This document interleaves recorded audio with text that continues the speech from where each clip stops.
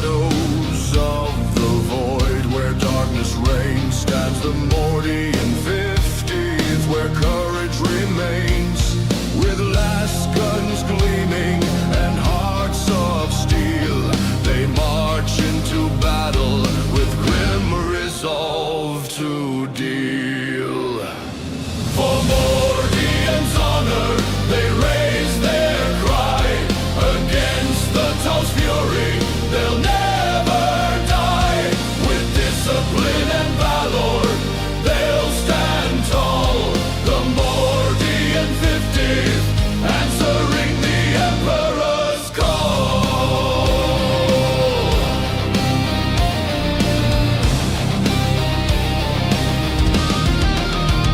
Through the fire and smoke, they press on, facing Vaccino's horde until the dawn. With every volley, they hold the line. Their determination, an unbreakable sign. For Mordian's honor, they raise their cry against the Tau's fury. They'll never die. With discipline and valor, they'll stand tall. The Mordian 50th, answering the Emperor's call. Though the enemy's technology may be advanced, the Mordian spirit will never be chanced. Infantry, sir. With Good for you. faith in the Mobile Emperor, infantry they made me the man I am fight as today. one. Their bravery shining brighter than the sun.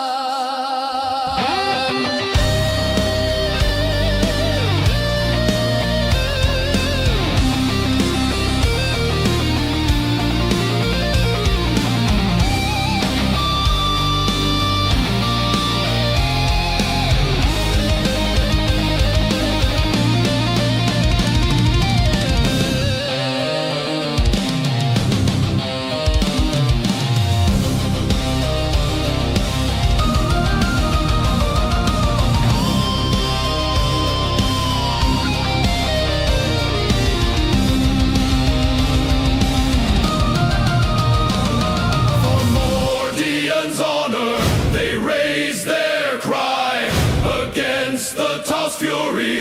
They'll never die.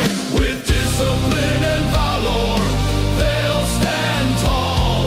The Mordian 50th, answering the Emperor's call.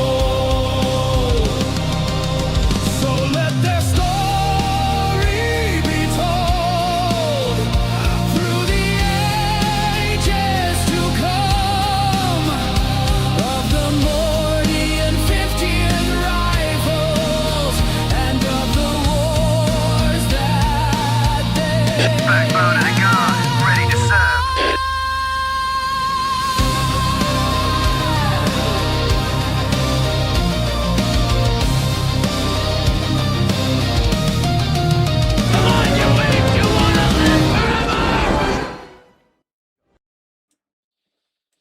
Hello again and welcome to another Modern Glory live stream. It's an ugly stream, a balanced data late. Backbone of the guard. I'm data late. I'm late every time. A balanced Dataslate stream. A stream hostile to making sense as we know it. Because this balanced Dataslate is really, really weird. There are like some changes in here which seem to make sense. And yet there are some changes here. And I would say especially with things like the guard, which just don't make any sense whatsoever. It's really, really weird. Some of the our weaker units, for the guard specifically, our weaker units didn't get any buffs. And arguably, some of our stronger units, the super heavies, actually did get buffs. So it's so odd. If you want the headline, I don't think this moves the needle on the guard win rate even 1 iota, even 1 jot. It's very, very, very strange. Yeah.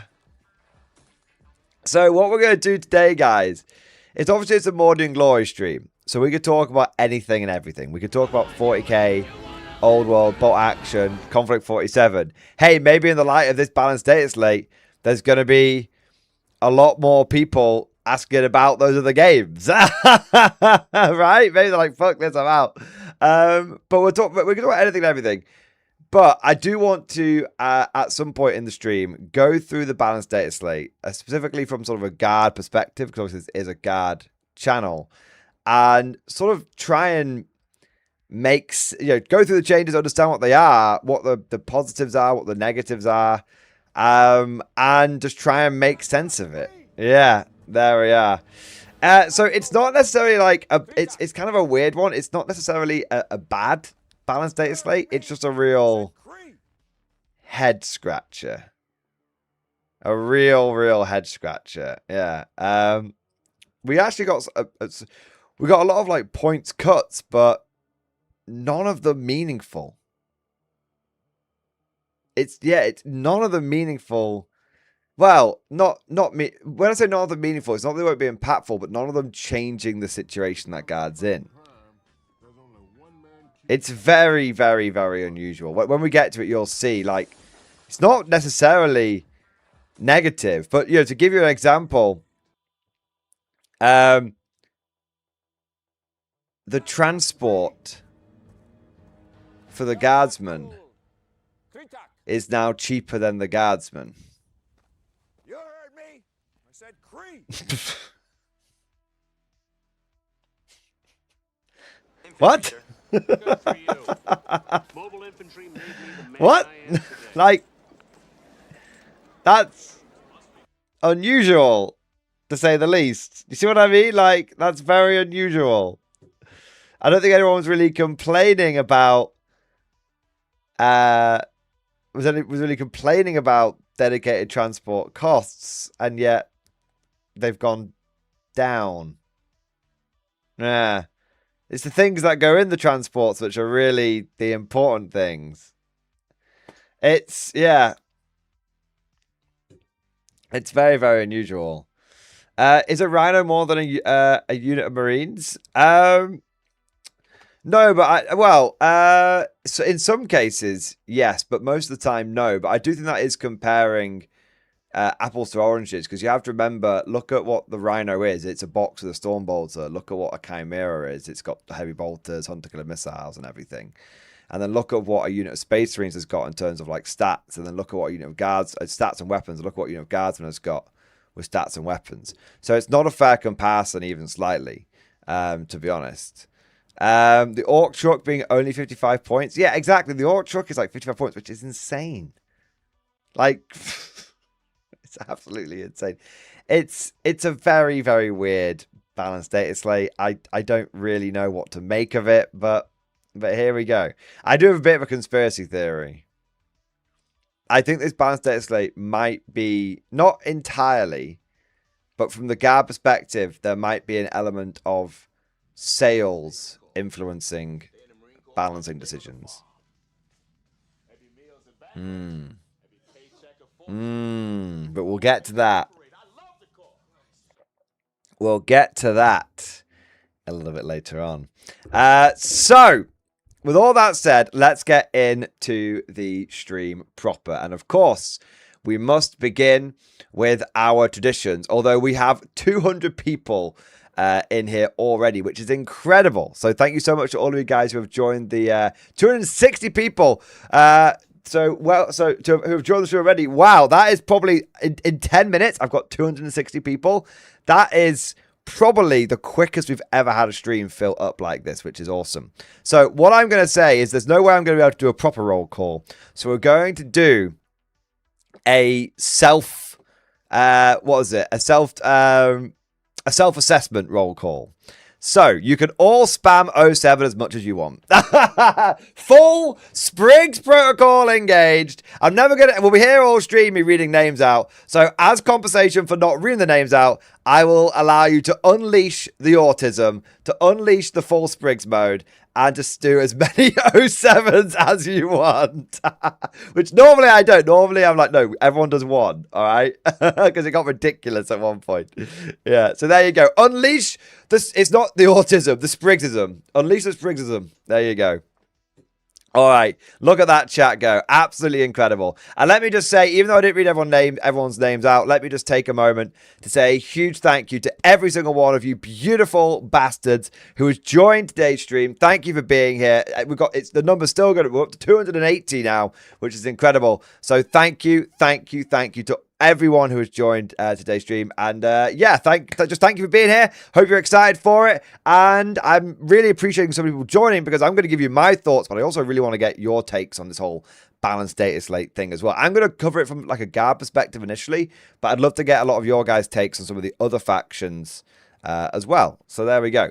So massive thank you all for joining. Whilst I've got your attention, if I could do the classic YouTuber shill maneuver and ask you all to go ahead and like the stream and subscribe to the channel if you've not already done so. I know you guys literally hear it every single day from every single YouTuber, so I know it's a little bit cringe. It's sort of... It's a bit annoying, but I ask because it makes a big difference and it is a big support for the channel. So I'm being serious and sensible for once, rather than making a meme out of it. So if you could go ahead and like, that would be very, very appreciated.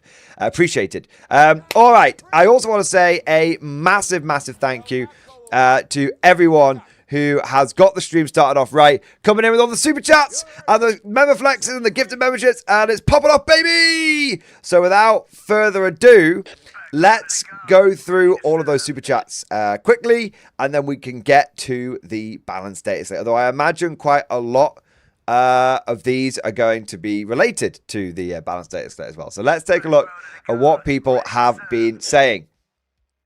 So starting off, I want to say a big thank you to the Whispering Monk. Yes! The Whispering Monk, thank you for the gifted membership, sir. Thank you for your support. Thank you for being our spiritual lead and guiding us through these tumultuous and confusing times, and for keeping us freshly stocked with new conscripts, and of course keeping our souls pure and our ears clean. Blah, blah, blah. There's going to be some very confused people who don't get that in-joke at this point. We've also got Anthropic Tyranny. Thank you for super chat. Let's talk Zulu in stream discussion. Yes, it is absolutely worth mentioning. If you are someone who's a little vexed by this balanced data slate, and you might be looking for some alternative games to get into, then why not get into Warlord Games' new epic scale Zulu?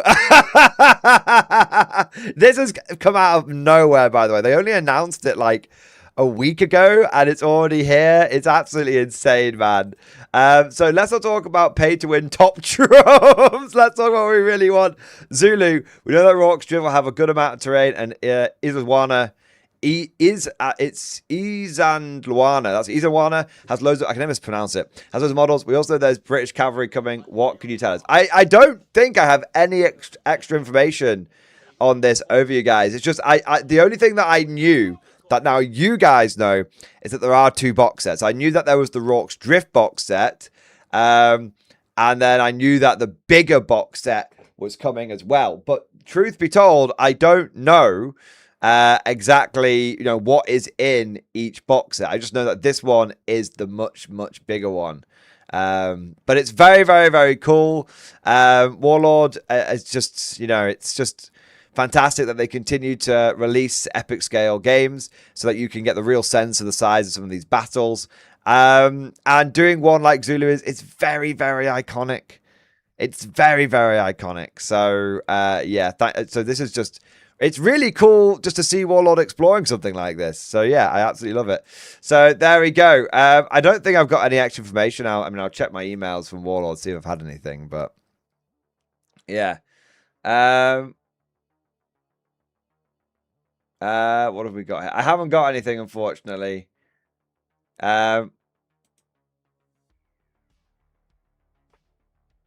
Yeah.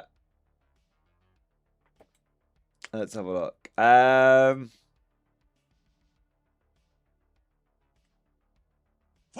you dogs, to victory! Let's have a look. Yeah, cool. That's fine. No, I haven't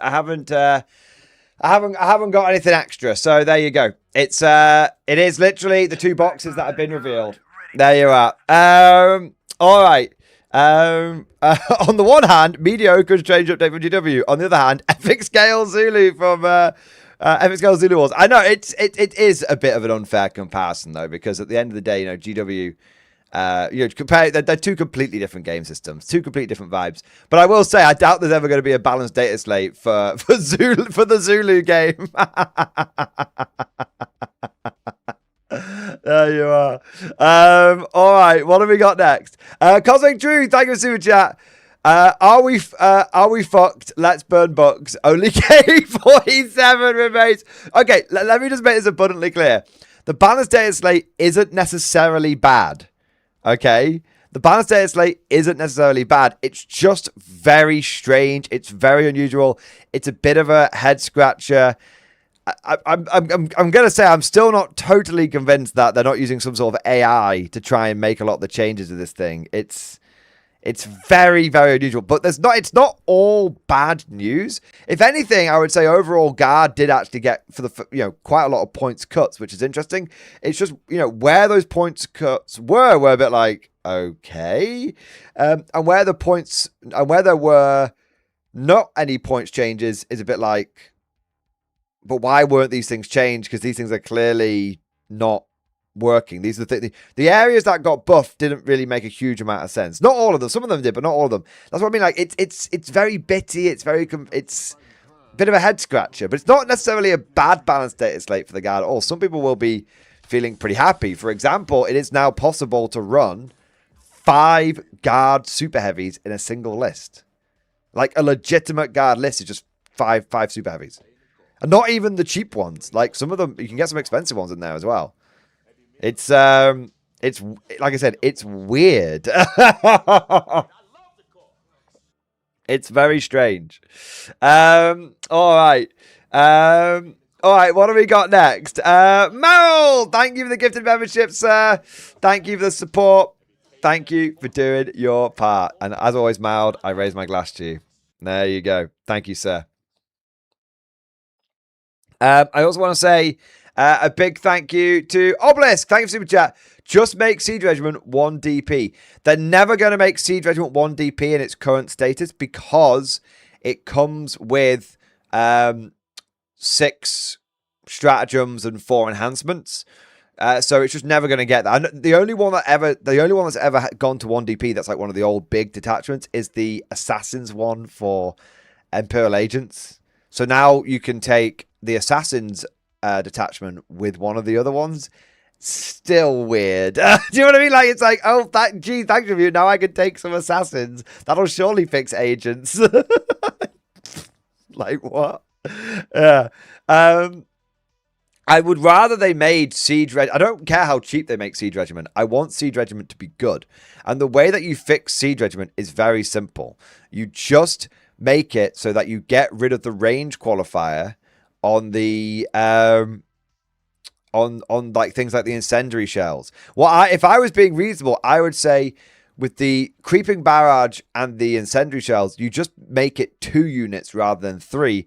But it's just the Guard player just gets to pick 2 units, and smoke shells can be 3 because it's not as good, right? That's it. That is literally the only thing that is required to make Siege Regiment like viable, and even then, it's not great because Disruption is still a bit of a shit. I mean, GW said they've tried to make it a bit better, but Disruption is still not a great disposition, as far as I'm aware. Maybe I'm wrong. I still think Purge. They say they've nerfed Purge.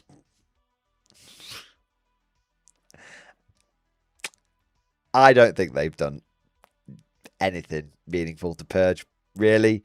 Not Purge as a base, but where they have nerfed Purges, they've started affecting which detachments can actually get access to Purge, which is a good change. Yeah. They nerfed Purge by taking it off people. Exactly. So they didn't actually fix Purge. They just started restricting how much people can take it, but we'll see what the impact of that is. They say they've nerfed Purge, like they say you get a transfer sheet for free. Yeah. All right, what do we got next? We've got Gaz105. Thank you for 17 months. X-Force, baby. Valkyrie finally fixed to the skies. That is true. The Valkyrie is now fixed. And I think the Valkyrie does get a little better with the fact that it's got hover. But I still don't really. Forward, you dogs, to victory! It's just so expensive. The Valkyrie needs to be like 130 points. And even then, would I take it over a Chimera? Probably not. Not when I can order a Chimera. Yeah. Now, if they made it under 30 points and they gave it plunging fire, maybe, but yeah. It's crazy. By the way, why is Farsight now 70 points? OC Mora, really easy answer for that. Because clearly, a squad of guardsmen is more powerful than Farsight. Clearly. Otherwise, why would Farsight be cheaper than a squad of guardsmen? That just makes sense. Okay? It just makes sense. I can't believe they put Farsight's points down. Do you see what I mean? It's such a fucking stupid Palace Dataslate. Farsight is now cheaper than Lord Marshal Dreer.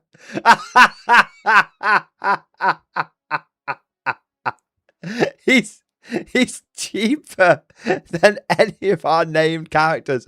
Oh no, sorry. Farsight and Commissar Graves are basically the same points costs.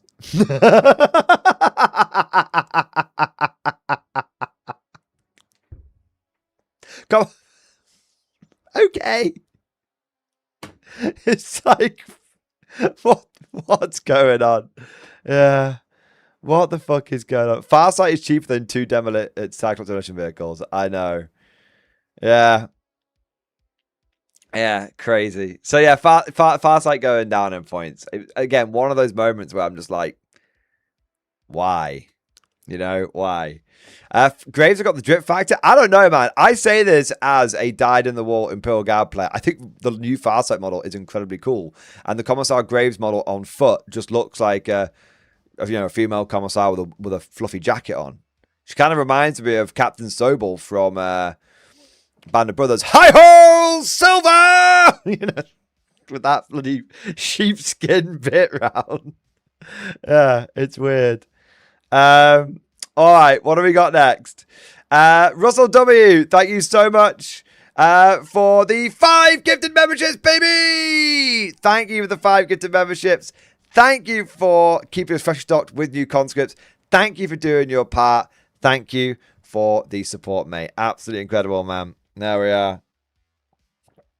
There we are. We've also got Cheese Marine. Thank you for the 1 month. We're so back. 35-point drop on Baneblades. Let's go. See. Now, yes. But also, like, why? So this is like, some people might say, Morden, you're looking a gift horse in the mouth. I mean, we'll get into the details of this when we get to the balanced data slate, right? But I think that our super heavies were already some of our best units in 11th edition due to the changes to terrain and being able to like tow in and all that kind of stuff. And frankly, due to the steel hammered attachment, giving you access to Purge and giving you access to easy Titanic orders. I mean, Baneblades are actually really good now. I'm currently undefeated with my double Baneblade 18 Bulgrin list, right?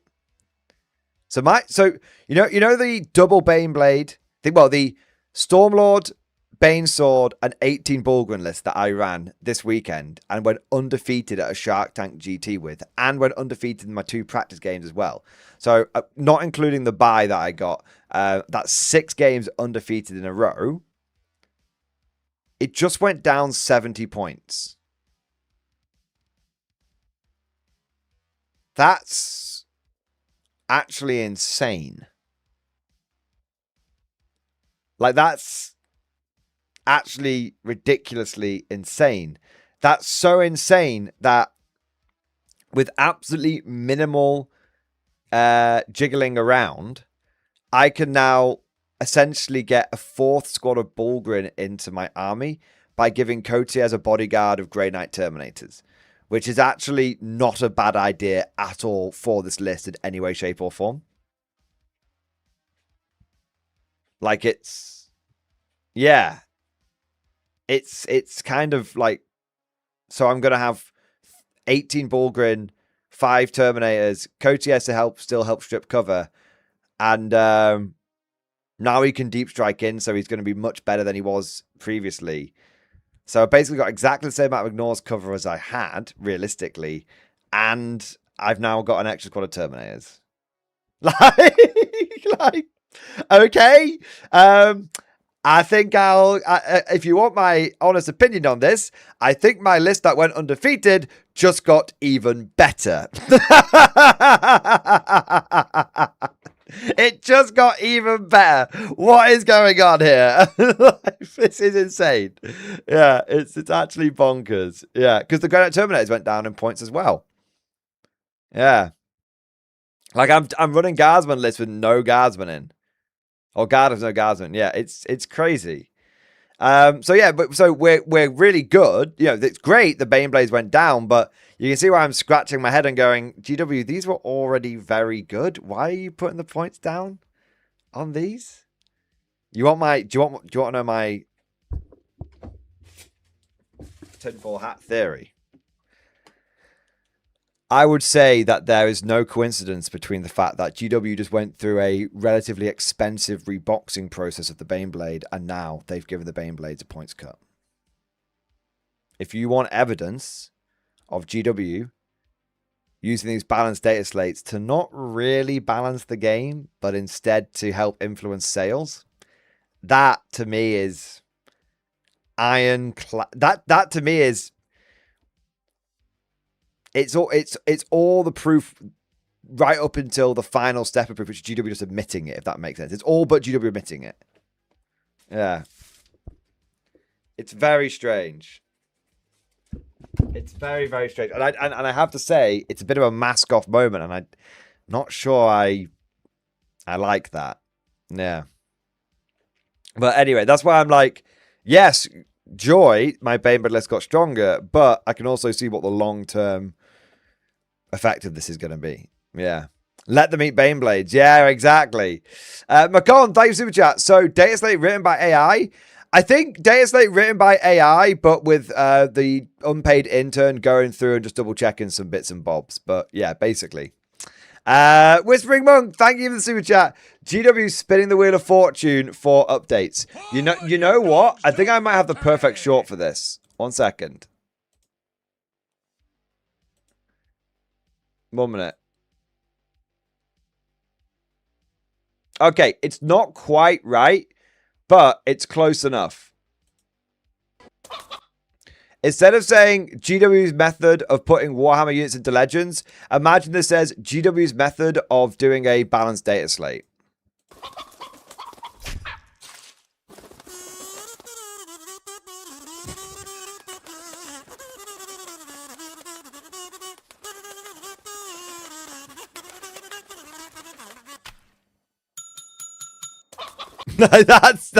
That's what I think it is. That's how does GW do balanced data slates? I'm actually going to ask Evan to remake that one and do it. I think it'll be quite good. When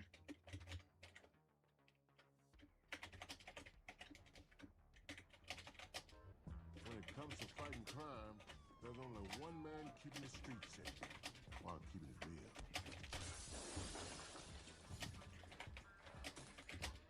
Indeed.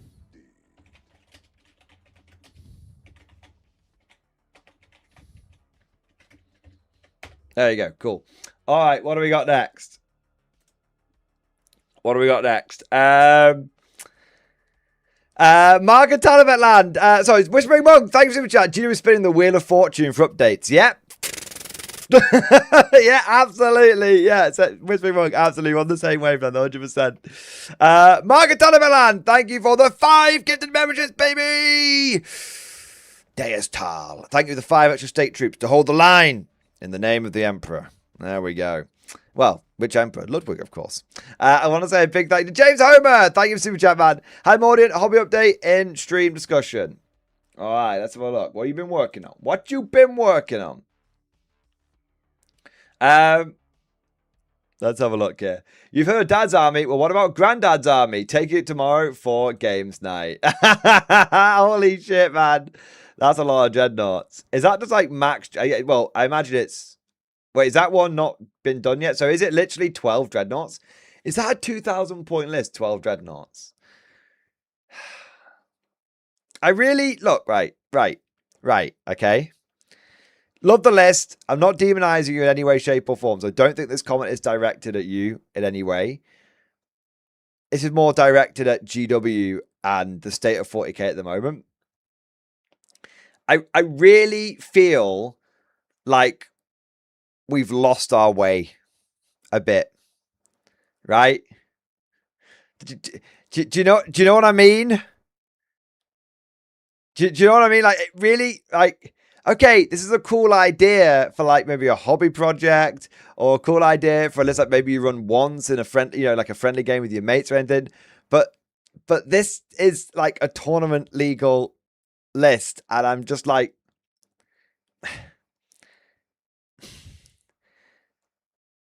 I feel like Theoden when he's like, how did it come to this? You know? Between this and your all bloody battlesuit list, I feel like 40k may have lost its way a little bit. Yeah. What do we got next? Kaon got it. Guardsman plus 10 points. No! What do we got next? Chris K, thank you for the super chat. Hobby update in the Discord. Let's have a look here. Hail Mordian, finished up my American objective markers today. Currently working on some Axis of Commonwealth markers. Once again, I feel obliged to curse you for getting me into Warlord games. That's right, your fault. No regrets. Also, if you're too lazy to Octoblade, is there a preferred configuration in the current meta? I mean, the Bane Sword's probably your best one. That would be my advice. Your Bane Sword's probably the best one. Nice. Cool. Love some stacked crates of objective markers. Very, very nice. Very nice indeed. All right. What do we got next? Cheese Marine. Thank you for super chat. Do you reckon the Bolt Action Mission boxes are a good buy? Yes, the Bolt Action Mission boxes tend to be the best mystery boxes that Warlord does. So if you get an opportunity to get one, I would. Most people are very happy with them. But what most people do with them is they almost use them as a way of getting into the game, because you know you're going to get a full army for a significant discount. And you just sort of let Warlord pick your army in many ways. And as long as you're open to collecting anything, then you just let the gods decide. So yeah, there you go. All right, what have we got next? Chris K, thank you for the gifted membership, baby. Thank you for the gifted membership, sir. Thank you for support. Thank you for doing your part. Laura Castellan, thank you for super chat. This was a strange MFM. I did like the decision changes. I hate that we're being pushed to Baneblades. I just want playable infantry. Bro. I know. It's a very strange one. Like some of them, some of the changes make sense. Some of them just don't.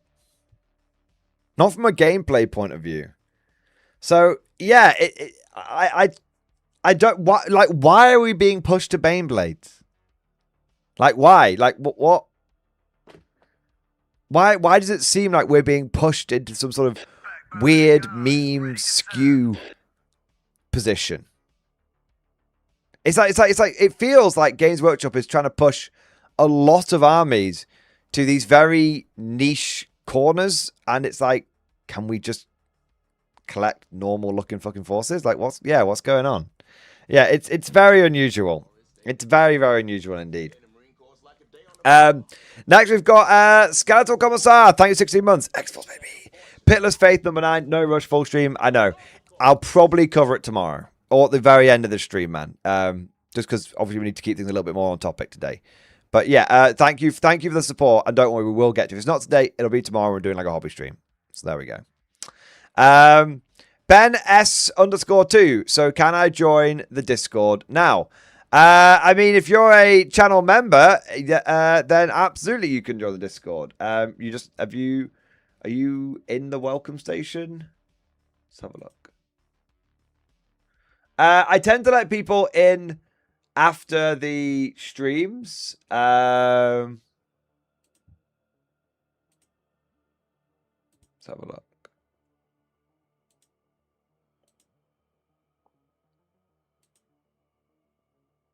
Okay, so you need to send me proof. Oh, I can see you're a channel member. Yeah, I can see it because of your super chat. Okay, I'll let you in the Discord. Give me a second. I can let you in now. Yeah, that's fine. Let me just send you some little welcome text, okay, mate? So you know how to navigate it because we've got quite a lot of channels and stuff.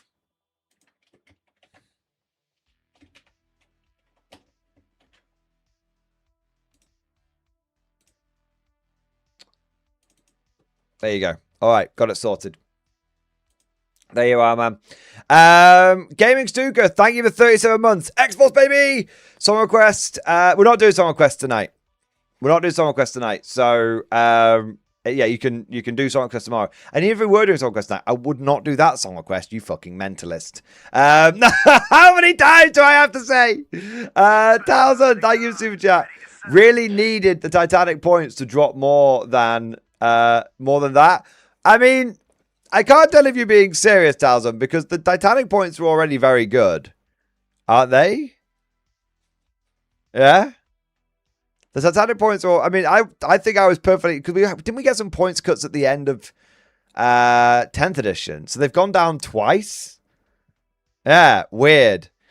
Stephen McGilvray, even out of war, said the guard change didn't make sense or help the average combined arms player. You know, I think out of war, I think they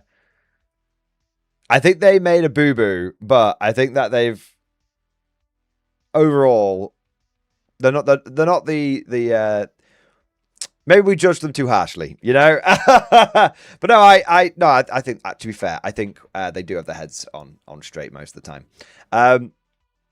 But yeah, like I think it is a very it's a really weird balanced data slate. Yeah.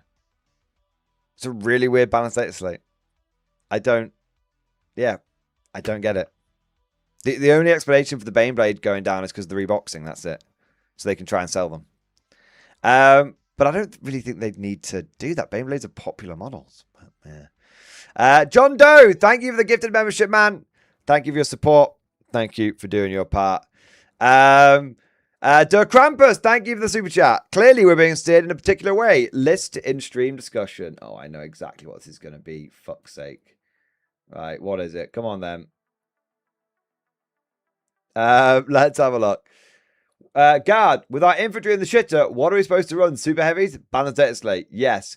Kingdom of Spamalot. 1990 points. Bane Sword. Battalion Commander. Tech Priest. Banehammer. Hellhound. Shadow Sword. Storm Sword. And Inquisitor Cotiers. So, see, that's 4 super heavies. You could do better than that. You can do better than that. You can get a lot more super heavies than that in there. Okay. So, I think you can get 5 in there. No dramas. So, if we take 4 Shadow Swords, which are only 375 points each. And then we take... Well, isn't the Doomhammer like 380, I'm guessing?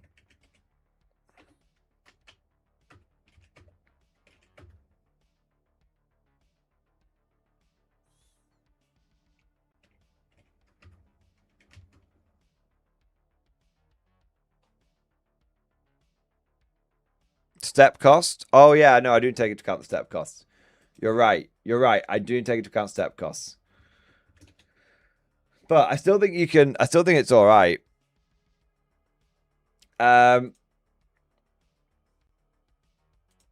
Minotaur and Field Manual. Astra Minotaurum. So what's our cheapest super heavy? Is it the Shadow Sword? At 375. All right. So let's go 375. And then what's the next cheapest one? Doomhammer, probably, right? 380. That's our next cheapest one. Hellhammer at 385. And then what's our next cheapest one?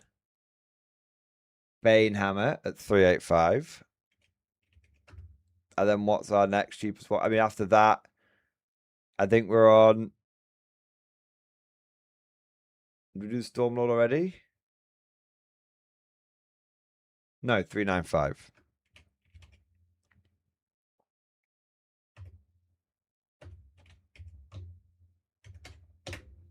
Oh, well, it was going to come in at 1995. So you take a Shadow Sword, a Stormlord, a Doomhammer, a Hellhammer, and a Banehammer, and a Tech Priest, and Battalion Commander, so you can do orders to 2 of them, and that comes in at 1,995 points.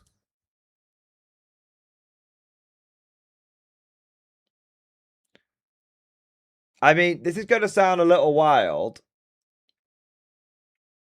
Okay, this is going to sound a little wild, but what would you rather have? Roughly speaking, what would you rather have? A Rogor Dawn commander and a squad of Cadians, or a Shadow Sword?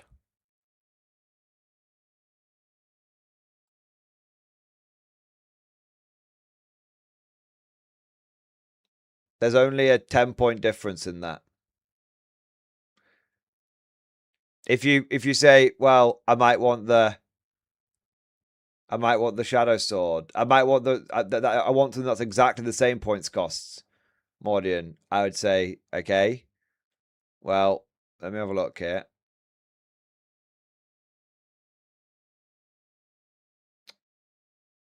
Well, actually, you can basically use you say Caden Recon Squad, maybe? That's basically the same points. Yeah. You get my point, though. You get my point. Yeah. Yeah. Point is, you can take a Rogor Dawn and get if you take a Rogor Dawn and empty squad, you could take a Shadow Sword instead. Yeah. Although Mark of the Dawn might be better than the Shadow Sword, 4 shots hitting less than half the time. The other variants are way better though. Yeah, I mean, yeah, exactly. But it's more of to show you the idea of how overcosted some of these things are. Yeah. Yeah. It's very, very unusual. It's very, very, very unusual. Yeah. It's mad. It's so bad Aquilon's a viable battle line now. Aquilon's came down by like 10 points something, didn't they? Yeah. Yeah. Weird. JM the Goose, thank you for the super chat. I'm making a Torx Prime proxy, wheeled Storm Chimera with Hippogriff turret. Any chance you could show me the Hippogriff turret sat in the Chimera so I could judge the size, please? Thank you. I'm sorry, JM the Goose, I don't have any Hippogriffs. Not any legitimate ones, anyway.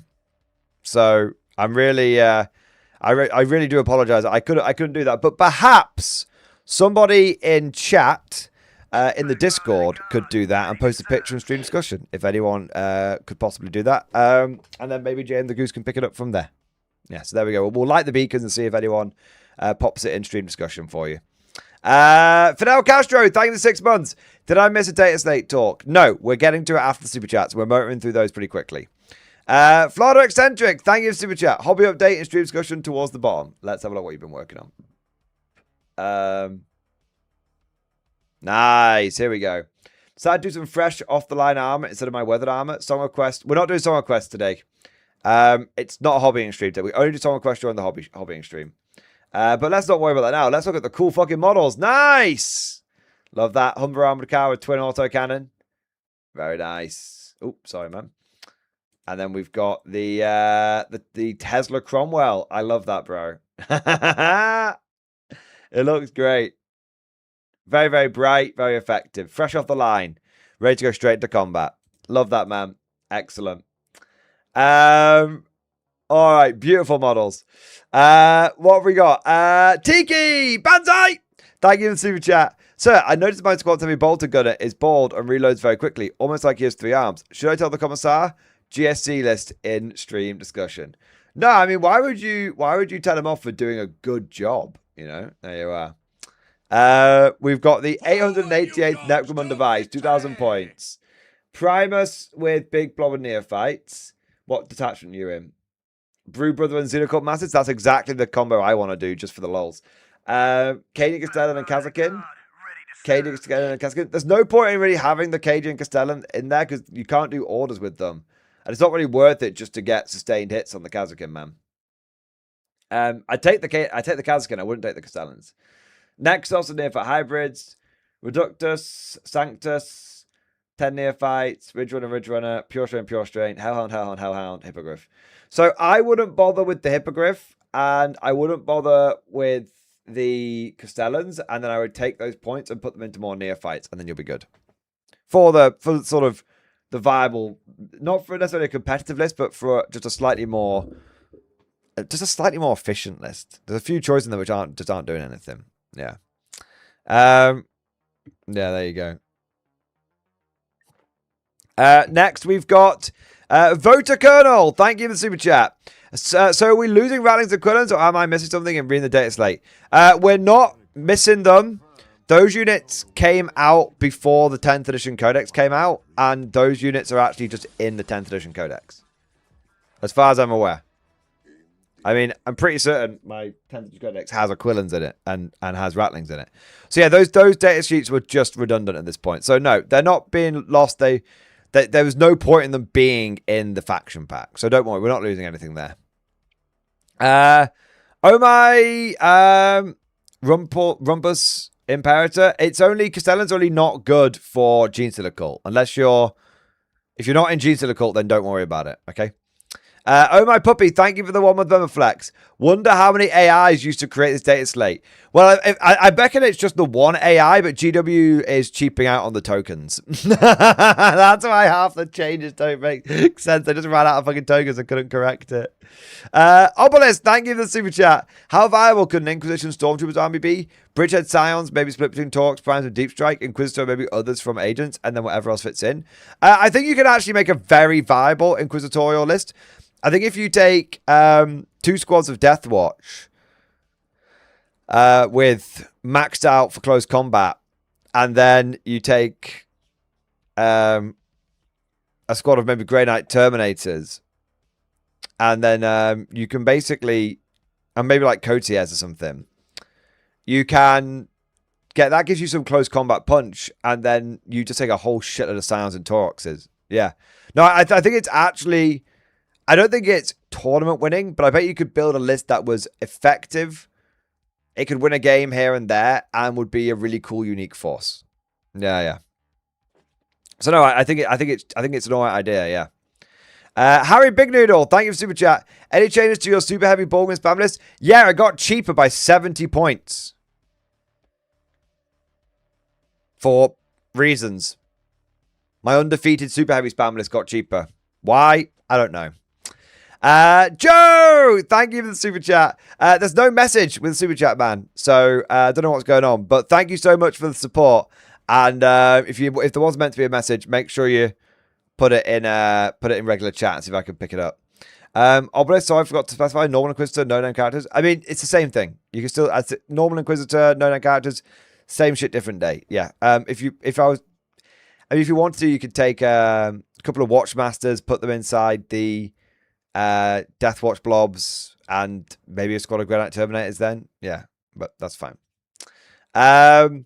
Maro Wolf, thank you for the super chat, bro. As someone who got into Space Marines to play the Librarian Sturgar combo with the Fusillade enhancement, the nerf to it was deserved. El Fusilado will still be played, and I won't feel bad now. I don't know how I didn't see the I didn't see what they did to it.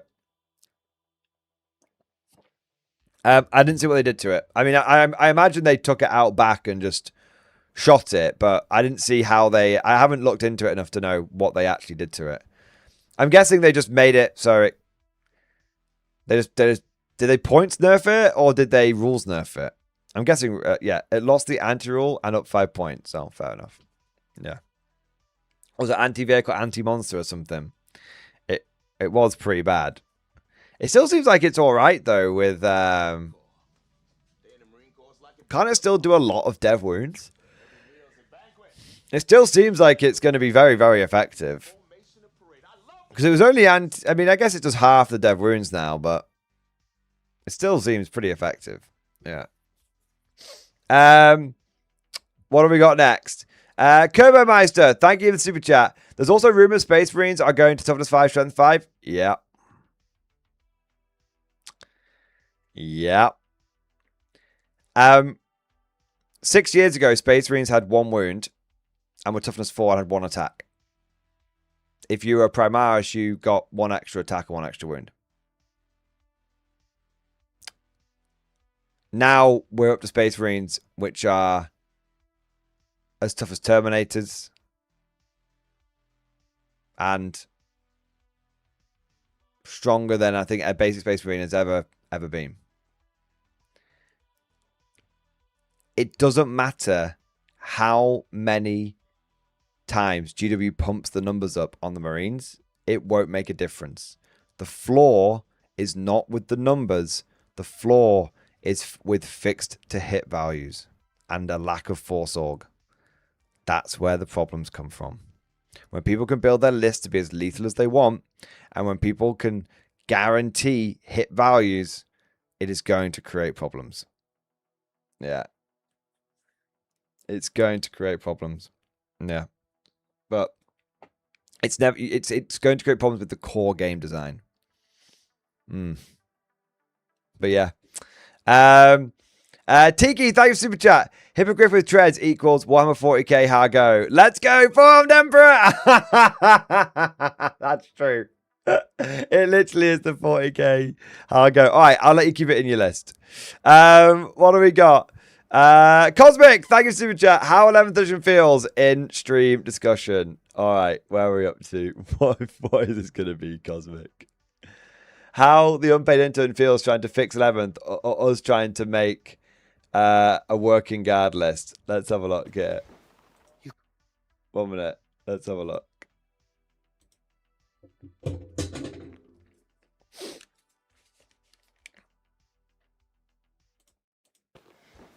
You cannot unscrew this here.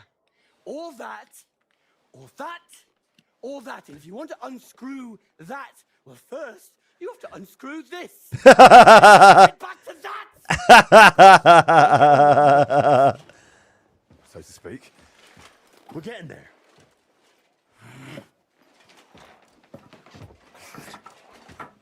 One drop off to another. Yeah! Loosen! Kurva! But then it'll... Christ! Pizza! And those fucking cook-ups. It's loose. And now it's fucked. We'll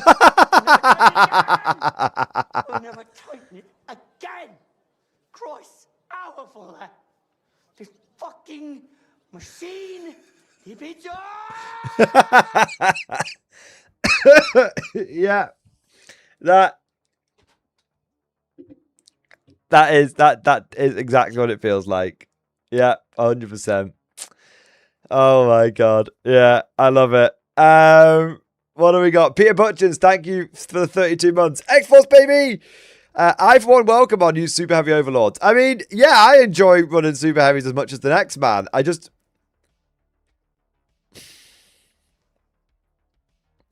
Look, right. I'm not mad about the Super Heavy changes.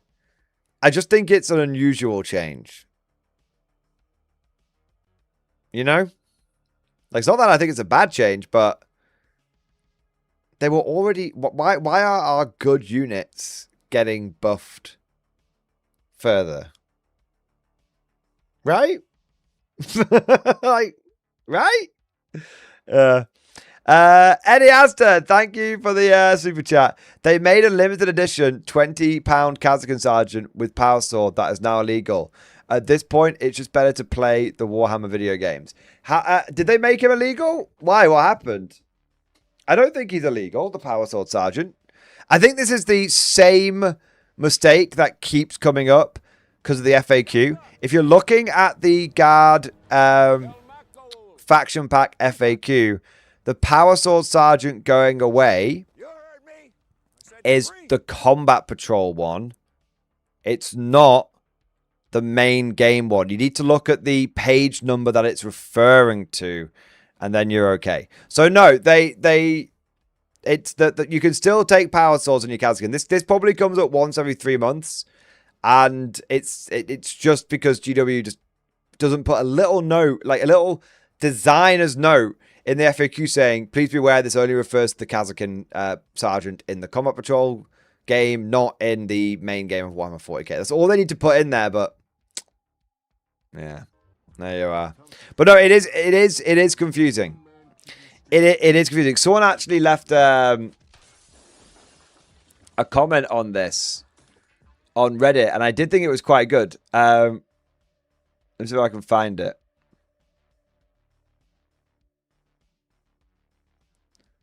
Let's have a look.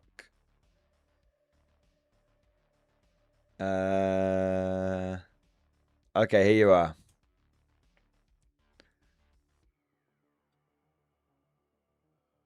I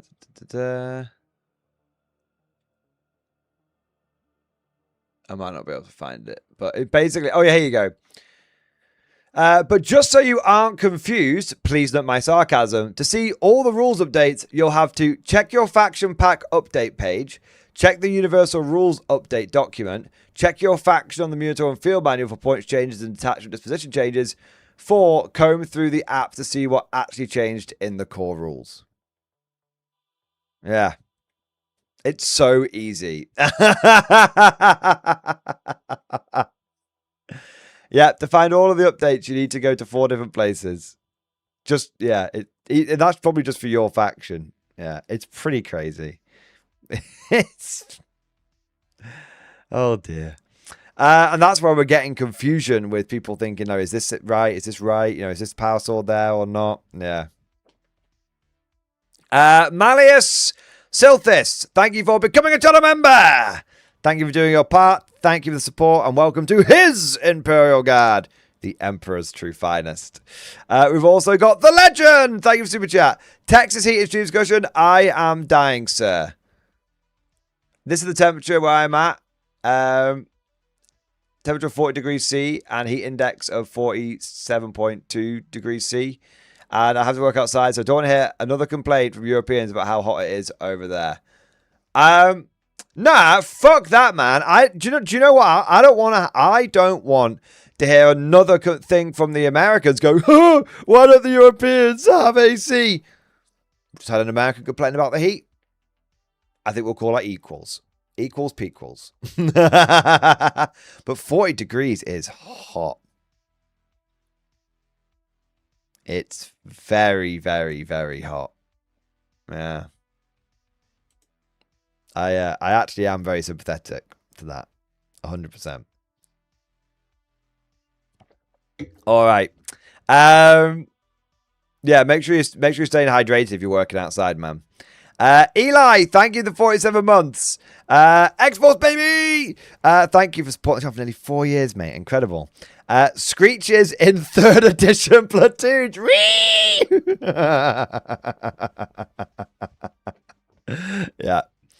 Yeah. Totally agree, man. Just give me the goddamn platoons back, DW. It's not that hard. Welky Shitpost, thank you for the super chat. I've heard no bickering. A lot of good criticism. I'll be making changes shortly by nerfing Scions and Dawns again.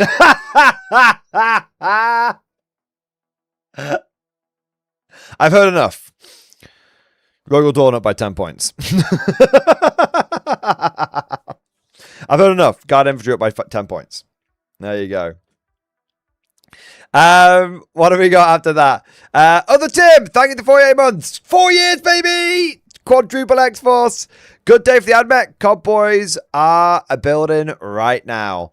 I haven't seen what the AdMech got. I'm just guessing they got a bunch of points cuts. Would be my guesstimate. Yeah? They got a bunch of points cuts? I mean, I can have a look. I guess if I wanted to. Not be quite so lazy. I mean, they look... Yeah, that looks pretty good. What do they get? I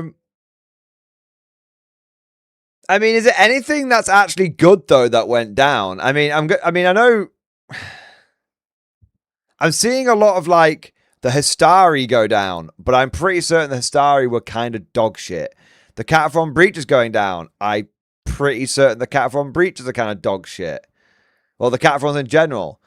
Like, I thought the only good thing that AdMech had was basically Castellan Robots and Chicken Walkers, and it seems like those haven't got any changes, so... Maybe it's a change to the... It might be a change to the disposition. That might be the good thing. Yeah. Did they not get a good disposition change? I feel like that did happen. But I could be misremembering. Yeah. But no, I mean, they got some points cuts. Which seems okay. The June Rider being 75 points is kind of cool, I guess. Yeah. A Pocket Plant, I want to glory, even though guard changes were odd, every other faction got hammered nerfed, so guard did get buffed. I don't think every other faction did. I actually think Dark Angels got more powerful, for example. They were already quite a good faction, but I do, yeah, and AdMech we just saw there seemed to have some good changes. So, well, some changes, not sure how impactful they'll be, but yeah, what I'll do is I'm going to go through the guard ones in detail, and then we'll breeze through some of the other ones just to compare to see, you know, and I can give you my hot take on whether I think a faction got better or worse. It does their points, yeah. Okay, what do we got? Cosmic Drew, thank you for the super chat, man. Please compress Mad Larkin into an info dense cube. I mean, I was going to ask why, but good soldiers just follow orders. So, Mad Larkin. It's time to get in. It's time to go into the. It's time to go to the cube machine. There you go. Grey Knight 1, thank you for the super chat. Mordy, what up, homie? Hope you're well. So, what's damage from the balanced Dataslate? Did they give us our infantry back? No. Infantry still dog shit, but for some reason, Bane Blades went down. Also, Kazakin went down after GW put them up. So, why did they go up? Yeah. But other than that, yeah, I mean, it's a there's no, the damage of the balanced Dataslate, there's no real damage. It's just a bit of an odd one. It's a bit of an oddie. Yeah. Gutplate, thank you for super chat. Can never have too many tanks. That's true. That's true. I do like having tanks. I do like having a lot of super heavies. And I do have 5 super heavies, so I can run all 5 of them now. It's just a bit... Yeah. James Homer, thank you for super chat. Do you know his reason against our force organization is a reason against points? What do you mean, James Homer? Do you know his reasons against force organization is a reason against points? I don't quite get it. You'll have to explain it to him, man. My brain isn't braining. Like GW... Backbone of the guard, ready to serve. Yeah. I don't quite get it. Whispery Monk, thank you for super chat. Units that got buffed are overstocked. Simple as. Yeah. I think these balanced data slates are more like stock clearance Dataslates. Yeah. Yeah. James, isn't the reason against Force Org so everyone can take whatever models they brought? That's true. Yeah. Oh, so what you're saying is if we don't have a Force Org chart, why do we have a points thing? Yes. Well, they tried that with Age of Sigmar version 1.0 when they had no points, and that went down about as well as you'd expect. Yeah. But Mountain, thank you for the super chat. Our favorite friend local Canadian game store has an opinion in stream discussion. Is that the Lords of War guys? Yeah, I'll check that out later. I probably don't have time to check it out right now, but I can check it out either in at the end of today's stream, or I could check it out tomorrow. But I don't quite have time. Save another time if you want more. Do you need to overcome the fact that their rank and flank game is a rank and flank game? Oh, what, on Battle March? No, I do not get this thing where people are like, GW is trying to make the rank and flank game a skirmish game with Battle March. It's just the same as playing Border Patrol back in the day, right? Like, obviously they just haven't called it Border Patrol because GW is a bunch of soft asses. They're like, oh, we can't call it Border Patrol. That might upset some people on Reddit. Fuck off. Right? Like, no, it's just 40k with Combat Patrol and Old Order Border Patrol, and they weren't related to anything in the real world. GW, go fuck yourself, right? So yeah, like, it's just an intro way of playing the game. Yeah. So no, I don't agree with that though. I don't agree with them being like, oh, Battle March is trying to make the game not a rank and flank game. No, it's just an intro way. It's just like creating a raiding warband or a patrol or a local garrison or something. Like, I don't agree with that sentiment that I've seen floating on the internet. That is literally complaining for the sake of complaining. And look, as someone that loves beef and loves complaining, if I'm telling you that's not legitimate beef, you can fucking take that to the bank. All right. Sundarius, thank you for the 11 months. So next on this is 5 Beyblades, very possibly. Well, yeah, why the fuck not? Yeah. So I took 5 Beyblades to a tournament. I've got the fucking models. Why not use them? Yeah. Why not fucking use them? I mean, let me have a look. Can I fit all of mine in? Let me look here. So I've got I've got 2 Bane Blades, which came down to 420. Is that correct? 415. Shit, man. So, but I've got 2 of them. So I want to run one as a Bane Blade and then run one as a Hellhammer, because I can do that. 385. And then I want to run one as a Bane Sword, one as a Storm, as a Shadow Sword, which is 375, isn't it? And then I've got 1 Storm Lord. Yeah, so I wouldn't have any orders. But I could get the orders in there. I just have to turn the Bane Sword into, like, what, a Bane Hammer? Yeah. Yeah, so I could run 5 Super Heavies, like, tomorrow. I have all the models for this as well.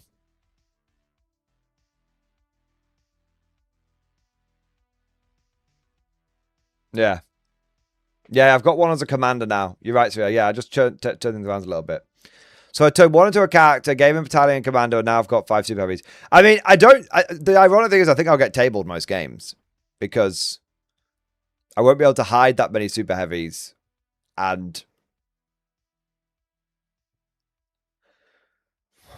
without a tech-based engine here, they're probably not that hard to kill.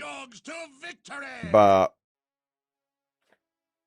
it's not about it being good, it's about it being possible. Yeah. Will 5 hit this problem zone? Probably not.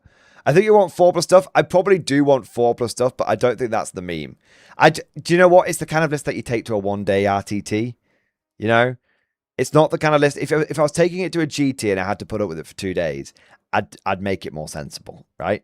But if I'm taking it to an RTT and I'm just like yeeting Beyblades at people for like a day, that's fun, that's easy, and I can go home and chill and have dinner afterwards. Do you know what I mean? So yeah. Yeah. So yeah, I think I will run it just for the memes. Yeah, 100%. Nero, thank you for super chat. Do you like combined arms at 2 detachment points? Abhuman plus combined arms? Yes. If you want my advice on what my next competitive proper tournament list would be, well, it's going to have 18 Bulgrins, and then it's going to have probably quite a lot of tanks in it. Yeah. Combined arms at 2 DP is a massive game changer. Massive game changer. Probably the best thing to come out of the balanced data slate for the guard. Yeah, very good indeed. All right, and we've got one more super chat here. Obelisk, thank you for super chat, man. Rebattle March. I first saw Fancy Battles years ago, maybe 5th or 6th edition, and the core rulebook literally had an alternative set for doing small skirmish type thing, even back then. Exactly, Obelisk, exactly. Like, I do not understand this thing with like where I've been seeing a few people saying it, and it's like, oh, they just want to turn Old World into a skirmish game. No, they don't. It's literally just every single one of GW's games has a smaller intro format. You've got Spearhead for AOS, you've got Combat Patrol for 40k. This is just the one for Old World. This just represents Old World actually being, GW being like, okay, we actually want to get like beginners into this game. In a funny sort of way, it actually shows how successful Old World's being. So yeah, it's really good, and it's also a great way of just being it's just a much more chilled way of playing the game. Like, I'm no GW shill, but I don't get this angle that some of the perpetual online haters are going for with Battle March. I'm not a perpetual online hater. I beef when I think beef is appropriate, and I really don't think this is a beef moment. I really don't think it is. Yeah, it's very unusual, this angle that people have been going for. Yeah. All right. So, right, we're all caught on the super chats, okay? We now need to get to the balanced data slate, but I need a quick drink, and I also need a quick toilet break. So I'm going to be about 2 or 3 minutes, okay? I'm going to be about 2 or 3 minutes, and then we're going to get into the nitty-gritty detail of this balanced data slate for the guard, going through every single little bit. So everyone have a quick comfort break, and we'll meet back here in 2 or 3 minutes, okay? We won't be long at all.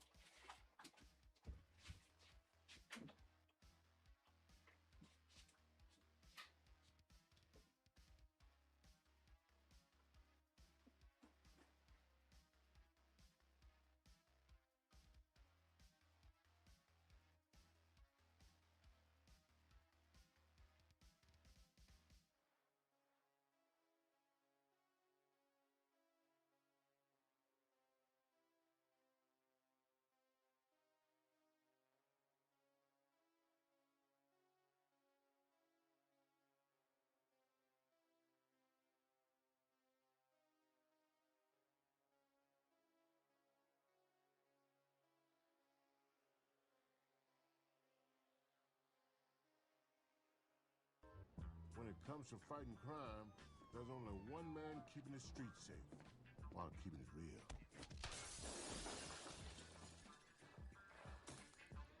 Indeed.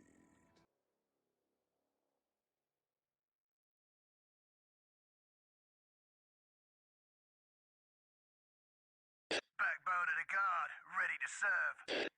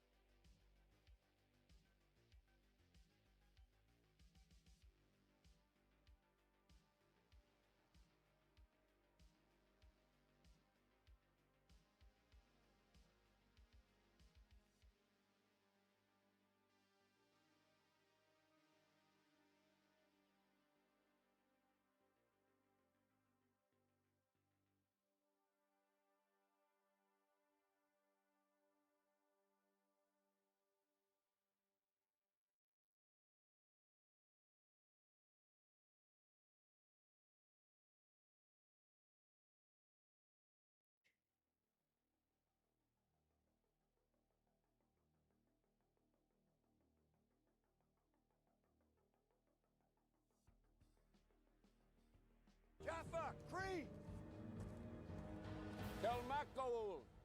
Kritak. You heard me. I said Cree.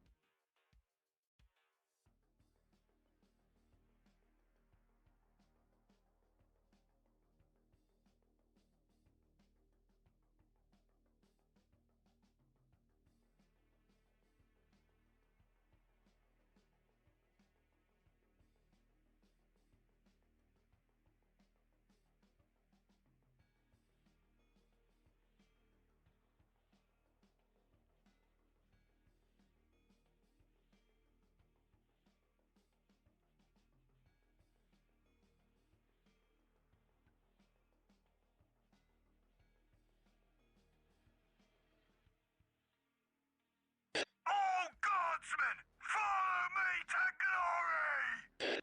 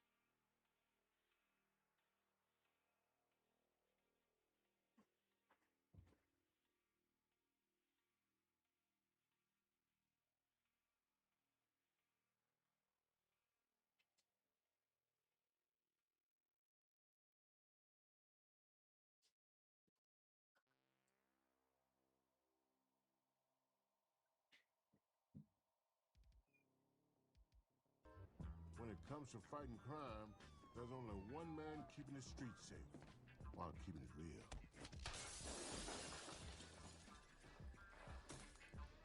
Indeed.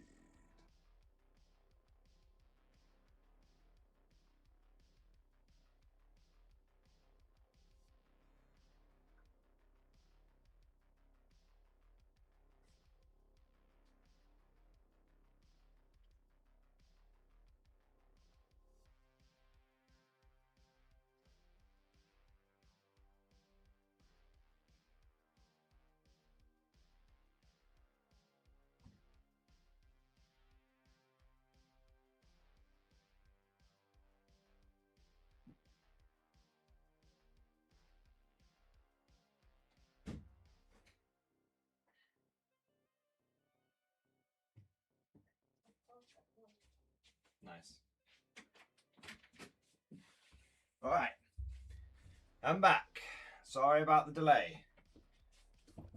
I was a little bit longer than expected, but there we go. Oh. Let's have a look here. Okay. We've got a handful of super chats that we need to get to the balanced data slate. Whispering Monk, thank you for the super chat. All hail chair! All hail chair! All hail chair! Praise be the chair. Deus chair! Deus chair. Little old cherub. Little old cherub. Sky Ranger, thank you for 24 months. Double X-Force, baby. I play with the list for the minis I have. See stream discussion. Chimera, Creed, Castellan, Hellhound. Oh, wait, number. Okay. 3 Chimeras, 1 Creed, 2 Castellans, 2 Hellhounds, 2 Battle Tank, 1 Executioner, 1 Exterminator, 4 Scout Sentinels. I think your points are wrong on that.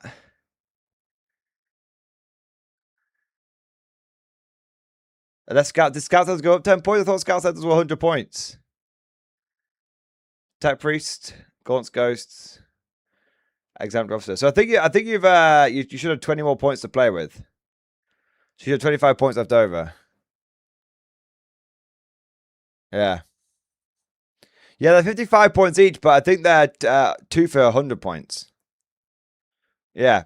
So yeah, I mean the list looks fine, but I just it's just tank spam. It's armored tank spam. So yeah, fine. But the main thing is the fact that you should have 25 more points to spend. Yeah. I don't see anything that says Recon Star on here. It's not under here, so yeah.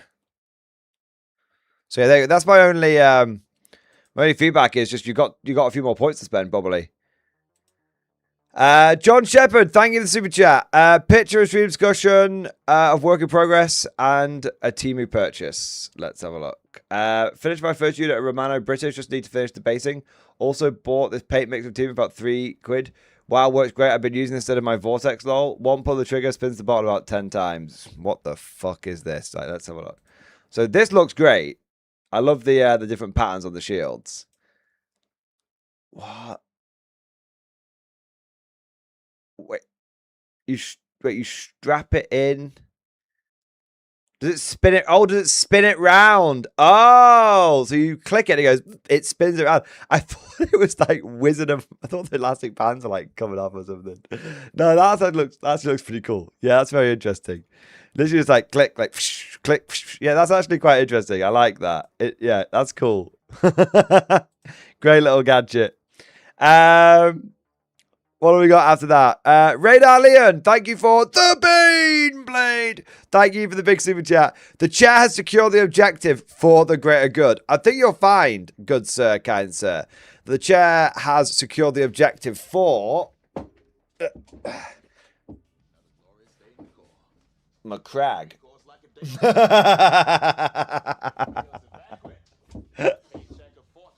There you are.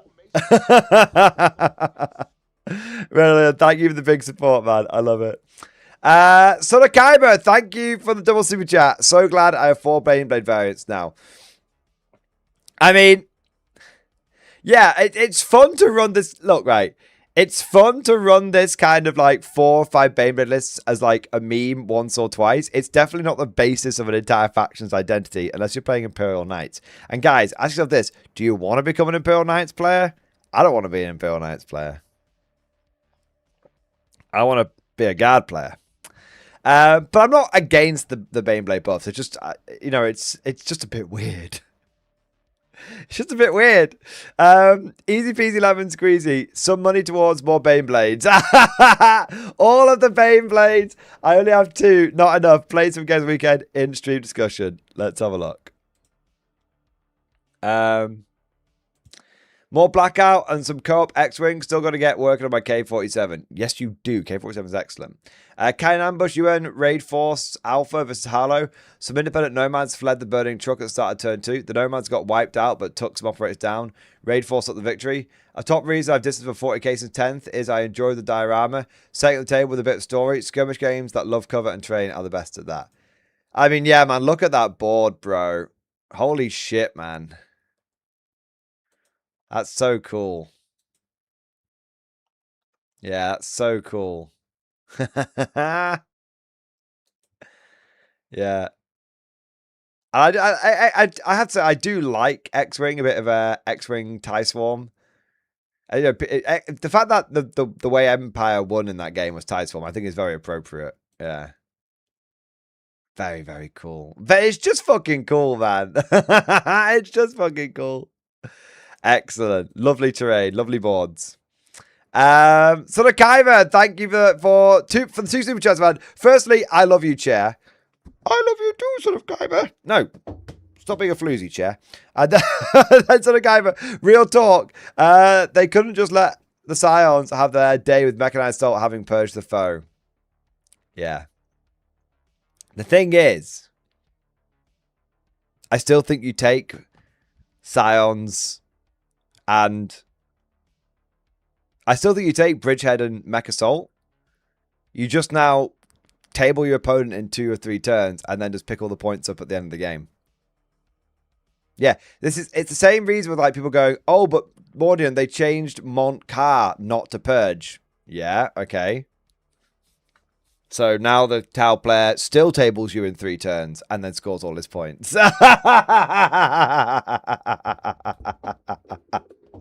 Right? Nothing has changed. The outcome hasn't changed even slightly. If anything, Tau players are going to be incentivized to purge you even harder so they have more time to pick up all of... Anyone running Montcar needs to have their opponent flattened by the end of turn 3. So then when their lethal hits turn off. Yeah. Yeah. Nothing's really changed. Yeah. All right. We're all caught up. So, it is time. It is time for us to get into this bad boy. Let's have a little look at some of the bits and, dare I say, bobs going on with this. We need to have a quick look at... Where's like the generic rules update? I can't even fucking find it, man. You know what? I'm just going to go to like core rules. Universal rules update. Okay, yeah, that's fine.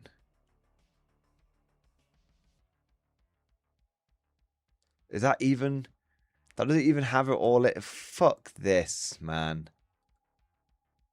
The core rules update doesn't even have all the rules in it, does it? Or does it?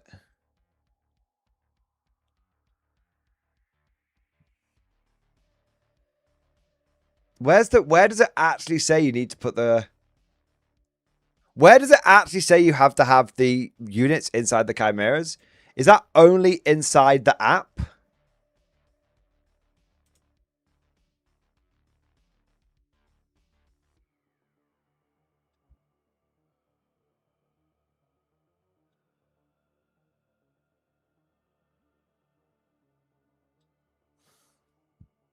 It's on its own page?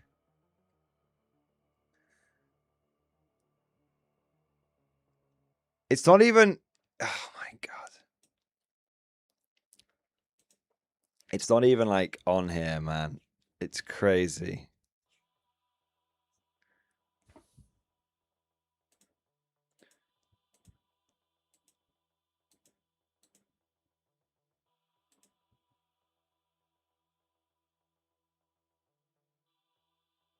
I saw it in other faction packs for their transports. Wait, is it in our faction pack?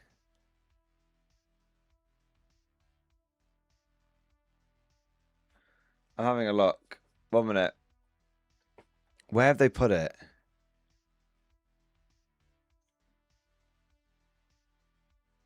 Oh my fucking god.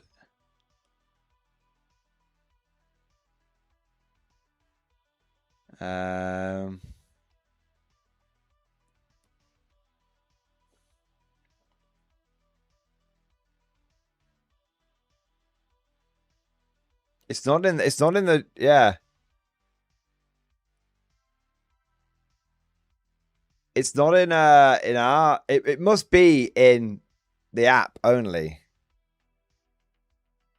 It's gonna be like, look, it's gonna be, we know it's a thing, but they haven't put it in the main FAQ or anything. Or look, I mean, I'll show you guys. Look, right?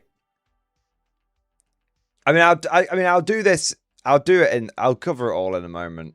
Yeah, it's fine. We'll go through it now. Okay, cool. Let me get this kind of in order here. What the fuck is Warhammer Dominus Event Companion and Warhammer Event Companion? I've seen it. It's there. Click on the Space Marines or Sisters faction pack. It's there. Right, let me have a look.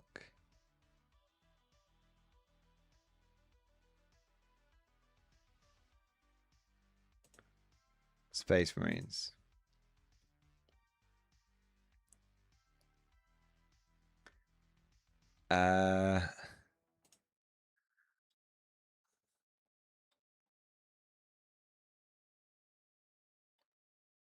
Where is it? 1 minute. I've got to go down to the FAQ, I'm guessing.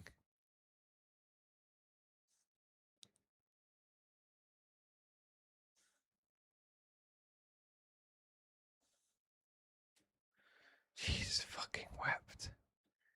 So many fucking... Come on. Oh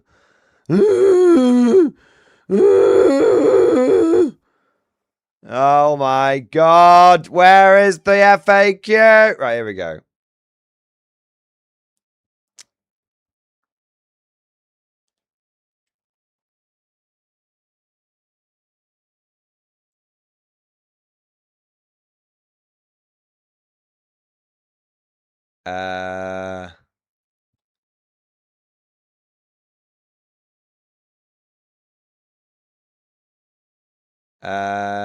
It's not even in there, man.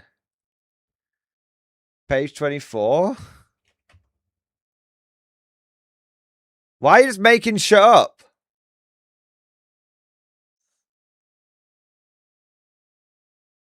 It's not even in it. What, like... What? You guys are just making page numbers up. Right, are you talking... Right. Scrivets, are you talking about the Space Marine PDF or the Guard PDF, you fucking cretin? I'm going to actually lose my shit if you're talking about the Guard one. He was talking about the Guard one. Oh my god, I'm going to kill him. Right. Where?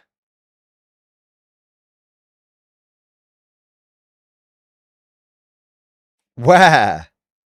Okay. I'm on page 24. It's not in red.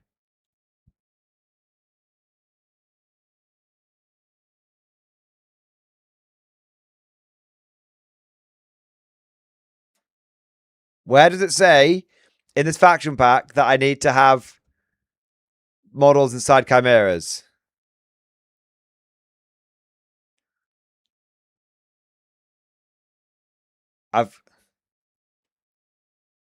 It's not there, bro.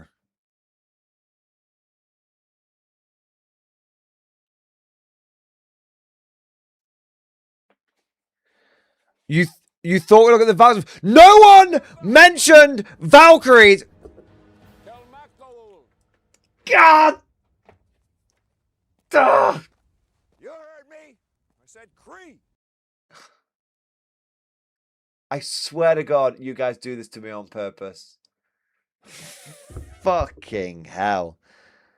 Jesus fucking Christ. You know what, Squidfist? That's why the win rate's so low. Alright? That's why the win rate is so fucking low. Okay?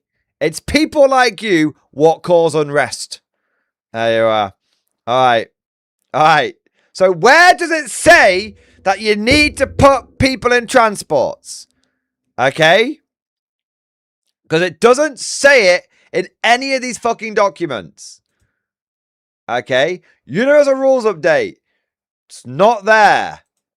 Warhammer Dominatus Event Companion. I don't even know what the Dominatus fucking bollocks. I don't even know what this is. But it's not in there. And then Warhammer Event Companion. What's new? That just talks about command points and layouts. So it's not there. And then, yeah, where is it? It's only in the app. I know it's in the Warcom article, but the Warcom article said that there was going to be a change to allow. Here's the thing. Warcom said that there was going to be a rule that you could use 3 DP detachments at 1,000 points. That never materialized. They just changed the Imperial Agents detachment to 2 DP, right? So you know that whole thing where they're like, oh, you could take 1 3 DP detachment at 1,000 points. Yeah, that's not a thing, by the way. Warcom said it, and it never happened. It never materialized. It never occurred. So that was just a fucking lie. So where is the update? Is it in the app?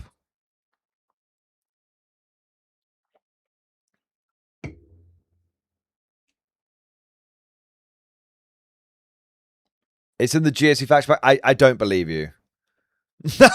I don't believe you. I don't believe you. All right, it must be in the app, but all right, let me have a look.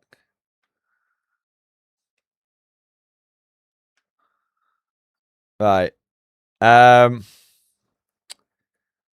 Warhammer 40k app. Search. Transport. FAQ.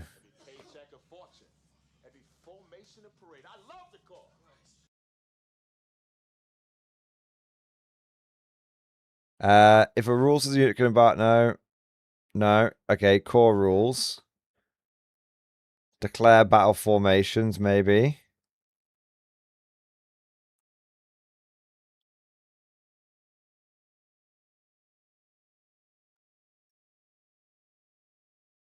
Okay.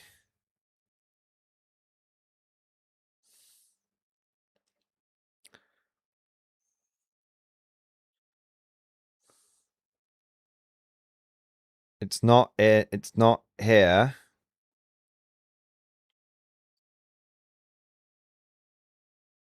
No.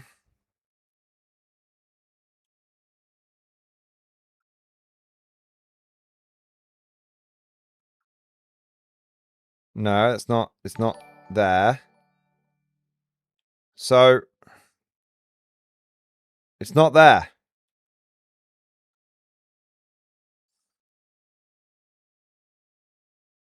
So it's not actually there. So they said it in the Muto and Field manual, but I can't find it anywhere in any of the FAQs. Chris K, thank you for the super sticker. Snooze. How is this snoozy? We're literally GW literally can't even. They're just literally getting basic shit wrong. 18.01 transport capacity. A friendly unit must be embarked with each friendly transport model. Okay, let's have a look. Okay, 1 minute. 18.0. How do you find that on the app? Is it embarking? Is it in transport capacity?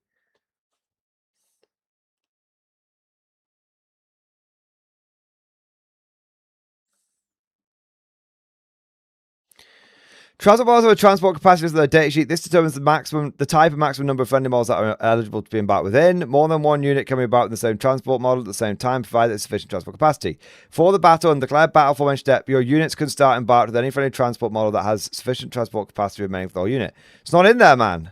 Maybe my app needs to update. 1 minute. Maybe I need to update it. 1 minute. 1 minute.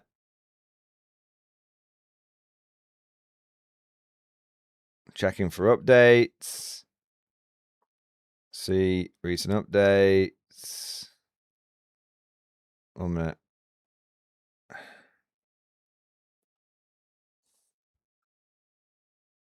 All apps are up to date.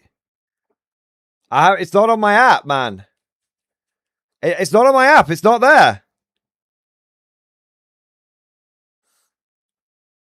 I mean, I'll close it and open it again.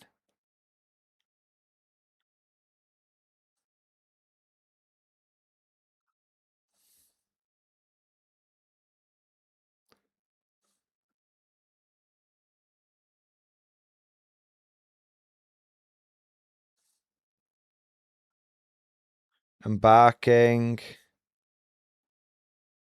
Transport capacity. It's not there. It's not in 1801. It's literally not even there. Look, I'll show you.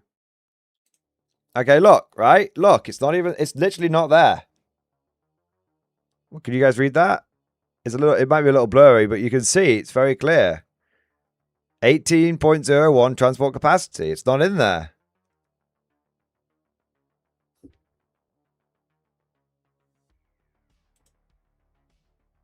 I'm reading it now in my app. Weird. So it's not in my app.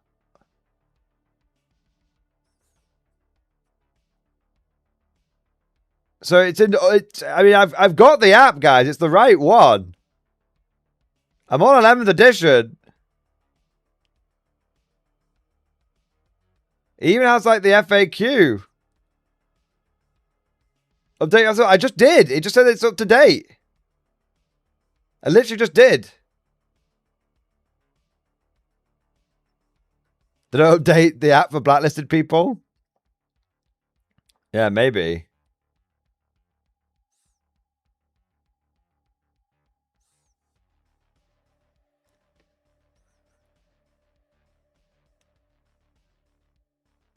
One minute. I'm updating it now. 1 minute. Google Play. So there was no updates, but I've searched it in the Warhammer store and it says there's an update. Okay. Let's see if it's there now. Okay, let's see if it's there now.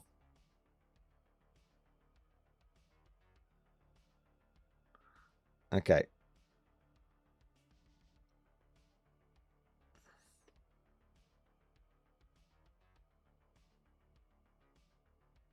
Yes, it's there. Hooray! All right. It's there now. Third, we only had 2 paragraphs before, now we've got 3. Okay. All right. Okay, that's fine. So it probably, I'm not going to blame GW in that one. Okay, you know what? I am going to blame GW. I am going to blame GW. Because why is it only in the app and not in the FAQ? Like, it's fucking crazy, man. You literally need to check like 4, yeah. You literally check like 4 different places. It's fucking stupid, man. Jane the Goose, where is it? I mean, we found it now. We found it. Thank you, Super Chat. Squid Fist, page 24 function. Don't worry, I got you. Fuck off. There you go. Chicken Detonator. 12 weeks. Thank you, Super Chat. Joey's going to get you boxed him. I will. If it wasn't the tournament weekend, man, I would have got it. Don't worry. I'm going to get it. Okay? Don't worry. Swore I seen it on a page somewhere. Maybe. Look, I just can't find it. So, and someone on Reddit even said you have to check the app for a lot of the core updates. Anyway, shall we get to this fucking bloody fucking balance patch bollocks? Right. Okay. Let's have a look.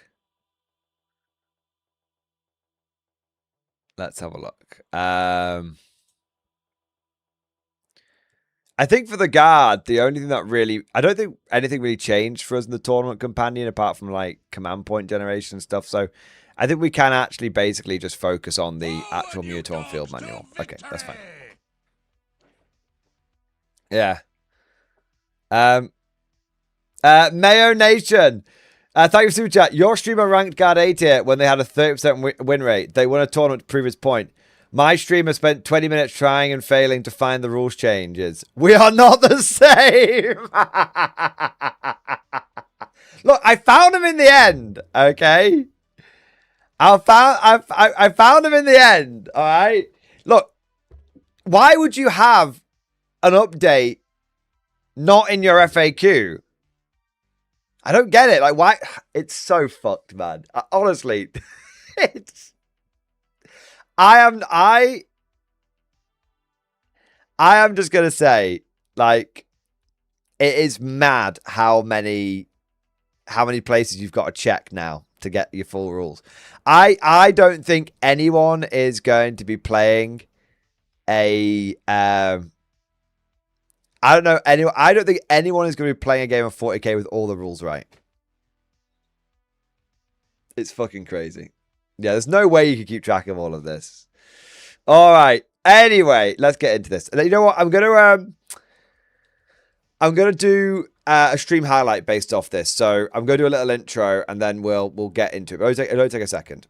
All right, gentlemen, ladies, small fur creatures with Alpha Centauri.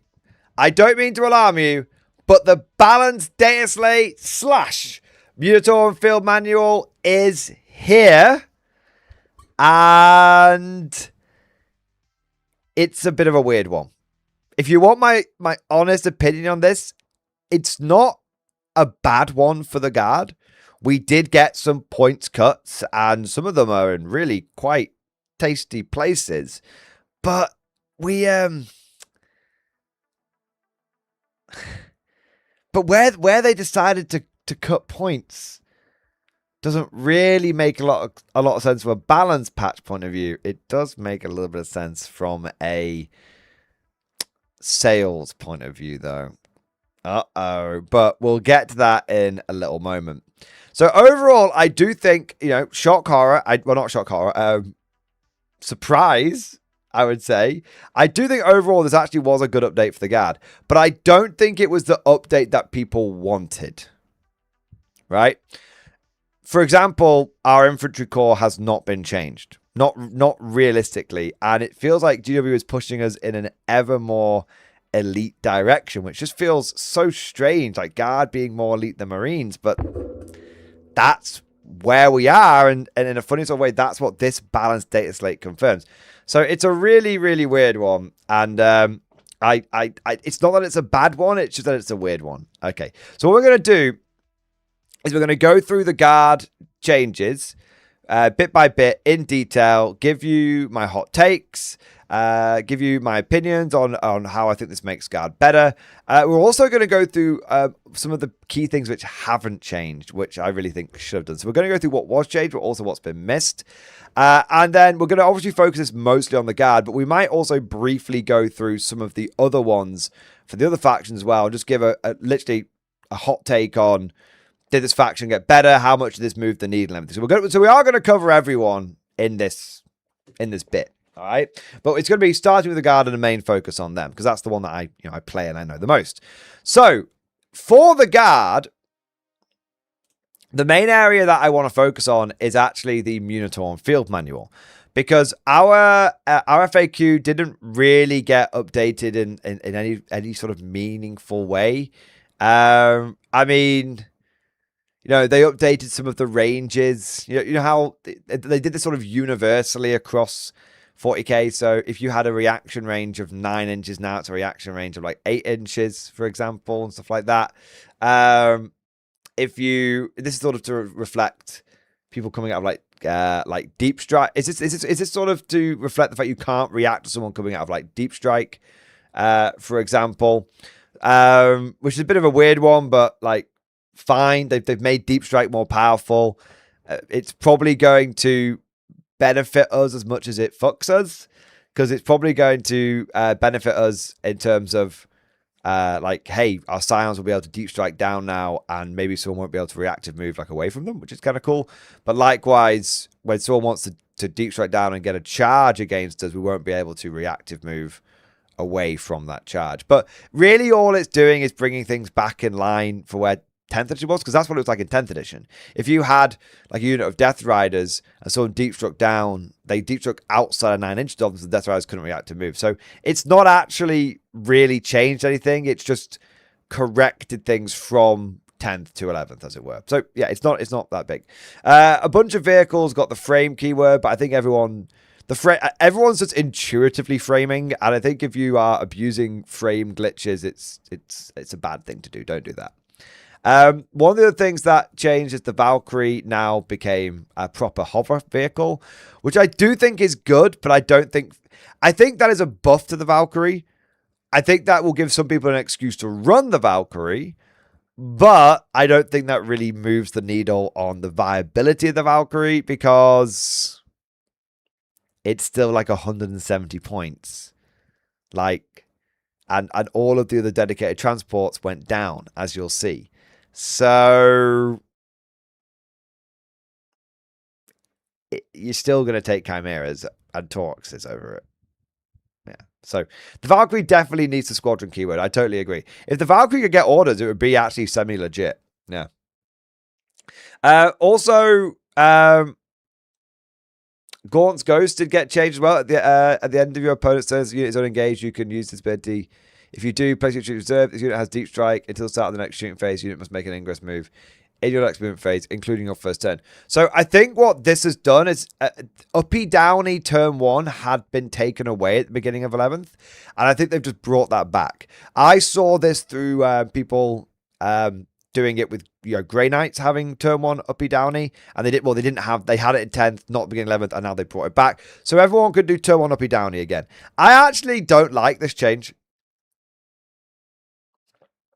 Yeah, I actually don't like it. I played a game of 11th edition against Grey Knights at the weekend, and the fact they couldn't turn 1 uppy downy just made the game so much smoother, so much easier. It was so much like less just fucking about, frankly. Oh, I've got the screen out. Oh, and if I go first, it's a problem. Nah, nah, nah, nah, nah. Do you know what I mean? Like, I actually think it was better they'd got rid of it. I don't like that they brought it back into the game. I think that's a wrong change. I think that's a step backwards. Yeah. And then they also screwed over the Leman Russ Commander, because now it can only do its death befitting an officer in the enemy shooting phase. Whereas before, I think it had been changed. Again, this is the change from 10th to 11th, where it could actually death befitting an officer in the fight phase again. And everyone's like, sick. The Leman Russ Tank Commander is actually viable again. And then they just basically took that away. So I don't like this change, because I always thought it was stupid that it couldn't, if it got killed in combat, it couldn't use this ability. Like, what? And then I think they also, I don't like this change. Pathfinder and targeting that killed it. Wait, do they have to target you that killed it? Oh, okay. I didn't even see that. So, no, yeah, Leman Russ Tank Commanders, they literally just made it dog shit. GW has literally made Leman Russ. GW has successfully made every guard tank commander dog shit. Like, your best tank, like, it's literally dog shit now. No, in 10th, it was if it died from range attack, so you could proc it by overcharging your plasma. Now you can't. Yeah. So so the one thing, do you see what I mean? Like, this is what I mean. It's a really weird balanced data slate. So everybody has been saying for what, like 2 years? I mean, I've been slightly flying in the face of it, saying that I like Leman Russ commanders, but but even I, going into 11th edition, said no, they have actually fucked the Russ commander up. So for 2 years, and then for basically the last few months myself, I've been saying, yeah, tank commanders have been Leman Russ commanders are dog shit, right? So what is GW's response to this? They made them worse.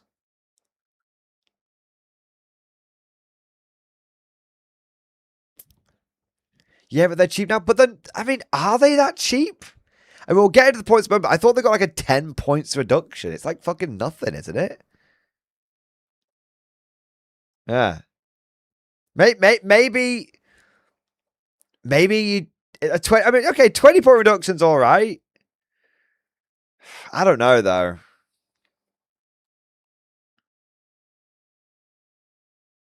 Yeah. I don't know. Maybe that makes them better. Maybe that makes better. To me, I think they needed the 20 point reduction and none of this. That's what I'm saying. Like, if they'd just been reduced by 20 points, I'd be like, okay, sweet, yes, this was the right change to make. But they reduced 20 points and then made them shitter. So in essence, they basically didn't do anything to them. It's the same shit, different. Yeah. And you have to pay extra for the lamer demo cannon? What? Maybe that's where I'm getting it from when I was looking at the field manual. Where's the Lieben Rust commander?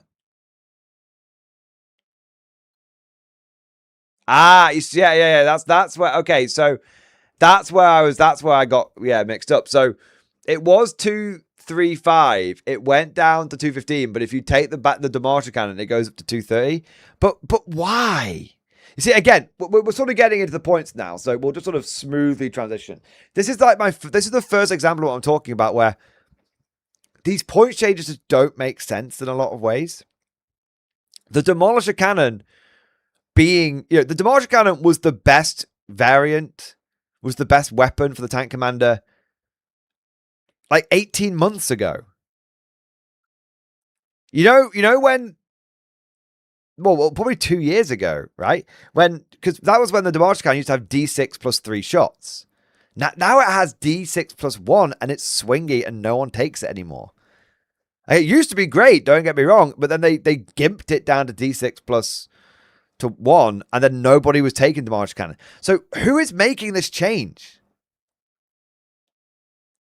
It's so unusual. Like, no one's been running demolishers for about 18 months as the Guard Codex came out in 10th. And there's a lot of this going on with the Guard. Like, there's a lot of, we made the indirect fire mode cheaper. But the only mode, the indirect fire weapon's cheaper. But the only weapon you have to pay extra points for the bombast field gun is the indirect fire one.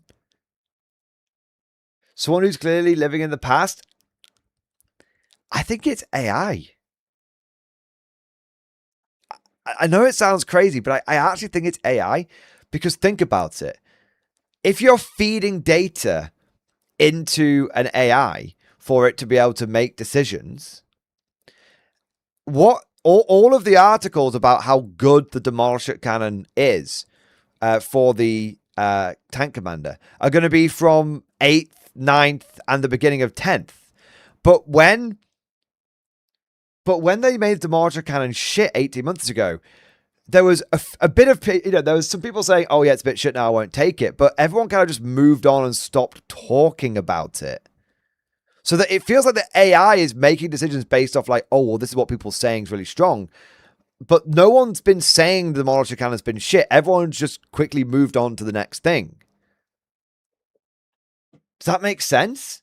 That would make sense. Trading data set 2 years old. GW not paying for premium recent data lol. I mean, otherwise, there's no other reason why you would make the demolisher cannon the most powerful weapon. If it's an AI using internet searches for balancing, then it makes sense. So all we need to do is poison the data set like the Tau PsyOp has. Yeah, it's strange.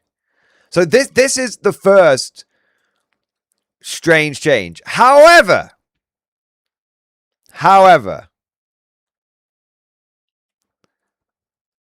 there is a silver lining here. The tank commander coming down to 250. So I'm obviously going to lambast some nonsensical changes, but this isn't just salty Mordian. Like I said, I'm going to go through what I like and what I don't like. The funny thing is, the demolisher cannon being the most expensive option is actually just a nothing burger, because as I said, no one was taking the demolisher cannon. So the real news story here is that tank commanders went down 20 points. And what's funny is I'd already moved on to giving all my tank commanders the exterminator autocannons, because I felt like those were actually the best option. The AP-1's actually good now. You don't really worry too much about the withering hail as much. I mean, if you take it, that's fine. If you don't, if you can benefit from it, that's fine. If you don't, you don't. I sort of wasn't happy with the executioner plasma cannon that I'd been taking all through 10th because of now how hazardous works. So I actually think that this is coming down 20 points. I know I said that that Lemus tank commanders are dog shit and everything.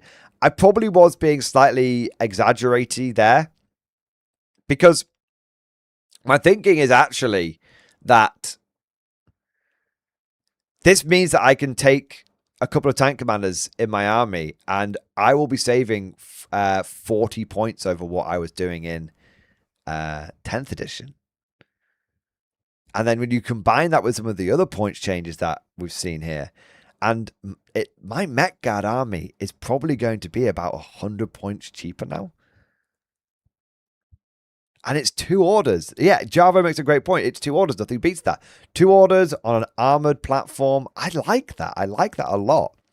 So I do think the Rust tank commander has had a bit of a buff. In terms of just, okay, raw orders that we can get in our list on an armored platform. That's fine.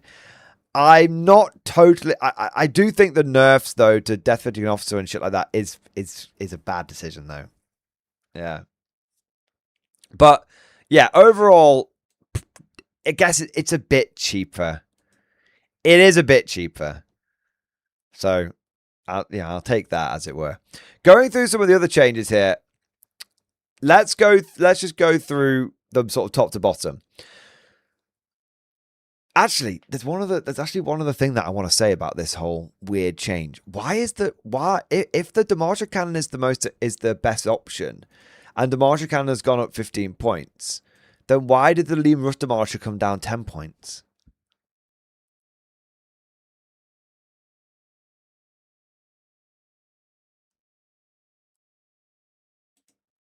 That doesn't make sense. I feel like A Few Good Men. If the Lean Rust Demolisher was so bad, and you ordered the Lean Rust Demolisher to have a lower points cost, then why was it necessary to increase the cost of the Demolisher on the Tank Commander? Sometimes Guard players take matters in their hands. No, you said that Marines don't do that. Guard players do that or people die. But it's... Well, for one thing, the Demolisher doesn't have a data sheet ability to Steel Hammer. I guess, but you're not taking Demolisher to Steel Hammer, are you?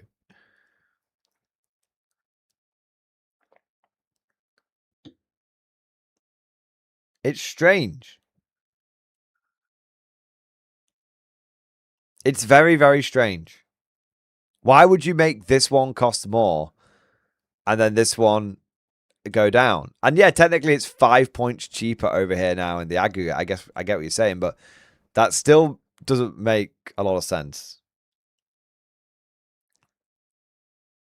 Because this one went down by 10, so surely this one should have gone down. In the aggregate should have gone down 10 if you think it's the best version. It's just odd. It's just very, very odd and out of place. Right, moving on though. You want some more weird ones? All of the Guards Super Heavies went down by 35 points. Now, don't get me wrong. That is a massive buff. That is a massive buff. I ran this weekend at a Shark Tank tournament, a Shark Tank GT. I ran double Super Heavy at 18 Bulgrin, and my list just went down by 70 points. And there's so much I can do with that. I can turn Cotiers into a Hellhound and have like 45 points left over. Before anyone says take a tech priest, I've already got 2, so I don't need a third one. I could not take a Hellhound and give Cotiers I could turn my Hellhound, I should say, in that list into a bodyguard for Cotiers, giving him a Grey Knight Terminator bodyguard, which actually would make him it would make him better because now he can deep strike down into position and start removing cover from people. I could save 70 points there, turn my Stormlord into a Doomhammer, save another 15 points there, save 85 points overall, and I bet I could do a lot with 85 points. I could turn Cotiers into a Hellhound, and then I'd have 60 points over, so I could get a Scout Sentinel in there, which would be great for giving one of my Super Heavies like reroll 1s to hit. That would be awesome. So this list, which has already gone undefeated 6 games in a row, has now just got 70 points cheaper. Okay. All right. Fine. If that's what you want, GW. I'm not going to complain. So but it's a bit of a weird change because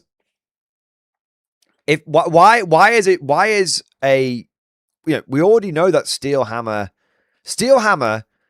plus Abhuman, which is what I was running, is already considered one of the best meta ways of running Guard. You've got Oops or Las cannons, and then you've got Potato Skins and Big Tanks. They're the two ways that people are having any competitive success with Guard. Just going hyper ultra skew in down these two sort of pathways. So why would Games Workshop make one of these pathways more powerful? Why would they have that points cut? I have a theory on this. So I like this change, but again, it's a nonsensical one. It's a confusing one. I don't really understand it. I have a theory on this though. The Baneblade just went through a reboxing. It's not 100% confirmed yet, but it's all but confirmed that it just went through reboxing. Now, it's well known that the boxes are actually more expensive than the plastic from GW. As crazy as that sounds, that is true. Because they produce plastic in such great volume, it actually costs them more to do the boxes. So going through a reboxing process is going to have cost Games Workshop a lot of money. So that I think they've discounted it so that when they bring the new box out, which is going to be in like a week or two, when they bring the new box out, people are going to go, sweet, the Baneblades just had a reboxing, so it might make people think it's a new kit. Maybe it is a new kit, I don't know. It's got a reboxing, it's had a new kit, and now it's down in points. Sweet. So I actually do think people saying they're going to rebox it into 4 different kits. Apparently, it's just one kit. Honestly, there's only one price on the price list, and it's just for the Baneblade box set. And it's the same price that it was. It was £120 when it went away. It's £120 now. So apparently it's not getting a price increase. It's not getting split or anything like that. It's just getting a reboxing. So my thinking is that I think Games Workshop wants to try and get some instant recouping of the costs of going through this reboxing process. So that's why they've brought the points down to encourage people to go out and buy it. Yeah. It's that, or again, the AI's messed up. Because, again, if you fed an AI learning machine the previous 2 years worth of data through, all of 10th edition, what would it have learned? It would have learned that no one was taking Guard Super Heavies because they didn't work in 10th edition with how dense the terrain is and how dense the board is. They've been bad for a very long time, past the blaster. Again, if you fed a bunch of old data into an AI to make points changes, Baneblades have been bad for a long time. So either it's again one of these changes that's being made based on out-of-date information, or it's because of the reboxing thing. It's very, very strange.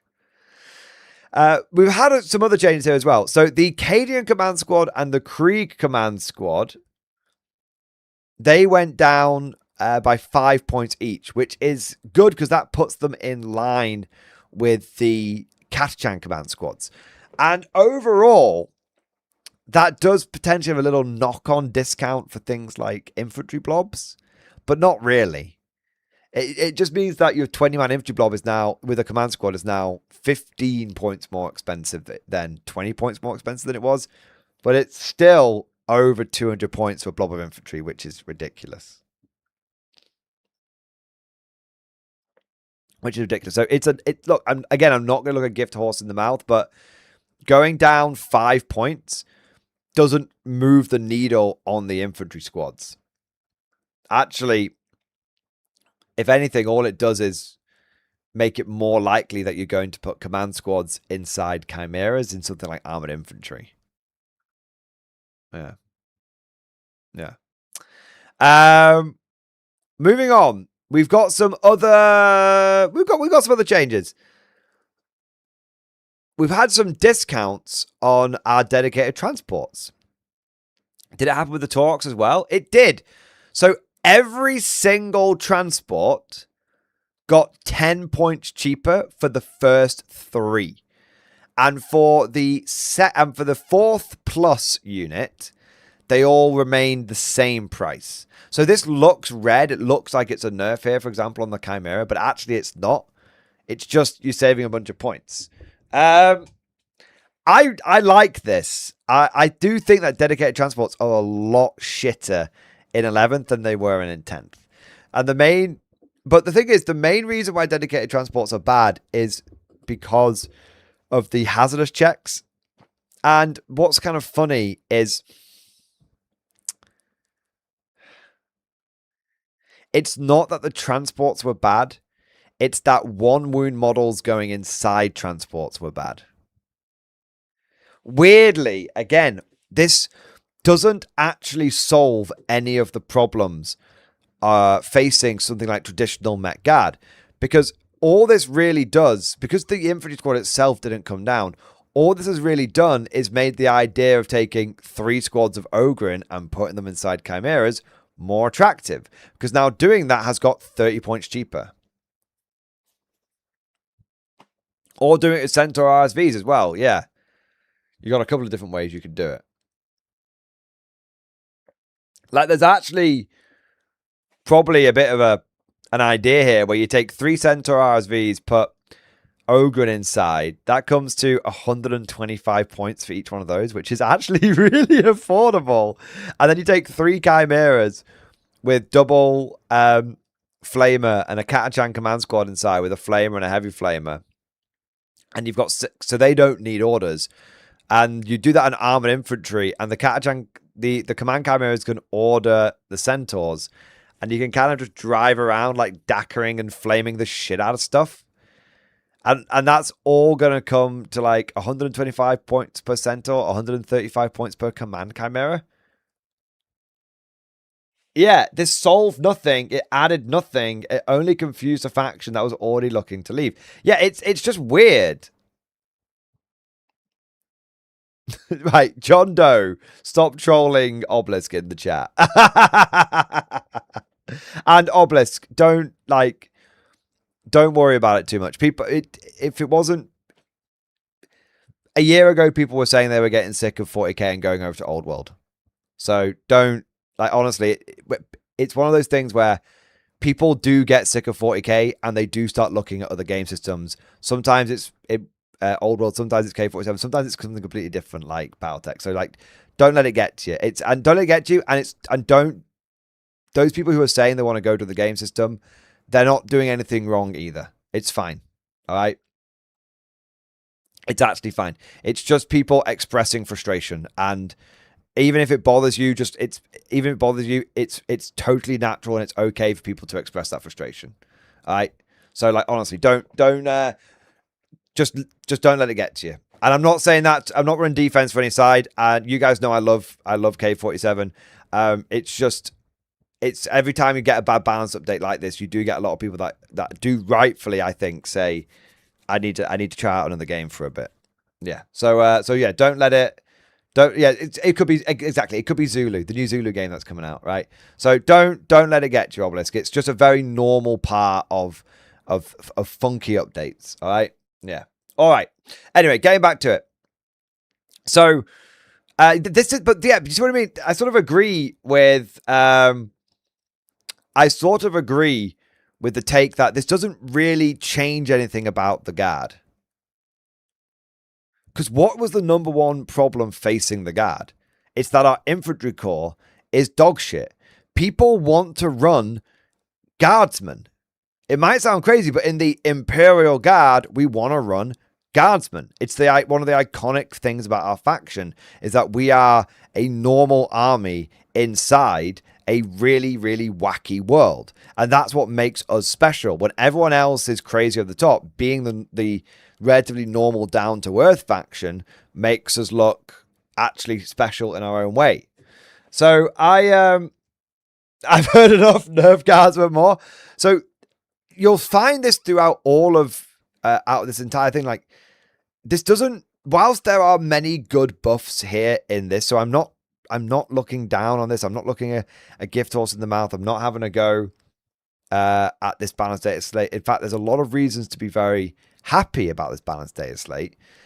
It does give us buffs, but it doesn't solve the problem that we wanted to be solved. Yeah. We've also got Commissar Yarrick coming down 10 points. He's going to have to go lower, GW. GW, you've utterly fucked Yarrick into the ground until, this might sound crazy, until he is sub 100 points, he is not worth it. If you, I mean, compare Yarrick to, I mean, if you made him 85 points, the equivalent of Creed, maybe he'd be worth it. No. Isn't it crazy that he started out at 150 points and that was expensive, but he was absolutely worth it. And now he's 20% cheaper. Is that right? Yeah, he's 20% cheaper and people still aren't taking him. Yeah. Yeah, sometimes people say points are everything. I think Yarrick is an example where points are very important, but points are not everything. You can make a unit as cheap as you want if it's just dog shit or it's been tainted by the legacy of just triple nerfing. People are going to avoid it like the plague. Yeah. We've also got, we've already covered that. The Military Defensive Command Squad went up by 10 points on the 3rd unit, which is interesting because then the Scions themselves went down by 5 points across the first 2 units and by 5 points across the 3rd plus unit. So I guess if you were taking 3 gigablobs of Scions, it would now be plus 5 points overall. It's a bit of an unusual one. Not a massive one, but it's another slight nerf to the Scions, which I don't think they really needed. But on a more positive note, Kazakin got 10 points cheaper. So GW essentially undid the nerf they did at the beginning of 11th, which is very good. Again, a little confusing. I'm not upset that Kazakin went down. I think 105 points for Kazakin is actually good. That's cheaper than they were at the end of 10th edition. But why did they go up at the beginning of 11th? What's changed from a month ago to now? Bit of a yo-yo going on there, right? Bit of a weird one. Scouts rule. Isn't Scouts the same as it always has been?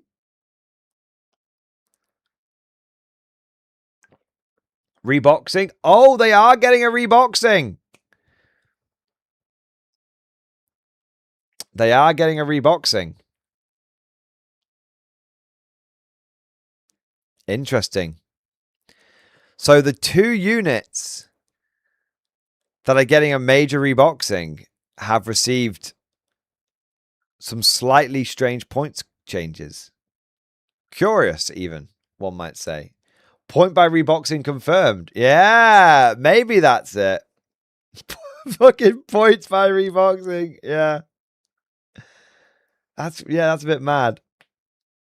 Baneblade's getting reboxed. Kazakin getting reboxed. They're going from kill team to regular 40k boxing.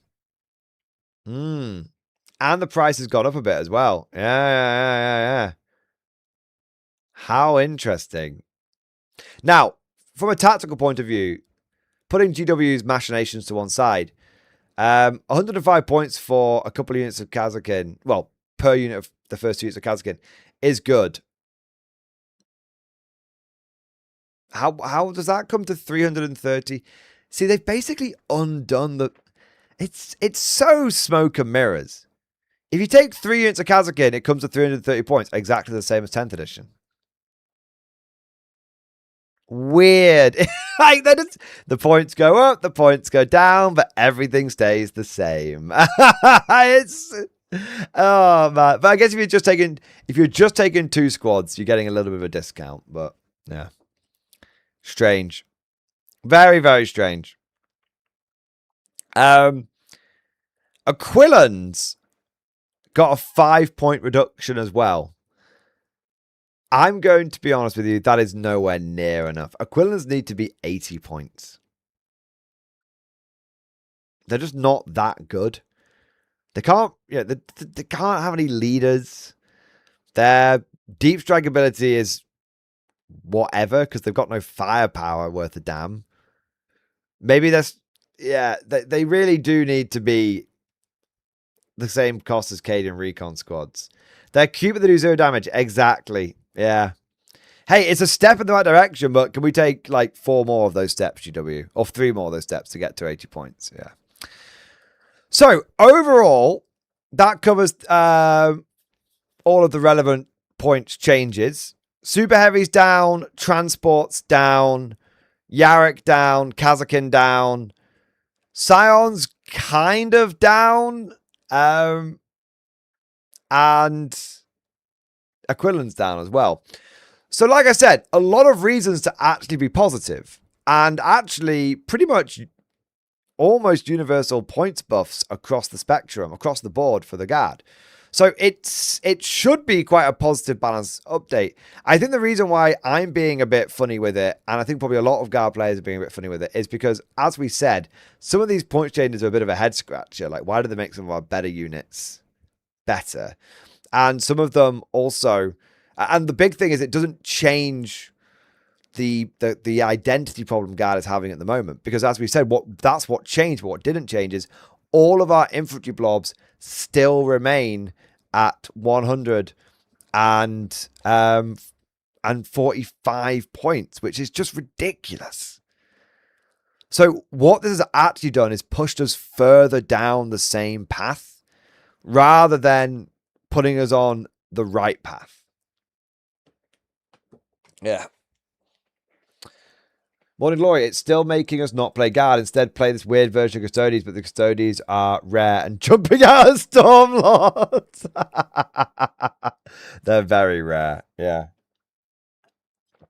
You're in the Astra Militar now. Yeah, you're in the... This is Ogre Kingdoms in space, guys. Maybe they expect a lot of people to use the new Ogre Kingdom models to represent their Bulgrin, so they're indirectly pumping AOS sales via this. How crazy would that be? That's a tinfoil hat theory for you right there. People, GW's like, no one's ever going to buy the old-ass Ogren models, which are like 40 quid for 3. So what if we sell the new AOS ones, which is like 50 quid for like 6? I'm guessing. I don't actually know how much they cost. But 50 quid for like 6 of them. And that way, a bunch of Guard players will buy the Ogre models to use in 40k. So it looks like the Ogre Kingdom's release was more successful than it actually was. That's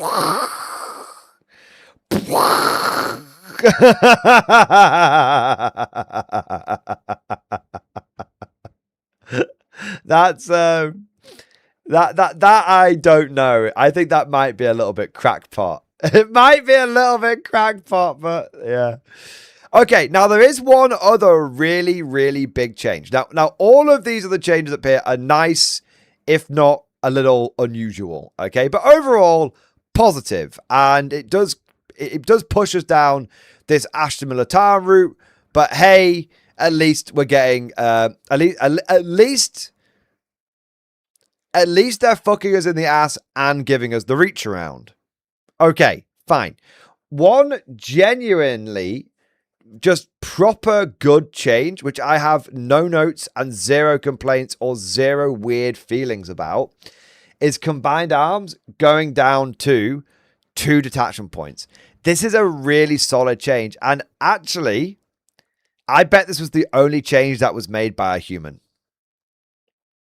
Because as someone who's been building a lot of Guard lists, I've been wanting to take combined arms, but I've just been struggling to justify it over taking, for example, Steel Hammer and Amp-Human Auxiliaries, or armored infantry and abhuman auxiliaries, or armored infantry and designation force. Because the thing is, those armies, I can build those armies. If I go, let's say, Steel Hammer and Abhuman Auxiliaries, for example, I can build those lean into our good units right now, and it gives our good units all relevant good army rules. Steel Hammer means our Baneblades are getting orders and are basically able to shoot in combat, no problems. Abhuman Auxiliaries means that our Ogre are able to get orders, which is fantastic.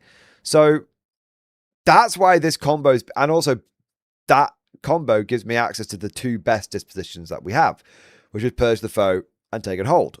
So all of that's really good. The problem with Combined Arms is it's kind of meant to be the blanket, you can take any guard list inside it. But the funny thing is, with something like 11th edition, you don't want to do that. That's very, what is the term, antithetical? Is that the term? To how 11th edition is approached. If you look at a lot of 11th edition lists, it's all about skewing and janking and bringing all sorts of crazy mad shit, right? I mean, look at, especially with the guard. And so Combined Arms being this all take all comers approach just doesn't work in a world of asymmetrical missions and no force organization chart and all this kind of stuff. So going down to 2 detachment points makes this a lot more attractive for a couple of reasons. Well, honestly, it makes it a lot more attractive because, one, it now gives you access to more than just the take and hold disposition.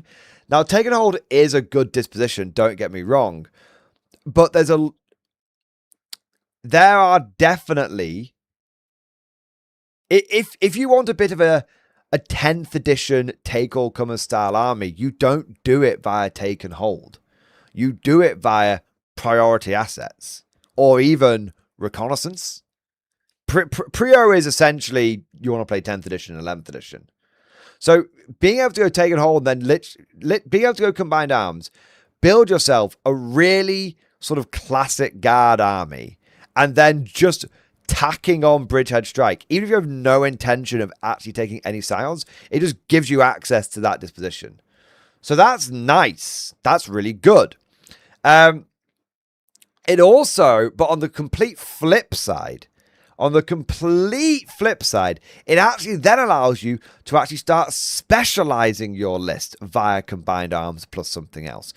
As Eldon Lean has pointed out in the chat, Combined Arms plus Bridgehead Strike means that you get access to Scions and Kazakin, who are getting lethal hits.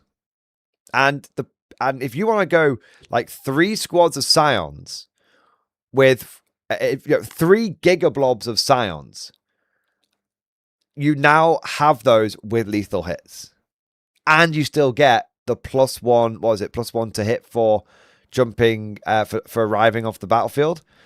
So that's really, really good. And especially with Scions getting 4 rolls against objectives, you have a huge potential to get a lot of lethals. You could be very greedy with this because you could be hitting on 2s. You strip cover off the enemy. You could be hitting someone on 2s with 4 rerolls to hit. Now, in that kind of situation, you would roll your dice, get as many lethal hits as you could, and then you'd pick up everything that wasn't a lethal hit, even if it was a successful hit, and you'd fish to try and get more lethals. Because the reason you would do that is because you're hitting on 2s. It's such a low chance of you rolling of doing worse overall. You just end up with more lethals and probably still loads and loads of hits, right? So that's really, really good. That works really well with British Strike, which is and Scions. But for me, the big one here, the proper big one here, is you do take and hold, right? So you stick with take and hold, but the reason you stick with take and hold is you combine Combined Arms with Abhuman Auxiliaries. That is chef's kiss. Absolutely chef's kiss. Because in Combined Arms, you probably don't want to run that many regular infantry. Because regular infantry don't take and hold ground all that much. Do you know what does take and hold ground? motherfucking Bulgren. So I've spoke about the list that I ran, which is 18 Bulgren and 2 super heavies.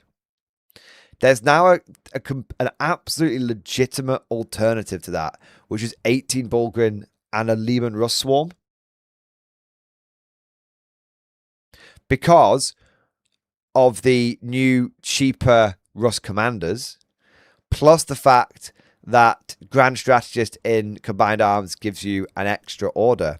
You could run 5 Lehman... You could essentially run 5 Lehman Russ Exterminators and 18 Bulgren.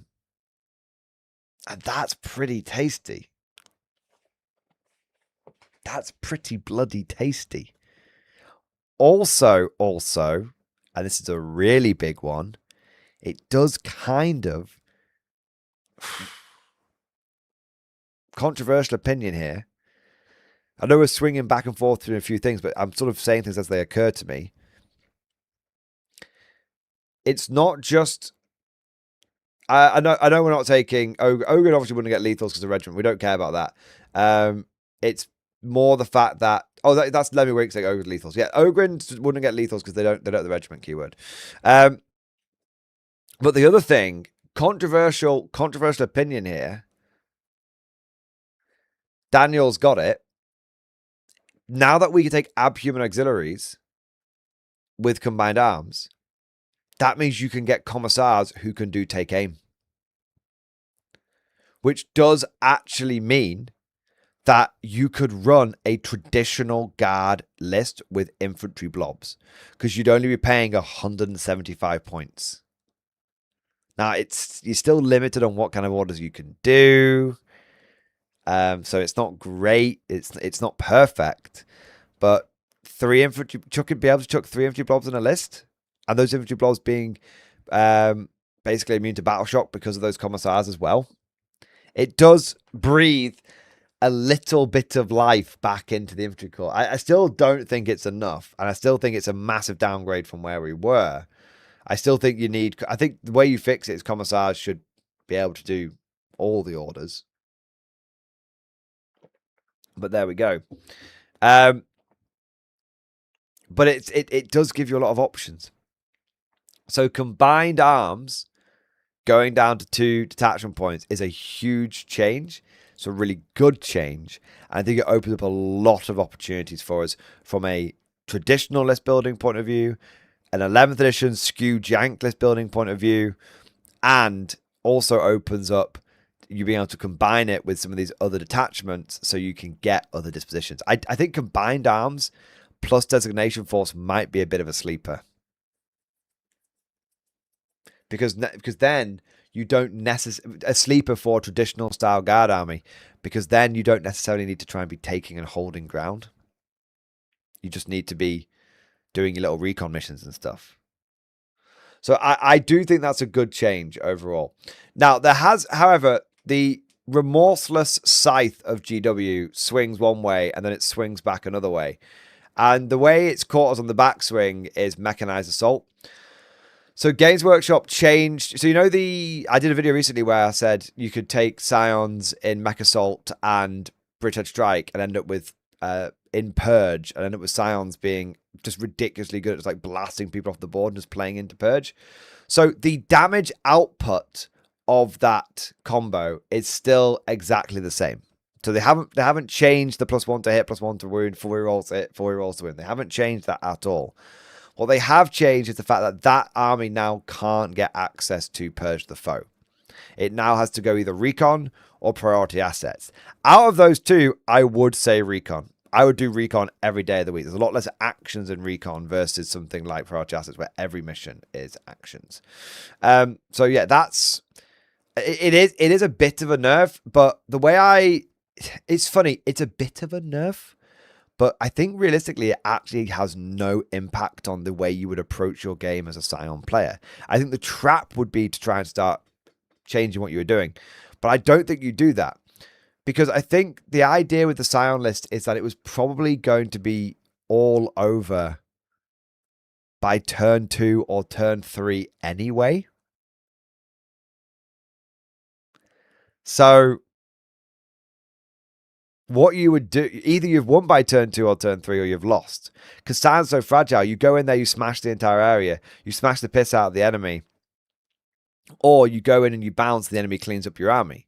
One way or another, it's an all or nothing kind of list. It's a decapitation kind of strike. So I think that what happens now is you run in and you just smash the piss out of the enemy. If you successfully smash the piss out of them, then you just spend turn 4, turn 5 just doing your missions. Yeah. Just doing your missions. And also, someone put a really good point out here, which is it might actually end up being a buff to Scions, because Scions are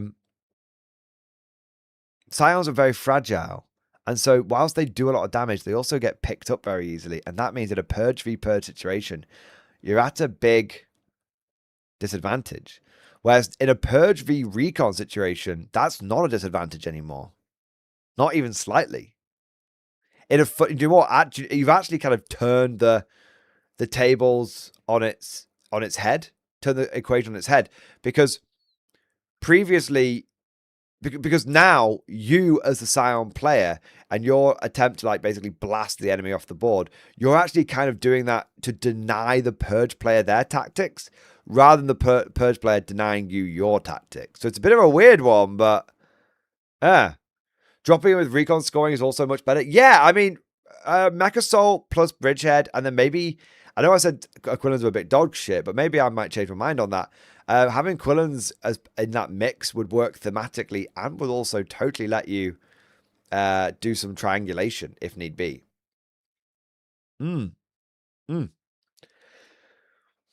So it feels like overall this might actually have been a buff. It might look like a nerf at first, but I think overall it might actually have been a buff. Yeah. Yeah. Mordian calling Crack Duck someone. Sorry. Crack Duck, great to have you in the stream, man. He's a regular around these parts now, you know? He's a regular. All right. So that covers the main focus on the Guard. Let us briefly blast through some of the other factions and how they've changed. So we are just going to blast through this and give some kind of like hot takes. So overall for the Sisters got a bunch of points cuts, which is nice. But Val going up and Sacrosanct going up, I do think probably is a bit of a pisser. Because I do feel like Sacrosanct and Val were somewhat hard carrying the faction with all those in that sort of specific build that they were doing. So I think a bunch of shit that people weren't taking has been buffed, but does that make people want to take it? I'm not sure. Repentia now being cheaper than Guardsman is hilarious. Yeah. But yeah, that is funny. Like there's a lot that is the meme that's going to keep on giving. Is it cheaper than Guardsman? Custodes,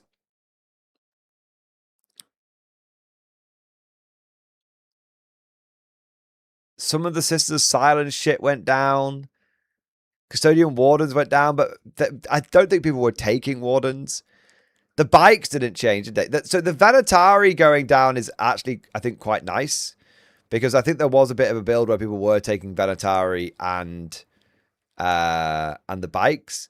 But I don't know there's a massive change here with the Custodes. It feels like the bikes are the best bit. Are they still taking the bikes? No. Yes? Okay, fine. Admech is a sea of green from what I can tell. So the Histari went down.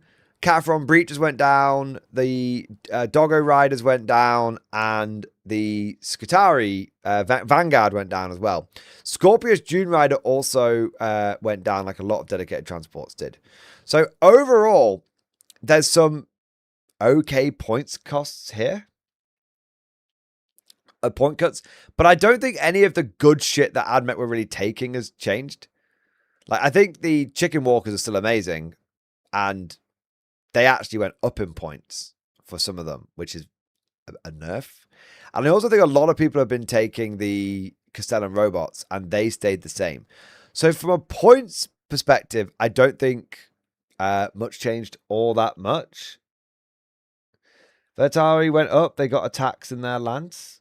It looks like it says it was green on the sheet, Elden, so all I can say is it looks like it went down. But Admech, Hollow Creed are eating so good. How come? Did Hollow Creed... the disposition changed. Okay. So Hollow Creed changed the priority assets. What was it before? That's the big question. Was it like just... It was Purge before? Is it good that it changed from Purge to priority assets? It's a buff. I guess Admech don't really...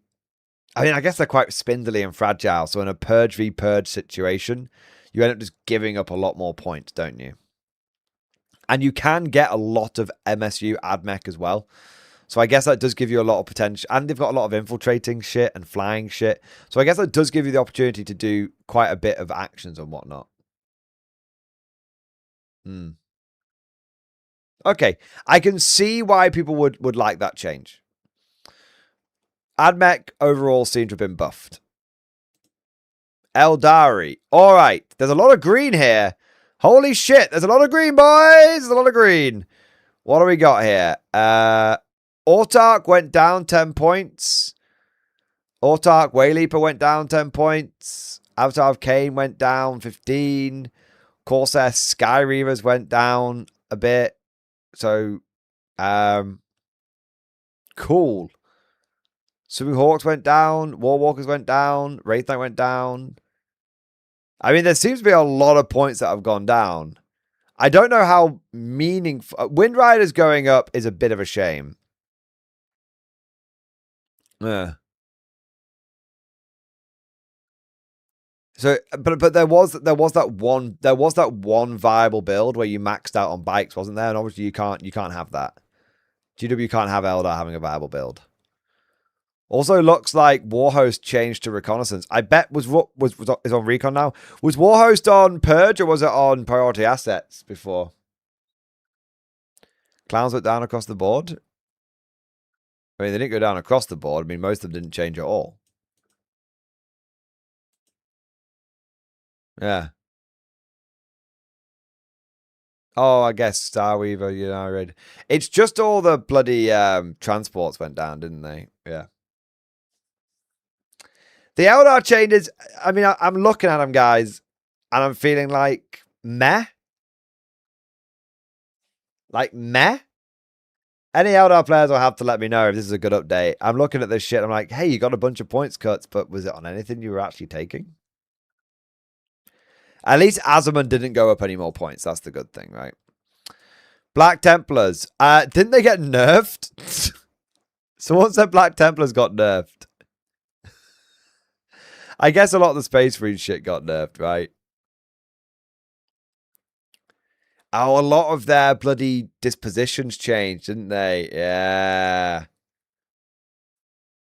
I think my understanding is Black Templars got nerfed overall. Because the Repulsor Executioner went up, the Marshal went up. But then a lot of the other shit seems to have gone down, so I don't know why people were saying Black Templars got nerfed. I guess all Marines technically got nerfed. Yeah, that's true. A lot of points up in the Marine areas. Yeah. All right. We've then got Blood Angels. They just cop the same points issues everybody did. The only thing to really mention with all the Marines is the Sternguard blob got taken out back, didn't it? Chaos Demons, Beast of Nurgle down, Blood Crushers down, Chaos Fate Weaver up, and Lord of Change up. That all makes sense. Shalaxi down is a bold choice. I thought Shalaxi was relatively good. Shalaxi at 315 is an absolute auto include. That's incredible. Yeah, that's absolutely incredible. But all of the psychic shooting going up makes total sense. And the Blood Crushers going up makes sense as well. They were doing quite well. Chaos Knights got fucking nothing. Oh my god. The shitty doggos went... Is that the shitty doggos that nobody took? Oh, no. People only ever took the fucking carnivores, didn't they? Yeah. Shalaxi is terrible? Oh, I might... My Shalaxi info might be based on 10th edition.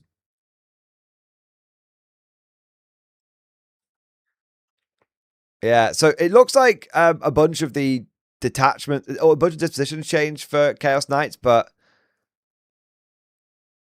I don't know if that makes a blind bit of difference.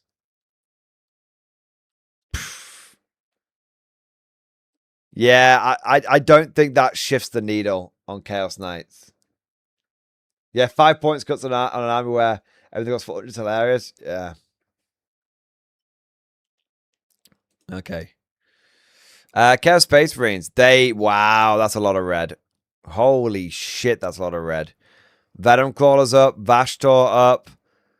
I don't know what the Master of the Maelstrom even are, but they're up. Black Heart's up. Defiler up again. Fucking hell. Dark Commune, Chosen. Chaos Predestructor up. Abaddon up again. Didn't he go up once already? Oh my god. All of the Predators are up. Shit, man. That's a big nerf for Chaos Space Marines. All of the shit that went down, no one gives a fuck about. No one cares about Mutilators or Reeve Captains or Nemesis Claw or Chaos Lord jump backs. Terminator's going down's nice, I guess.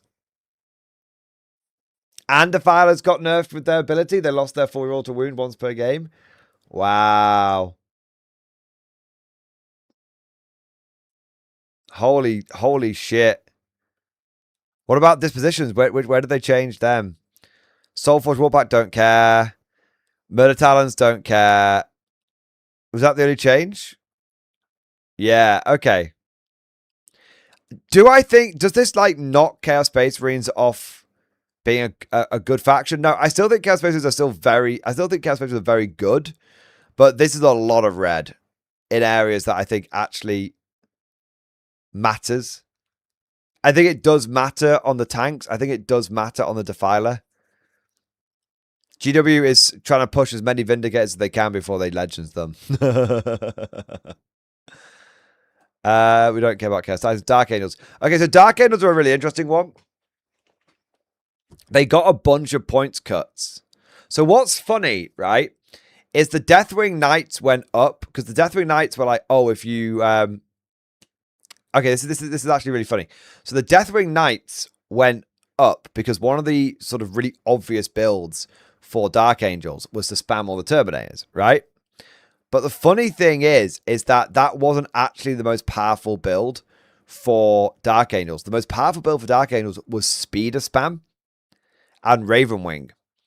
And some of the speeders did go up. Like the Land Speeder Vengeance went up by like 10 points. And the regular Land Speeder went up by 10 points. So there is a bit of a nerf there. But what's... actually, all the Land Speeders went up by 10 points. So they have actually gone after the Speeder Spam a bit, which is big. But what's actually... what has already... the Dark Angels have already started pivoting. Because they gave... Apparently in the FAQ, they gave the Ravenwing Command Squad the support keyword. Which now means that you can take your Ravenwing Command Squad and a Chaplain and add them onto an Outrider Squad to make a 10-man Outrider Squad. Which is probably actually really good. That's actually probably really, really good. So Dark Angels have just pivoted. And then the Lion going down by 20 points as well. So I think that... And Inner Circle Champions are actually quite good as well. So I think that Ravenwing is actually back. I think if you're a White Scars fan, running your White Scars as counts as Ravenwing is actually legit. Yeah, it's actually properly legit. And Samael can now lead these guys as well. Holy shit. Can you run what are Ravenwing Black Knights like? Are they where are they? Okay, so they're actually, so you can take those in update requisition thresholds removed, so they no longer have a step cost. So maybe you actually wouldn't go Outriders. Sorry, maybe it's not Outriders. Maybe you go 3 bricks of Ravenwing Black Knights plus Samael. Wow. I think the Ravenwing has returned. I think they have. What have we got? Death Guard. Death Guard Defilers diddled.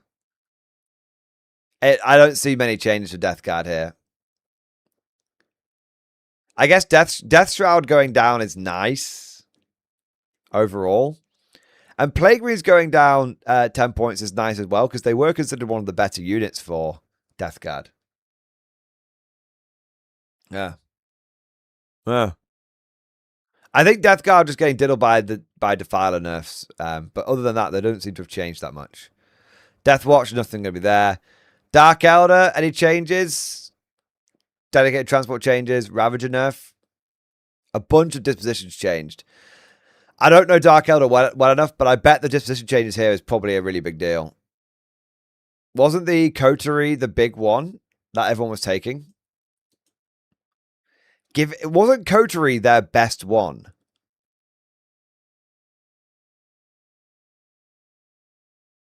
Deathwatch Black Spears down Persia the priority. That's good. I feel like maybe Coterie got diddled. That's my take. Yeah, that's my quick take on that. Emperor's Children. Emperor's Children Defilers just nerfed. Everything else is basically fine. Or maybe it was this Coterie that I was thinking of. Yeah. Too many Coteries going on. Right. Genestealer Cults. Aberrants went down. Neophyte Hybrids went down. Okay, so I don't care how good GSC are. I just care that I can run my Neophyte Horde. And it looks like my Neophyte Horde is getting literally better and better. Yes. Yes. Brew Brothers incoming, boys. What, did they change anything with Brew Brothers to make it better? No, it's still taking hold. Okay. Oh, but Xenocult Masters is now Recon, so I got two choices there. Nice. Grey Knights. Termes went down. And Volders went down. That's all right. And the Strike Squad went down. What about dispositions? A few of the 3 of them changed. Okay. Is it Warpbane Task Force the good one? And that seems to have gone to take and hold. That's probably a good change. Yeah. Probably, but I don't know when. Imperial Agents apparently did well. Yeah, not really. I mean, technically they got a bunch of like 5.5 and 10-point cuts, but I don't think this makes them very good.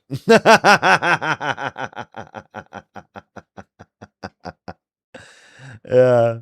The main thing is you can now combine any of the detachments with the assassin detachment, which no one is ever going to do. Imperial Knights. They just got nerfed, didn't they? I think Imperial Knights got disposition nerfed, and the Knight Castellan got heavily nerfed. Wow, 25 points. That's actually pretty big. Anything for Votan? Sagittar up on the Sagittar went up. Okay, fine. Capricious basically stayed the same. I think the main change is they gave one of the I feel like they changed one of the dispositions to be purged now for Votan. Votan, I don't think anything's changed. I think they're still playing some pretty. I think Delve Assault Shift is now on Purge. It might have always been, but I think it got changed to being on Purge, which I think does make it better. I think one of them did anyway. Necrons. That's a lot of red. The compression carriage cheaper than a Guardian squad? Yeah, that's true. Necron's got a lot of red.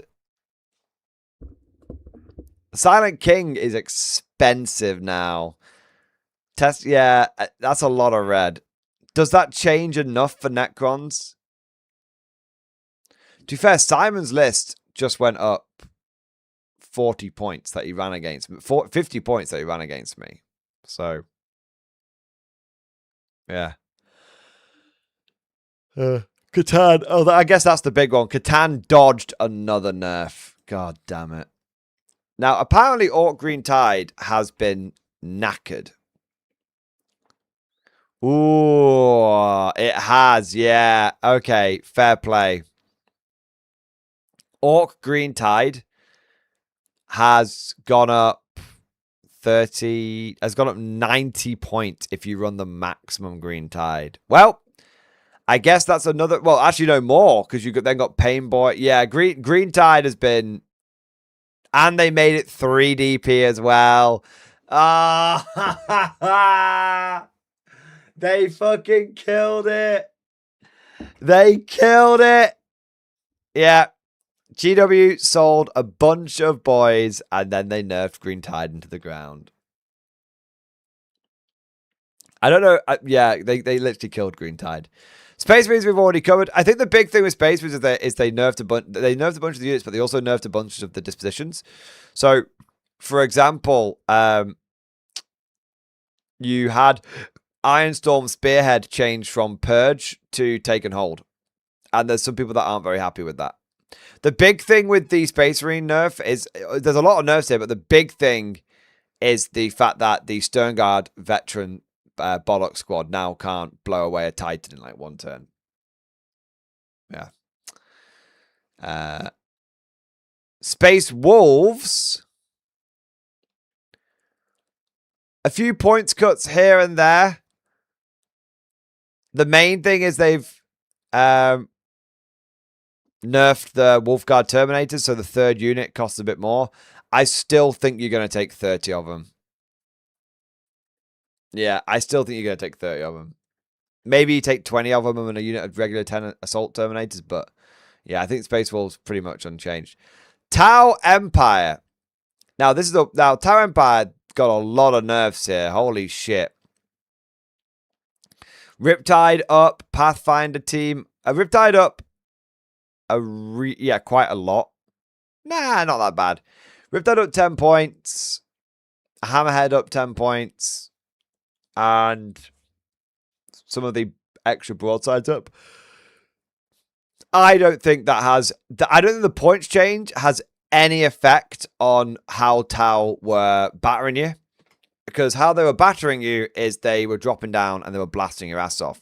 The main potential nerf to Tau is that Montcar got changed to priority assets. Yeah, Farsight 70 points. They gave Farsight a 10-point reduction. It's just a joke, but it's literally just... I already covered it in the guard bit there. It's a bad joke without a punchline. He is now cheaper than a squad of guardsmen. And he will beat them in a fight every single time. He will beat them at holding objectives every single time. He will beat them in every single way every single time. It's actually ridiculous. But they did nerf Montcar in theory. I don't know how much they nerfed it in reality, though, because I do feel like if you're playing Montcar, you're aiming to table your opponent in 3 turns anyway. So I think what you do with Montcar is you lethal your opponent to death in 3 turns, score your primary and secondaries in turn 4 and 5. Still get 60 points turn 4, turn 5 if you do it right. You purge, then do your missions. Yeah. Retaliation Cadre is now 3 detachment points as well, which makes sense because it did retain Purge. I think the biggest pisser for a lot of the Tau players is going to be the fact that they now have basically like no detachment choices. Either you're taking Montcar or Retaliation Cadre, right? And if you're not taking that, the only factions you can combine your 1 DP factions with is basically Kion. You're never going to do it with Crew Hunting Pack, are you? Yeah. Yeah, I only have 7 legal combinations. That's crazy. That's so low. And half of those are a bag of shit as well, aren't they? Thousand Suns seem to have copped quite a lot of bloody nerfs. Holy shit. Did they just hold yellow Thousand Suns? Sakatar Robots up. Scab Occults up. Kairos Fate Weaver up. Zangor Enlightened up. Defiler up. Plus a whole bunch of other shit up. Bunch of dispositions changed. Hexwarp Thrallband increased to 3DP. Shit, man. Yeah. I think they cleared the stock of bots and Dust Marines, points cost rise. Yeah. I don't know. We'll have to wait for the metadata to come in, but that looks like Thousand Suns might have just been kicked down to the... Not to the bottom. I don't think they'll be down to the bottom because I think army-wide psychic shooting is still amazing. But I think that does kick them down to maybe either bottom of top or sort of top-ish of middle. I don't think they'll be down in the complete dirt, though. Tyranids. Basically, fuck all changes. Did they even get any dispositions changed? No. Tyranids literally fuck all big changes. Like, they didn't change any of the Norns. They didn't change any Norns or anything like that. Yeah, Zonothropes actually went down in points, which is nice, I guess. If you've only taken 3 of them, though. But no one ever gets... no one ever takes just 3 Zonothropes. If you're taking max Zonothropes and Norns, you're still having a great time. Yeah. And then the big one that, you know, a lot of people are quite happy about is World Eaters! Hey! So World Eaters still a little buggered because they're still kind of feel like they're forced into Berserker Warband in many ways. But maybe not anymore because everything went down. Angron down 20. They're the only Chaos faction whose like armored vehicles went down, like the Predator, the Annihilator, the Forged Fiend. I don't even think their Defiler went up either. Oh, no, their Defiler did. Their Defiler went up as well. The big one though is how cheap goddamn 8-bound are now. My God, you can get a unit of 8-bound. No matter how you slice it for cheaper than a Blobber Guardsman. That's pretty good. Berserker's down as well, I think. Yeah, Berserker's down. Yeah, I think you're just going to get an extra unit or 2 in your World Eater list, and frankly, they needed that. As someone who has played against World Eaters a couple of times now in 11th, they just felt so anemic in what they had in their army list. Like they always felt like they had one less. They always felt like they felt like guard, like they were too elite. Yeah. Yeah. So it feels overall like World Eater's got some pretty big points cuts, and I think that is a good change. I do think they needed that. Yeah. That's obviously I only gave a quick summary of some of those other factions, and I'm not an expert on those other ones, so I could be a little off with that. So if you're watching this post live and you think I got a lot of stuff wrong with the other factions, please let me know down in the comment section. I will be reading them all, and I'd love to get your insights on it. Obviously, I just main guard, so I just know guard the best, but I wanted to sort of briefly touch on some of the other ones just to give a little bit of a hot take. But I really would appreciate any feedback that you guys could give me. And if you're watching this and you're a newer player and you're like, if Mordy's not sure about what he said, well, what do I think about this information? Check the comment section down below because there'll be loads and loads of useful information in there. So what do I think of this balance patch overall? I guess that's the big question, right? What's the end result?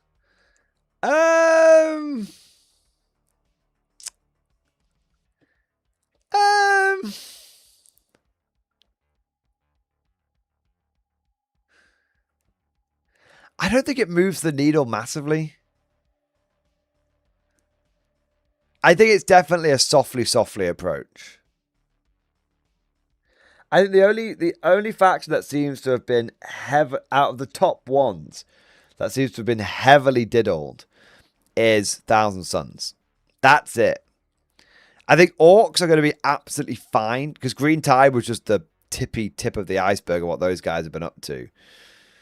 So I think Orcs are still going to be amazing. I think Space Marines are probably still going to be pretty good overall.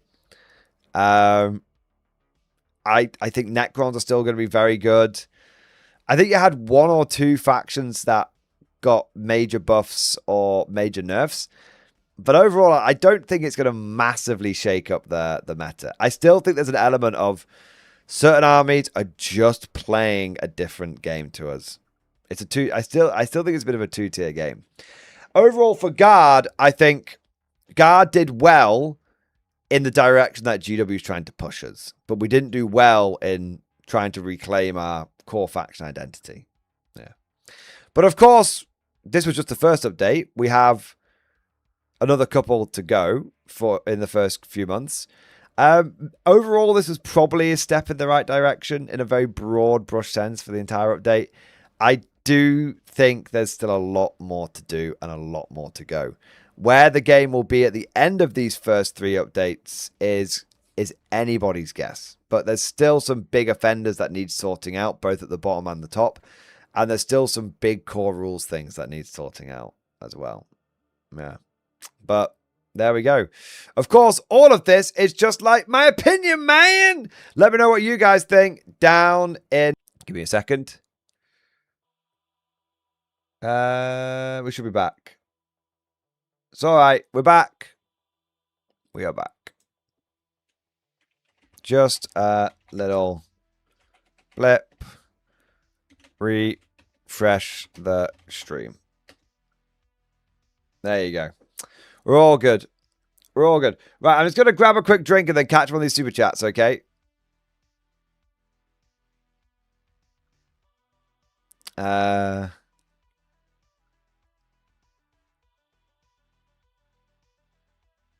there we go. Give me 1 second. Yeah, just going to grab a quick drink. All right.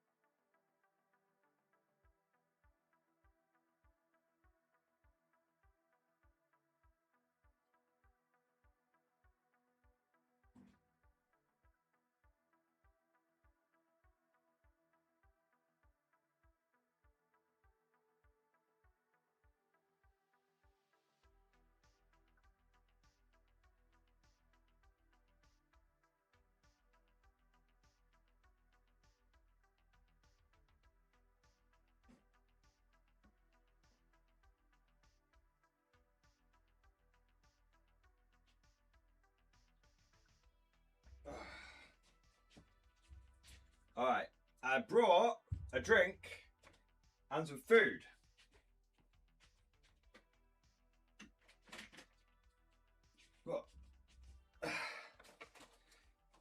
got some leftover pizza. So I'm going to eat some of that whilst I catch up on some super chats and stuff. Mm. 1 minute. I got to figure the logistics out on this.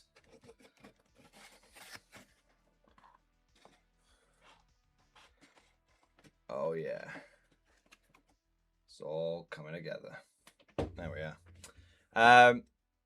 Papa Jones, I'm sorry. So sorry. Me and Mrs. Mordian just got it. We were out all day today. Unfortunately, it was my...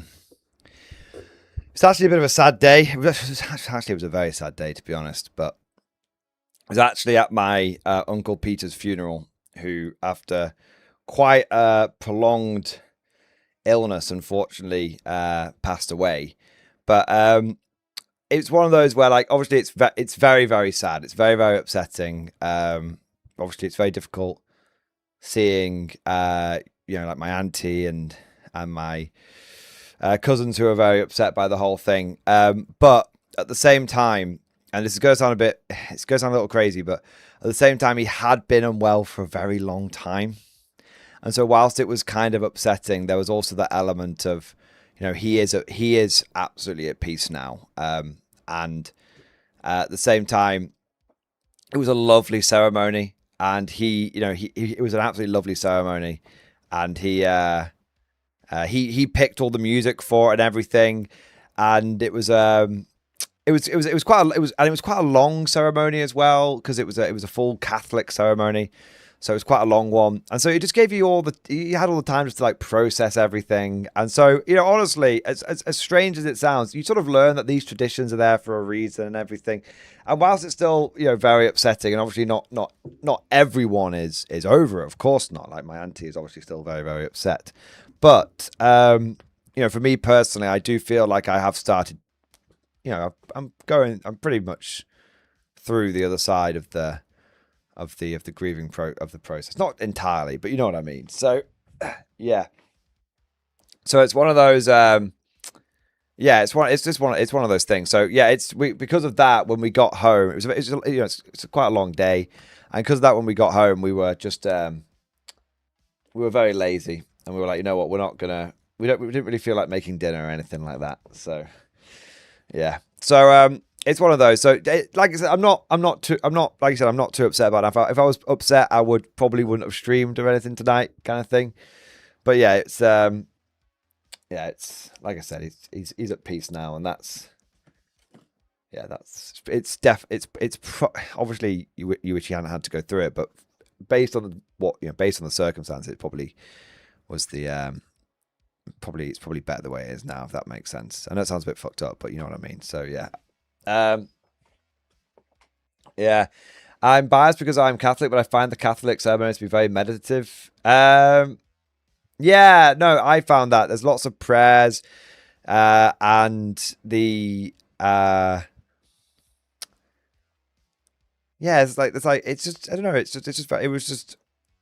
it was definitely helpful having the time to go through it and process it and everything. But yeah. But yeah, I'm not gonna drag the whole stream down with it now. It's not, now's not the time. But yeah, for those of you wondering why I'm eating a Papa John's, there you go. But also, for those of you wondering why I'm a little like tired and everything, that's part of it as well. Yeah, condolences, MG. Had similar with one grandmother. Long time with dementia, took a toll on the whole family. Yeah, exactly, right. And I want to say thank you to everyone for the kind words in chat. You've all been very nice. I do appreciate it.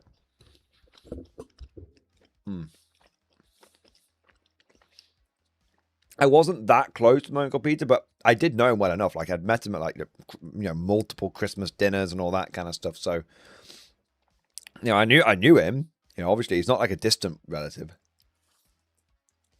Well, but it was mostly upsetting, obviously, just seeing his direct family. But they were doing quite well today as well.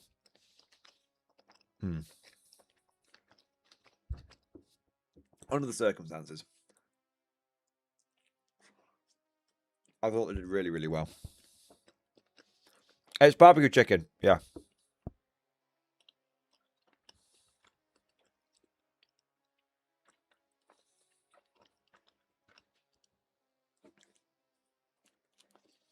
I fancied the barbecue chicken. All right.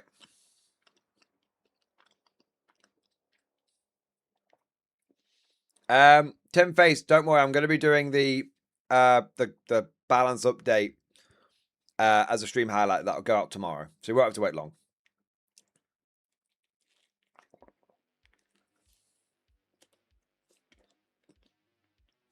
If you want to go back about an hour, you can catch it then on the stream.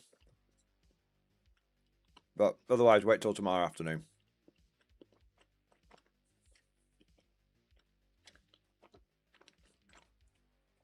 I was thinking, as I was going through doing the... I might, for the stream highlight tomorrow, I'll probably just do the guard stuff.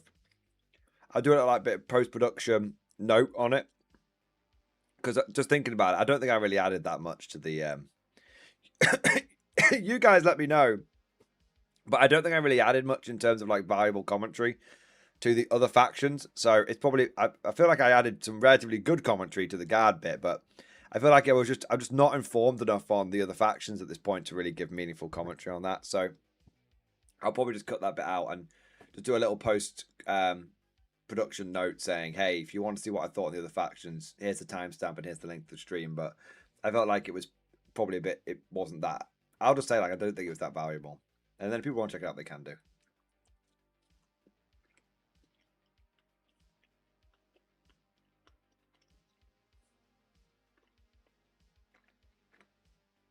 I don't think we've got Papa Murphy's. I've never heard of it.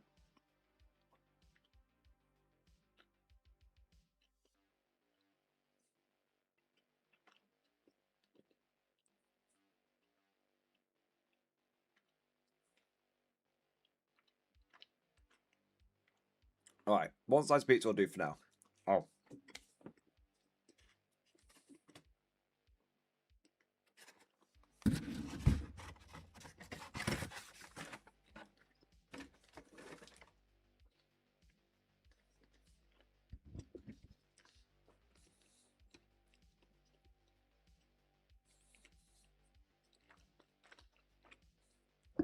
As to make your own pizza is very good. I have to agree with that.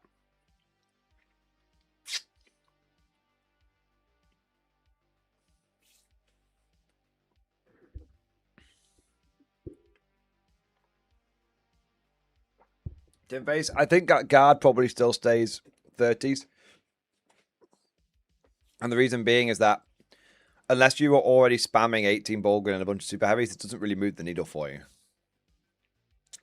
Maybe combined arms going down to 2 DP will get us into 40s, but I'm not totally sure. I can see us hovering around 40%, but not consistently being above it. Until... Obviously, if everyone switches over to spamming super heavies and Bulgrids, then yeah, we might go a bit higher.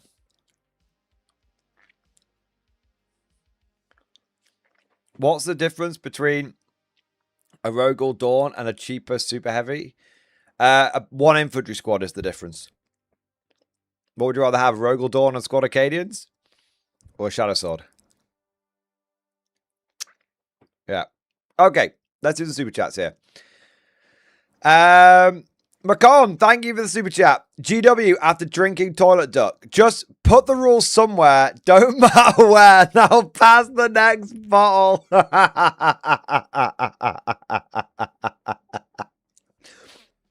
Fucking put it anywhere, man. It's Friday evening. Who gives a fuck? Friday afternoon. King Hazard, thank you for the 3 months. Well, I won't be taking Montcar this Friday now. Why? It's still great. Bro, just table your opponent in 3 turns with Montcar and then spend turn 4 and 5 just doing your missions. 4-5 just became your admin turns, bro. It's still great. Karate Path, thank you for super chat. This edition is dog shit. We allowed to say it already.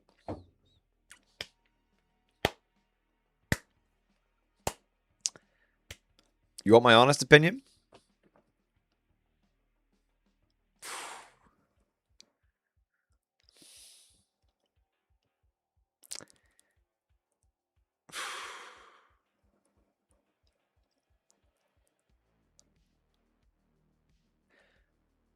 I have some serious concerns about 11th. I won't. I'll circle back round to it after I caught up with the super chats, but I have some.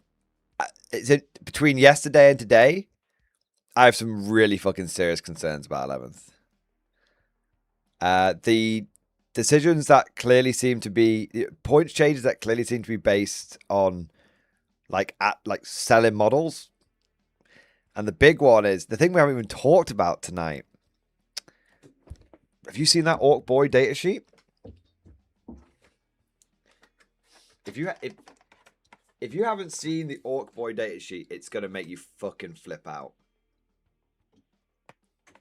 It's insane. I'm trying to make sure this box is. Oh no, I'm fucking my camera up a bit. Aha, here we go.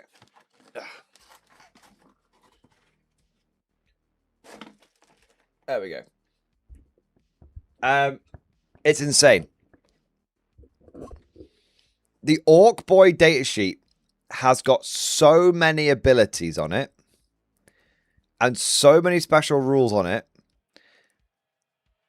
that they're not even selling data cards for the orcs. They have now got the point where they can't fit everything on the data cards. That's why we're not getting them for 11th.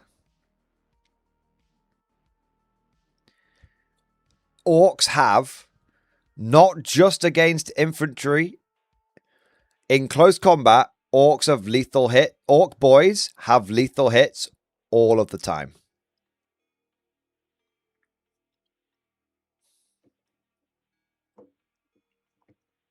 All the time in combat.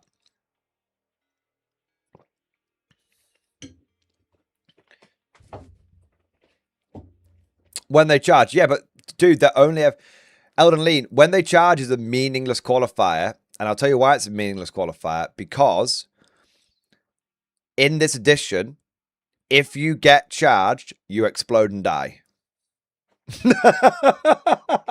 Unless you're Bulgrin. That's it.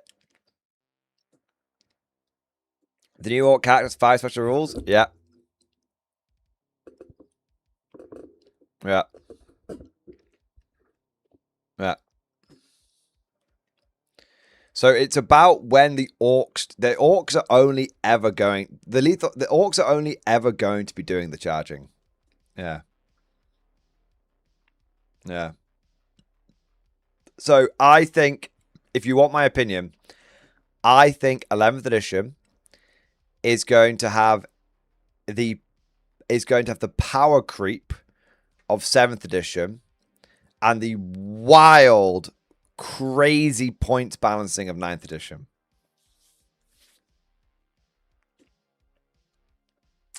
What do we got next? King Hazard, thank you for the super chat. My updated list in chat feels dirty, but thanks, GW. What's your list? Let's have a look here. What have you done now? Steel Ogrin, Commissar with Bulgrin, Commissar with Bulgrin, Commissar with Bulgrin, Stormlord, Stormsword, Tech Priest, Hellhound, Hellhound. 2 units into the Stormlord, order it to remove along one of the Hellhounds. Engineer, give +3 to it. Then move it forward. 2 units jump out and charge. Either I die or the game is won with a 33-inch threat range on the Bulgrin. Yes. I think you just do it with 1 unit though, bro. Honestly. I think you only need 1 unit in the Stormlord. Just yeet it forward. I mean, 2 is very good, though. If you do it with 2, you might get a turn 1 win. Against certain armies, if you pulled that off and got both of those units of Bulgrin in, I think you win turn 1. Because at the same time, you could slap the full rerolls to hit on the Stormlord, the stratagem of full rerolls to hit. So that way you could do a lot of damage output with the shooting as well. So the each Bulgrin squad kills 1 unit, and the Stormlord blows a unit away. Think of all the sustained hits you get. Yeah, I think that's pretty mental, but I think that's totally legitimate. Malleus Slythis, thank you for the super chat. I can remember when the Baneblade was 60 quid in 2007. Yeah, and Guardsmen were what, £18 for 20, And chimeras were like £15. Sentinels were £5 unless you got the upgrade one, and then they were like £8. Yeah, crazy times, man. I remember too. Jenny Bratz, thank you for the super chat. K47 list in stream discussion for tomorrow. Let's have a look. My 3K list for Thursday, not 100% on it, but what I could come up with. Let's have a look. 19 order dice, 10 rift dice. Okay, so you've got Drugov with 2 bears, 2 commander, Daughters of the Motherland with ZA guns, Daughters of the ZA guns, Big Brick of Soviet conscripts, 2 of them, sniper team, truck, T-34 ZP, IS-2, Mastodon, Kazakh, and then artillery platoon with super heavy anti-tank gun and a Zhukovoy projector team. And then an armored officer, 3 Ursus, 5 Moraz Ghoul, another 5 Moraz Ghoul.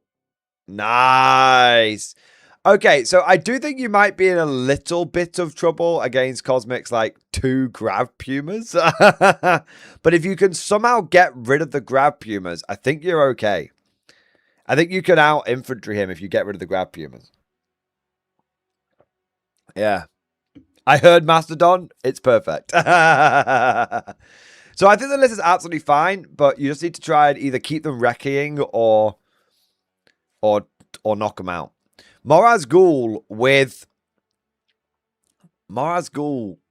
RPGs. If they can get in RPG range, they can go and they can get the damage done.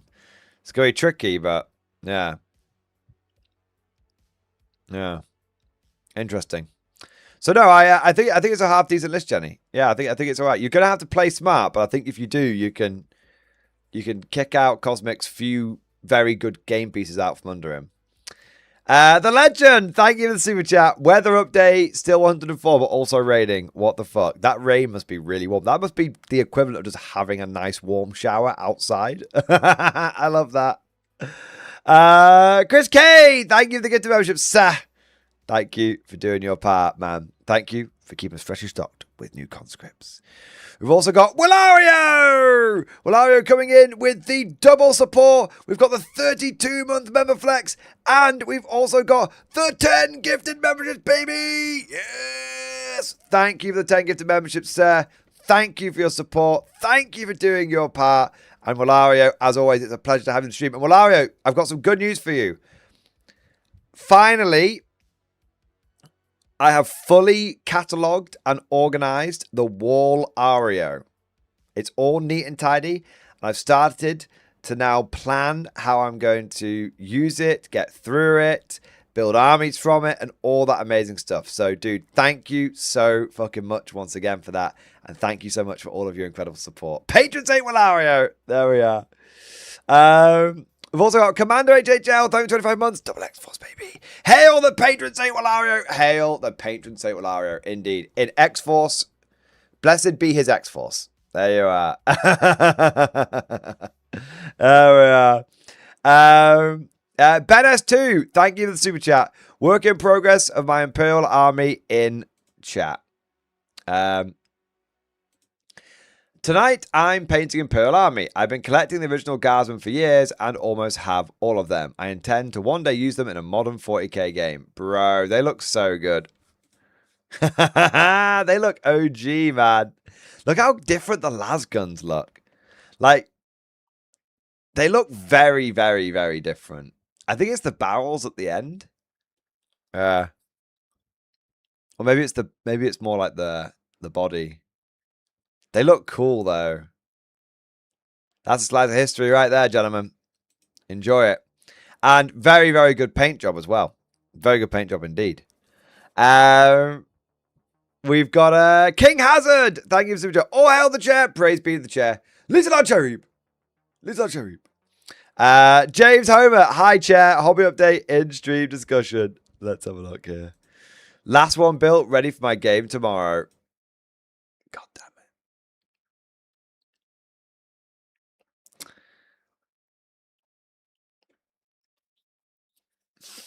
It's just such a skew list. Gentlemen, this is 11th edition made manifest. It's beautiful though. It is March of the Ancients at the end of the day. I think James enjoys showing me off lists which make me rage. Yeah. Also, for some strange immersion breaking reason, the skinny fist of the Invicta Warsuit is strength 14, while the beefy fist of the Dreadnought is strength 12. That is weird. Yeah. I've heard enough. Make the Redemptor Fist strength 24.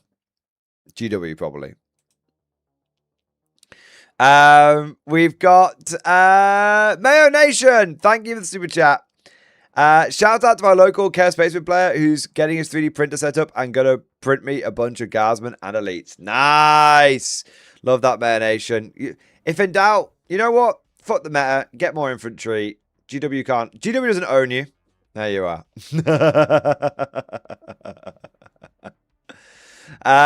Chicken Detonator, thank you for the super chat. Hobby update issue discussion, sir. DAC Rifle Platoon. Let's have a look. 07, sir. Hobby update. And my new DAC army has completed the rifle platoon with 3 10-man rifle squads, 1 LMG, 1 SMG, 2 light mortar teams, 1 anti-tank team, and 2 officers.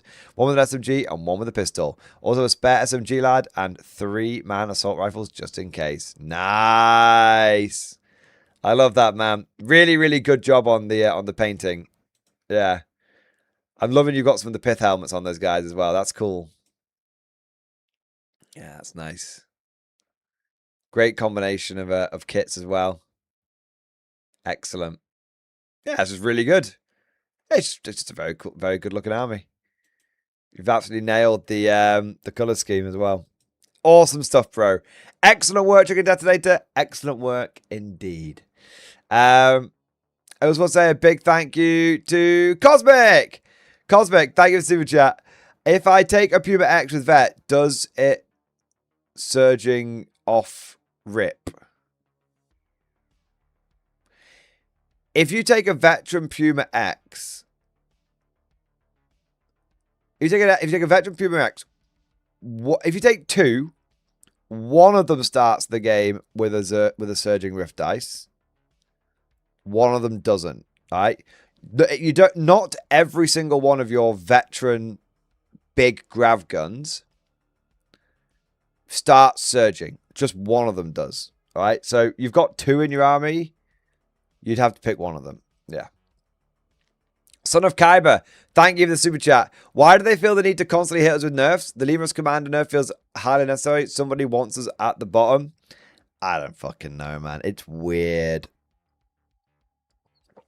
A lot of the changes that I'm convinced GW is using the changes. Is using AI on the guard changes. I'm convinced of it because these changes only make sense if you.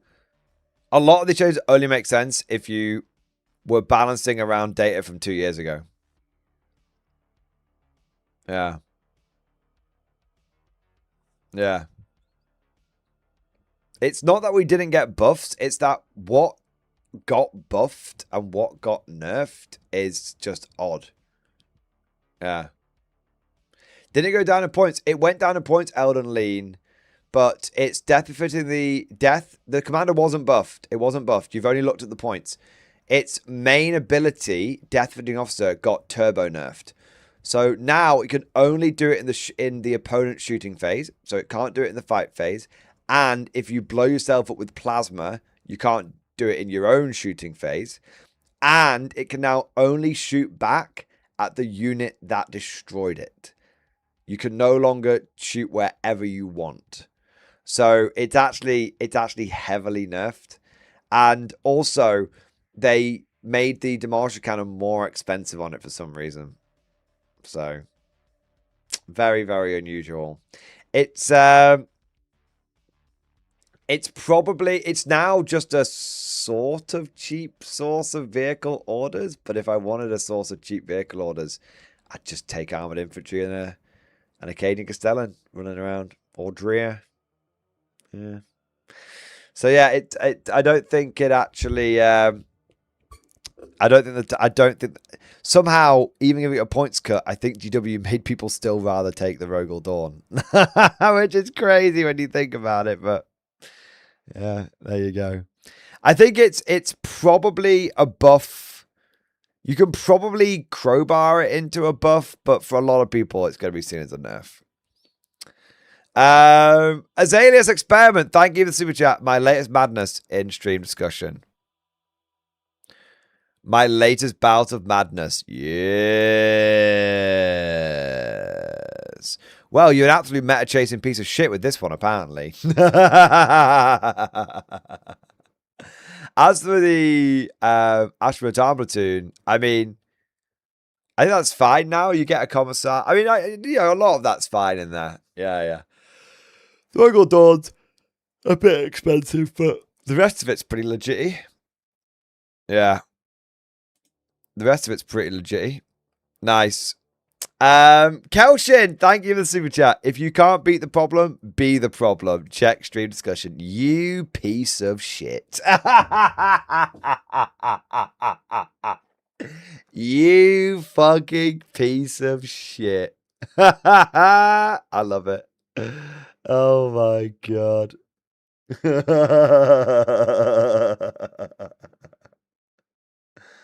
Oh man. If you can't beat the problem, be the problem. I think task completed. 100% A star. 10 out of 10, no notes. Yeah. But a beautiful paint job. But a beautiful, beautiful paint job. Yeah. Now that's a green tide. Yes, it is. If everyone loses bad enough, then I'll try something else. There you go. Macan, I love the Macan just did a poo emoji, a super poo emoji in response to that. Brilliant. I love it. And on a serious note, I hope you enjoy using the army, man. Yeah. It's 11th edition. Look, guys, it's becoming very, very readily apparent that 11th edition it's the power trip edition. It's the power creep edition. It's the hyper lethal edition. I think, at the end of the day, that's the direction it's very clearly going in. And you have to decide if you want to be in that fucking playhouse or if you want to be, yeah. You have to decide. You can't demonize it. Okay, you can demonize it and you can get really fucked off about it. Don't get me wrong. And I wouldn't blame anybody who said they were taking this edition off. I wouldn't blame anyone about it for that. But at the same time, you can crash out about it. And maybe even, and probably even rightfully so. But that's probably not going to change what's going to happen. And so at some point, once you've gone through the very natural process, ask me how I know, of just going through like fuck GW, fuck this, everything. You basically have to get to the point where you just have to ask. You just have to ask yourself, and I mean this in the nicest possible way. You just have to ask yourself, is it time to shit or get off the pot? And you basically have to go, okay, do I just embrace this for what it is? And if everyone is taking absolutely ridiculous skew bollocks power creep, then I will. Or if that's just not in your nature, then maybe it's time to find another game. That's what I went through at the end of last year. Yeah. And I have and I still want to run some like good vibe lists and stuff, but at the same time, I'm still gonna run the list that I want to play. Some of them cheesy, some of them not. But I have accepted 11th edition for the absolute fucking vortex of doom that it's going to be. Macan, thank you for the super chat. Sir, sort of kind of some interesting info on this chat. Let's have a look.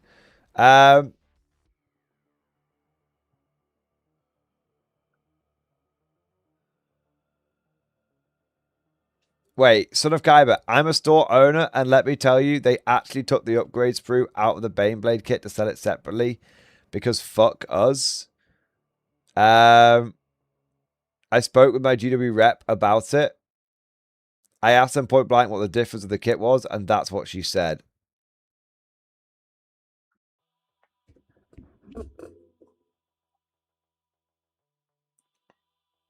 So they literally took... So...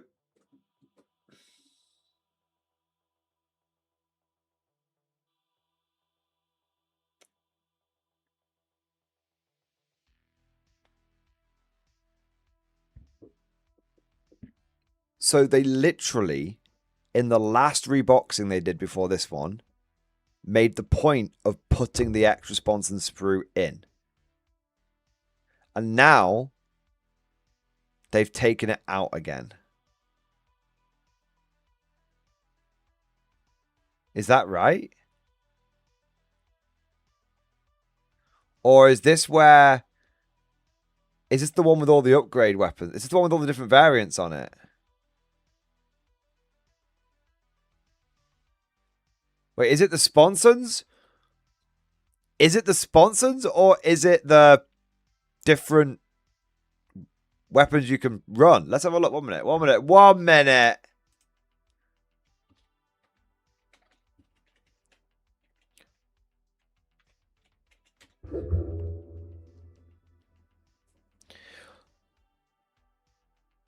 We restock every week and get prorate lists on Sundays. And I saw the new Bane blocks and asked her what the difference was.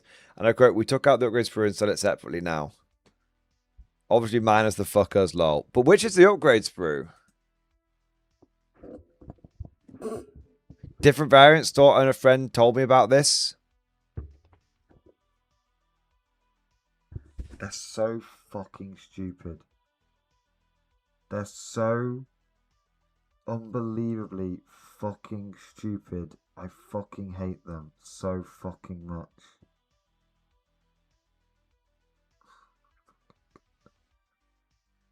So, they put the price up on the Baneblade.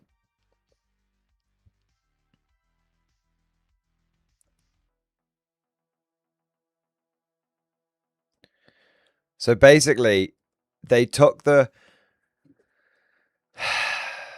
They took the extra sprue out and kept it the same price to sell it separately.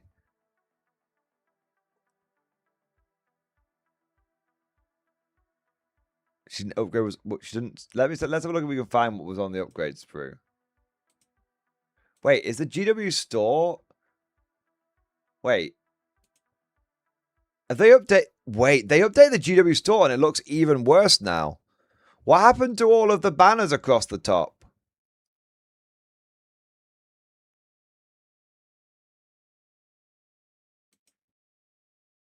Huh.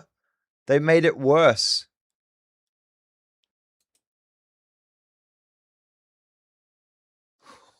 This is... They're so... Guys, they're so done. GW is so done. Like, it might be 5 years, might be 10 years. They're so fucking done. They don't even realize it yet. The body is dead and the head doesn't even realize it yet. They're literally fucking done. Oh, I can't check. It's not on the fucking store. I'm so angry. All right, 1 minute.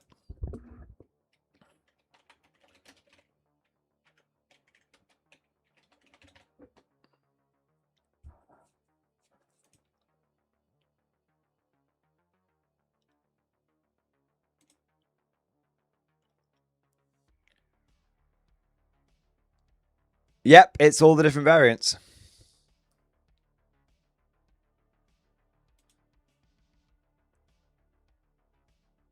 That's what they took out.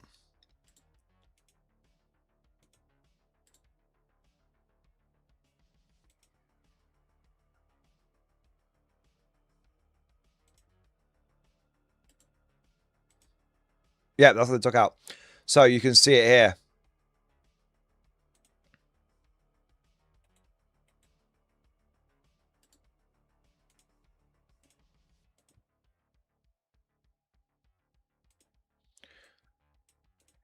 So this is the normal Baneblade sprues, right? You see the body, all the bits, right? But this is the upgrade sprue with all the weapons on it.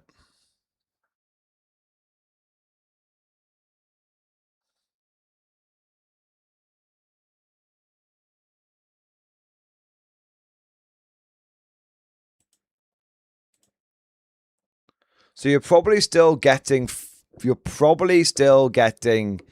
all the sponsons that you need, but you're not getting this bit anymore.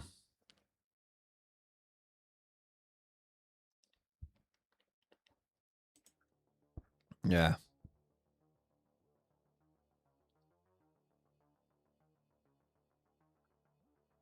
If it's like you have to buy the variants all separate, that's a pisser, but not evil. If you buy the Baneblade, then buy the upgrade sprue separate, that's evil. That's apparently what we're being told is they've taken the upgrade sprue out and you have to buy it separately now.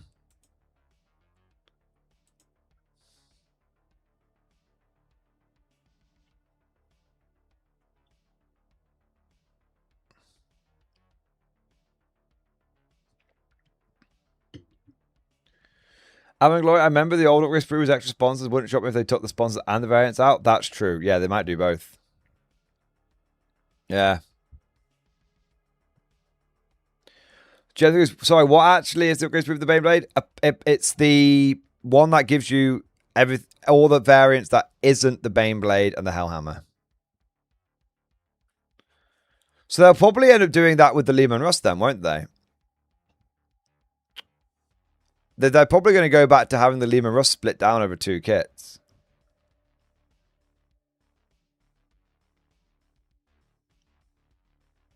If that ends up being true, now we don't know yet. But I guess not that I don't trust Son of Khyber, but obviously it's one of those moments where you got to trust but verify. I think even he can appreciate that perspective.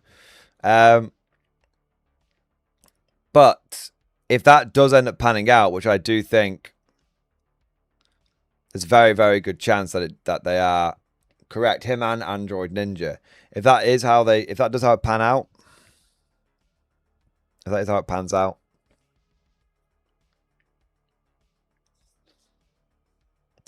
yeah.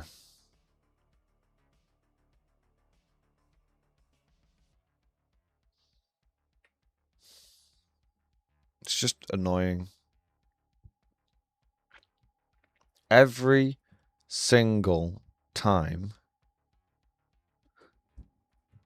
they make a decision, every single decision they make is to make things worse for us and for better for them. And I don't want to hear, they're a business, they exist to make money. Take your stupid fucking Redditor argument out of here and shove it up your ass. Okay, that's not what I'm saying. It is entirely possible to run a successful business and not fuck your customers over at every possible opportunity. All right?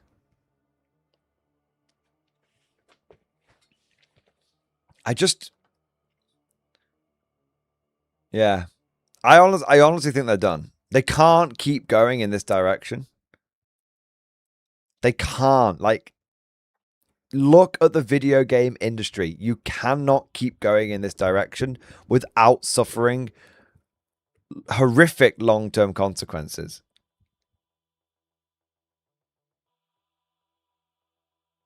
Yeah. Yeah.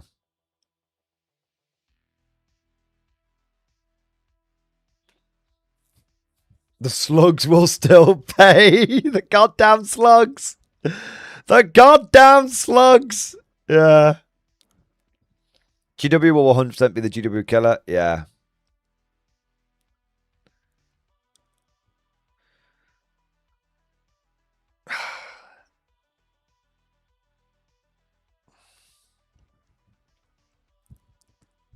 They said the Titanic was unsinkable. They did. And Enron looked in really good shape before they went under. Yeah. Rome was conquered from within. Speaking of which, I need to play some more Attila Rome. Yeah. GW is a corpo AAA game company, and sooner or later, everyone will go. They just don't get it and go to the small indie games. Exactly. You can't kill me. Only I can kill me. Yeah. So I shouldn't buy the new box Beyblade? Not well. Okay. Again, we don't know. No. We don't know. No. All right. We'll find out soon enough. Yeah. We'll find out soon enough, brother. Yeah. Yeah. I honestly, yeah. I honestly think I don't know if it'll be soon. I don't know if it'll be later, but I honestly think I think GW is utterly cooked. Every single decision they make just fucks with their customers. We've literally got to the point now. We've got to the point where, like, you know, we just got to the point where everybody hates Games Workshop. Yeah. So yeah, there's no merchant item for that sprue on the other sheets, Mordian. Well, I still hold out hope.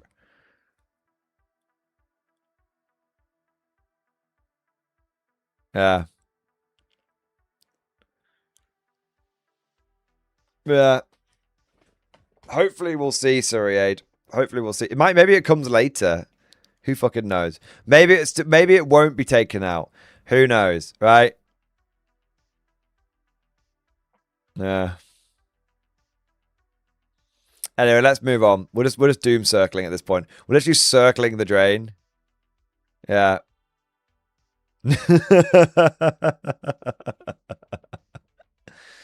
Yeah. Anyway, what do we got next? Sonakai, sorry to put a damp on everyone's mood. I could be wrong. Who knows? I'm working off the word of some random new rep and not my regular one. Sonakai, but let us all hope that you are incorrect. Nothing would make me happier. But if you are right, at least you get to feel vindicated. That's all. That's the greatest. That is the greatest enjoyment I get these days in 40k. About how many times I have been proven right on how shitty GW is.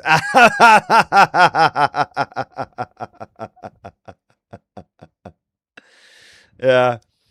The Majonson.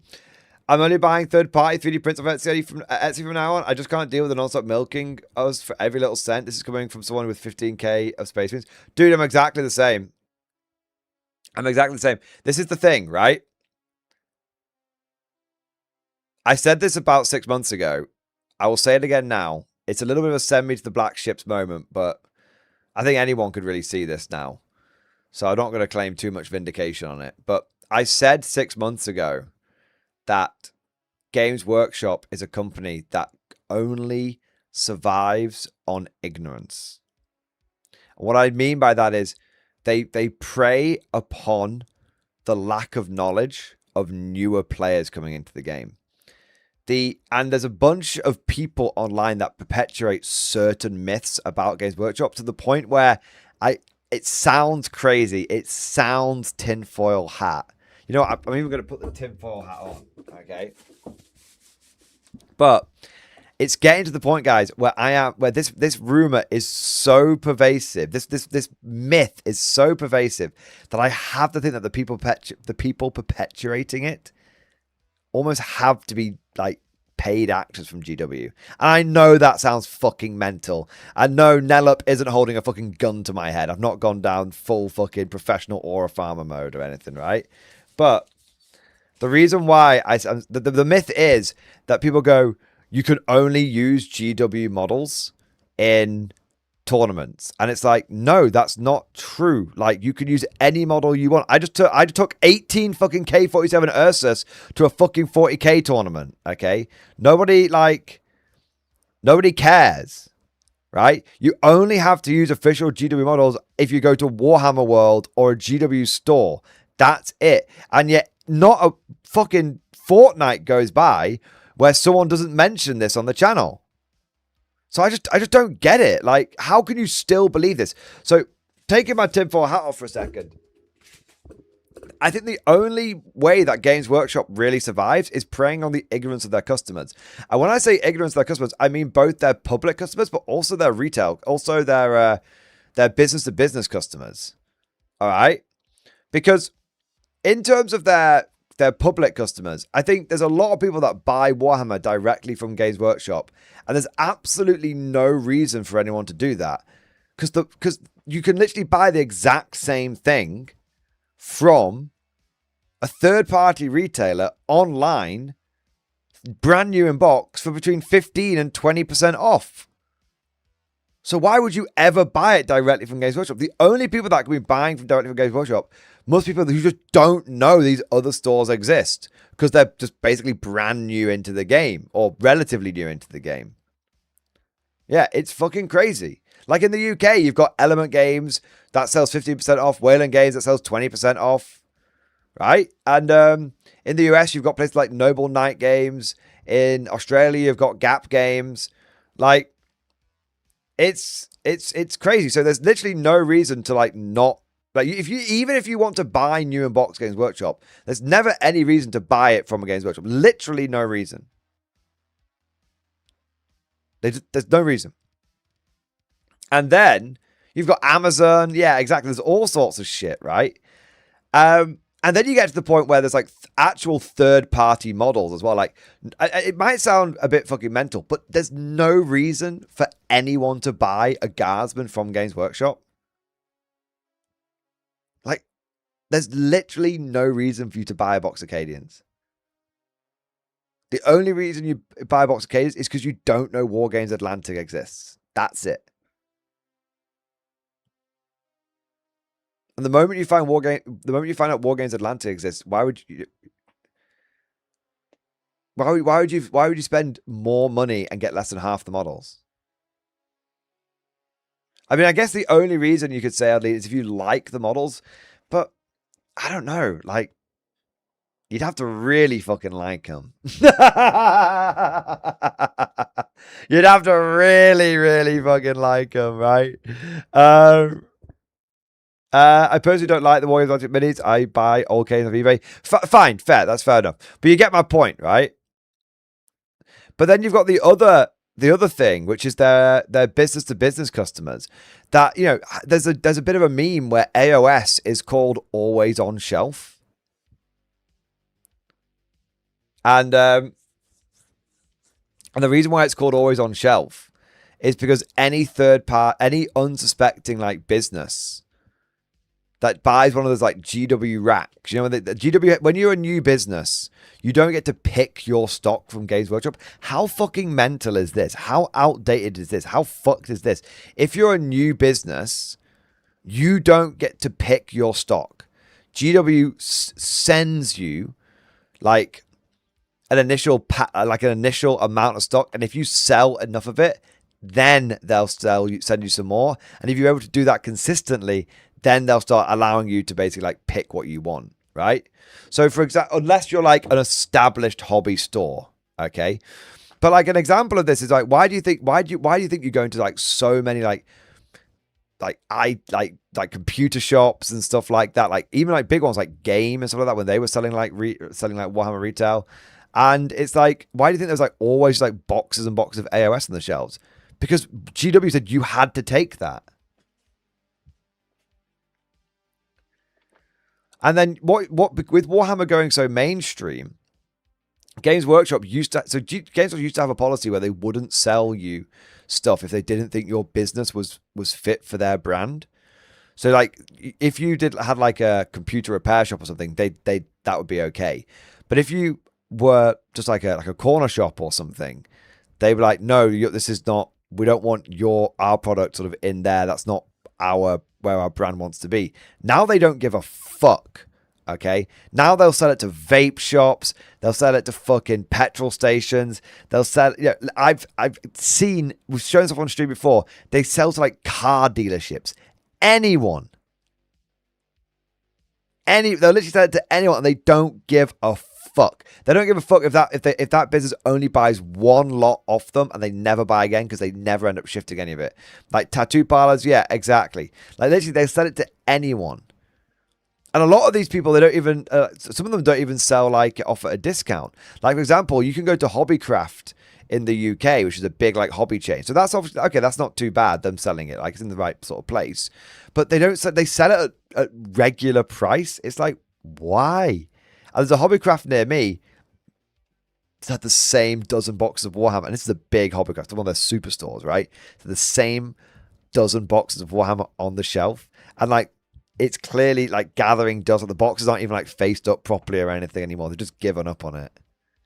Yeah. Yeah. So GW literally just doesn't give a fuck anymore. They don't give a fuck if you're a tattoo parlor that buys one lot and then never buys again because you end up with a bunch of AOS you can't fucking shift. They don't give a fuck. Because as far as GW is concerned, now that they're mainstream, there's an infinite amount of businesses that they can sell to. An infinite. And there's enough fucking suckers out there that just say, oh yeah, Warhammer sells loads. Oh, Warhammer's worth loads. And they don't fucking realize that GW is having them on. Yeah. Yeah. It's crazy, man. Yeah. And I don't know. Honestly, that's the kind of move that gets you sold about upfront sales, then crash? Yeah, apparently. Jem the Goose saying my Hobbycraft is the same box of Chaos Terminator as the shelf. Yeah, no, dude, same for me. Yeah, literally. Scrub Slayer, your retail agreement makes you take allocation of AOS here in Australia. Yeah, 100%. It's weird, man. And I just don't know, man. I don't know. It just feels like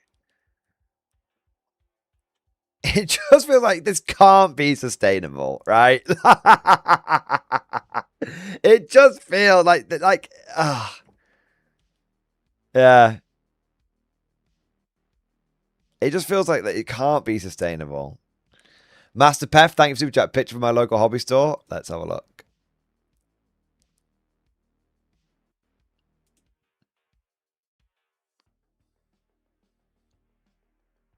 What the fuck is this? Wait, are these from like, are these ancient? Is this the ancient scrolls? Wait, so Chaos Space Marine data cards for Apocalypse. That's the 8th edition Apocalypse cards. They've never shifted them. You could get them for $13 and you still wouldn't be able to, yeah. Took this picture this week. Yeah. That's just never going to shift, ever. That's never, ever, ever, ever going to shift. You might as well burn it and at least get some heat from it. Yeah.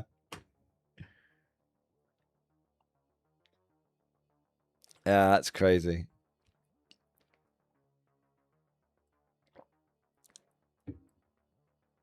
That's crazy.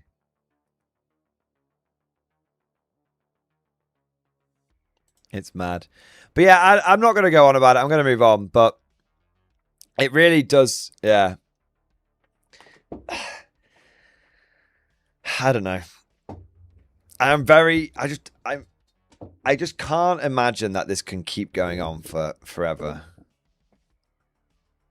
I just can't. But the line keeps going up, boys. The line. I wonder if the line has gone down at any point.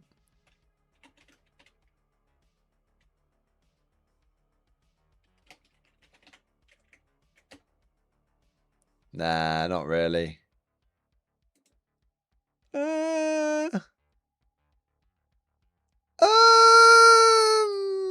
It's probably fine.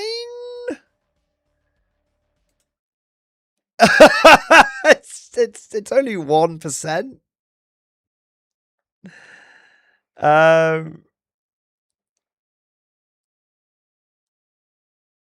mean, that's in pence, by the way. That's in pence. It's not in that's not like 20,000 per share or anything.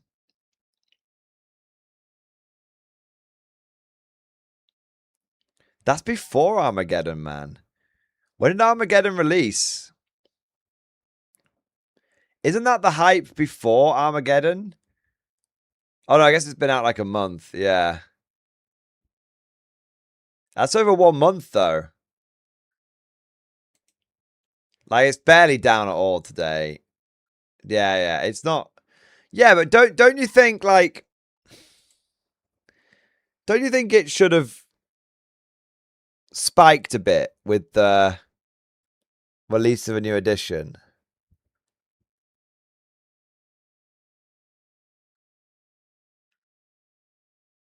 I mean, don't you I mean, I guess it did. 20th of June. Oh, I guess it did.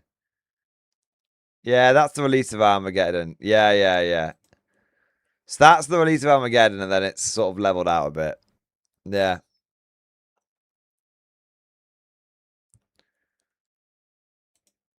It just goes up and up and up and up and up and up and up and up.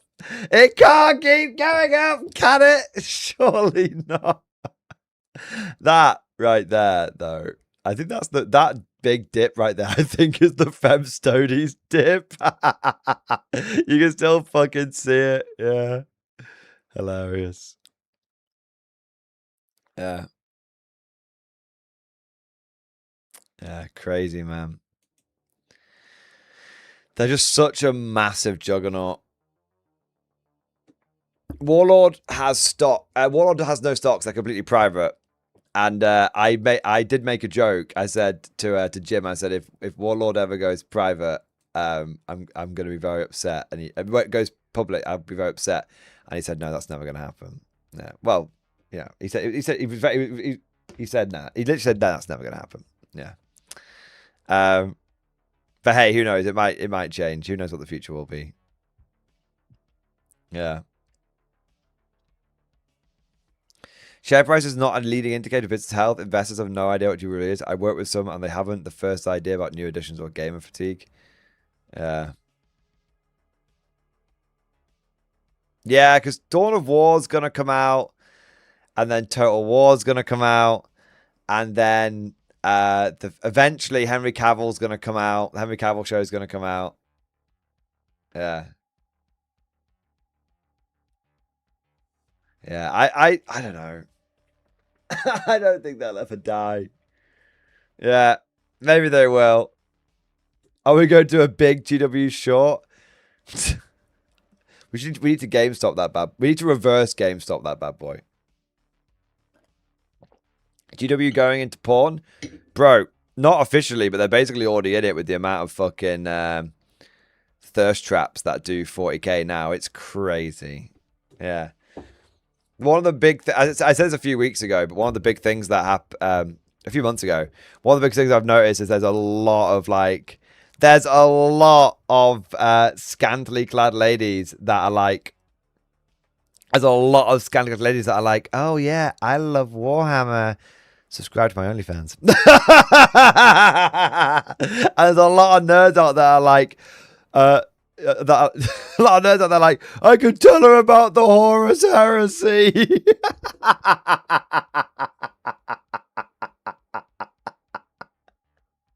I'll never, ever, ever forget. There was this honestly, I was like, Jesus. Apparently, people that play Warhammer are meant to be clever. Okay? They're meant to be clever. And I'll never forget, I think it was last year, there was a well-known, full-blown porn star on Instagram who was like going on about how like, oh yeah, I really want to, my brother or someone is like into Warhammer and I want to learn about the Horus Heresy. Can you guys tell me where like a good place would be to start? And this went like super viral. And there's all these nerds like commenting and everything. And she's like, yeah, you can like message me on like OnlyFans like personally and all this kind of stuff. And everyone's like, oh no, she actually is interested. She even knows what the Horus Heresy is. I'm like, guys,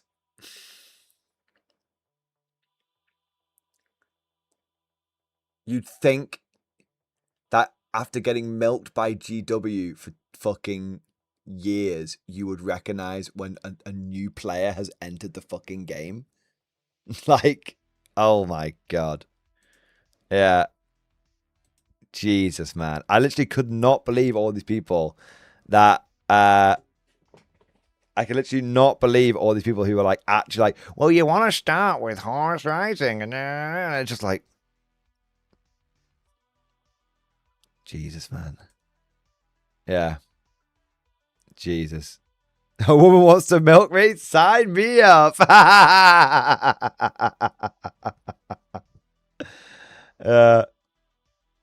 I genuinely think a lot of people look over at the Warhammer community.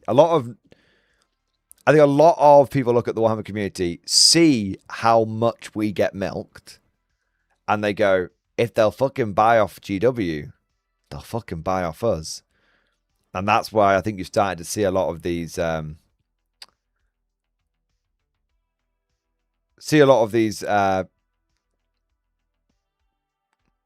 don't know what what's the right TOS term?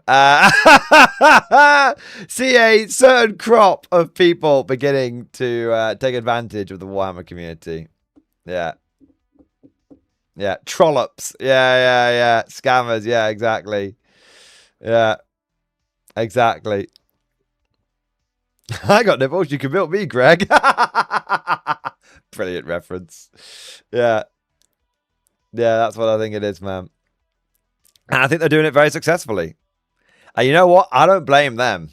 I don't blame them. No. I don't blame them. I blame the fucking... I don't blame them at all. A fool and their money is easily parted. Yeah. Yeah. It's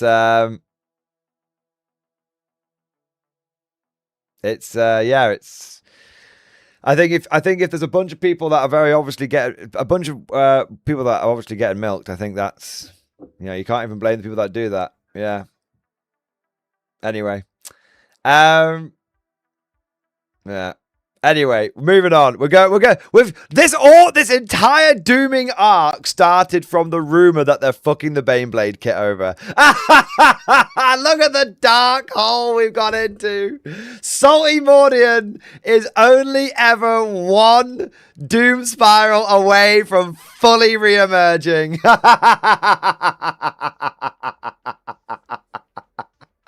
I thought I had a lid on him. I thought I had a lid on Salty Mordian. I thought I did, but apparently he's eager to break out onto the stream. There we go. All right, what do we got next? What do we got next? King Hazard, thank you for the super chat. So how does one get into Conflict 47? It's that or one-page rules. So Conflict 47, the best way to get into it is to just buy one of two boxes, man.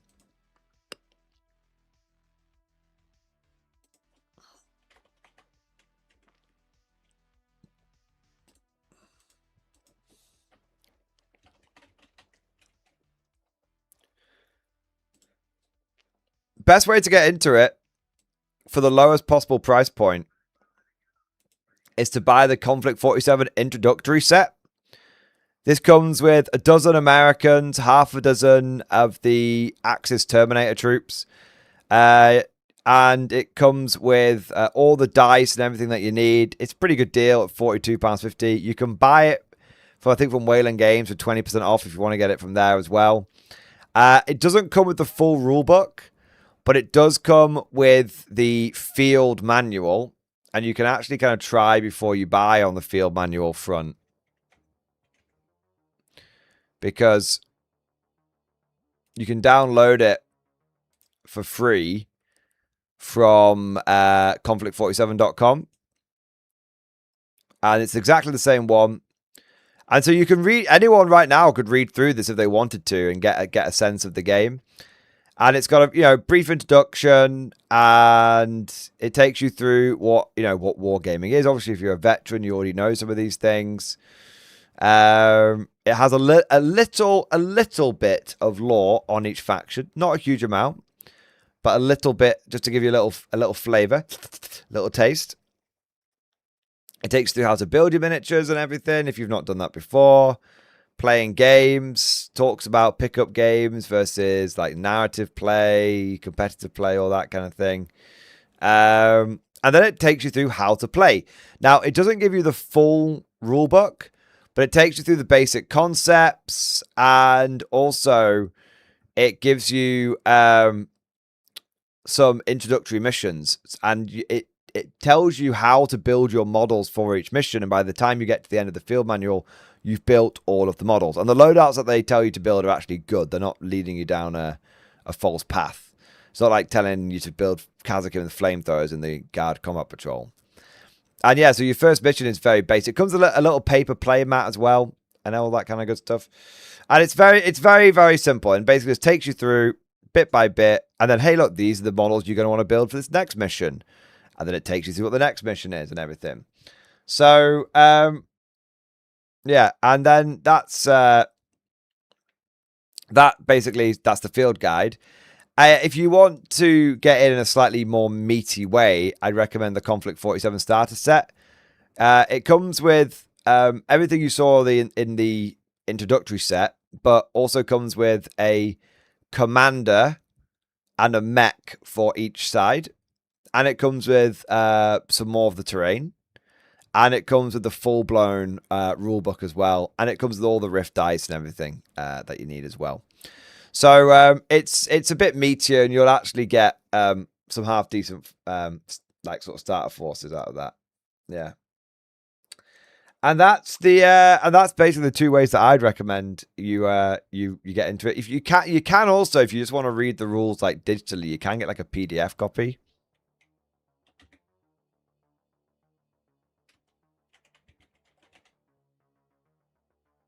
But it's you can get a PDF copy. It is 20 quid to be fair, so you might not want to get the PDF copy. It is searchable and everything. I've got it. It is very good. And you can just buy this, or you can buy the physical small rulebook, because you've got a big hardback rulebook and you've got the small pocket rulebook, and you can buy that. The big hardback's like 40 quid, but the little pocket rulebook's like 20 quid. Yeah. Yeah. So there's a couple of ways you can get into the game if you want to. People keep saying show them the Riftbuster Mega Bundle. The other way, if you're not a little bitch, the other way of getting into the game is to buy the Riftbuster Mega Bundle, which is £355, which is still significantly cheaper than getting into a game like Warhammer 40k, for example. But it comes with 2 full armies and 2 rulebooks. 1 hardback, 1 softback. And it comes with like a couple of dice bags and everything. It basically comes with the starter set, the American starter army, and the Axis starter army. And if you buy this, then if you split this with a friend, then you actually complete 2 K-47 armies for about £175 each.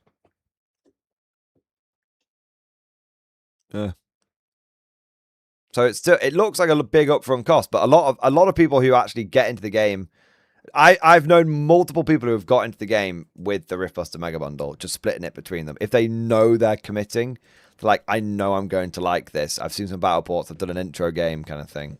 Yeah. So yeah, there you go. Yeah.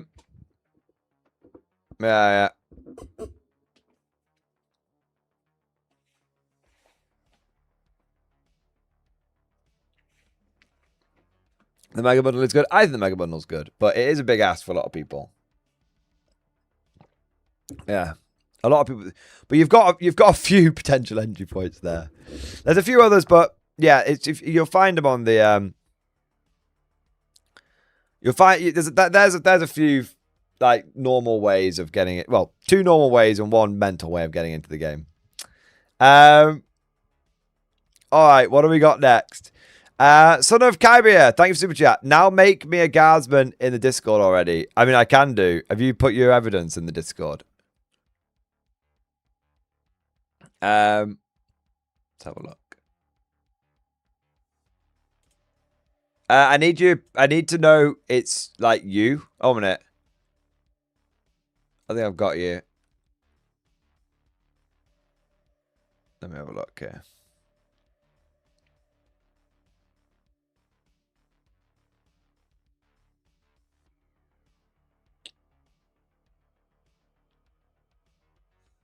Where is it?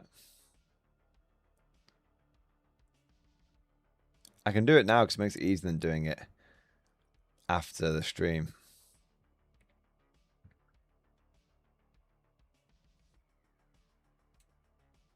I can't see. Yeah, I mean, I can't see you for some reason. 1 minute.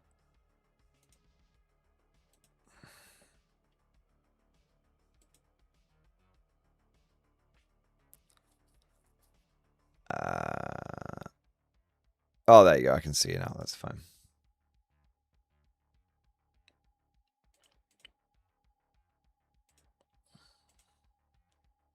Give me 1 second.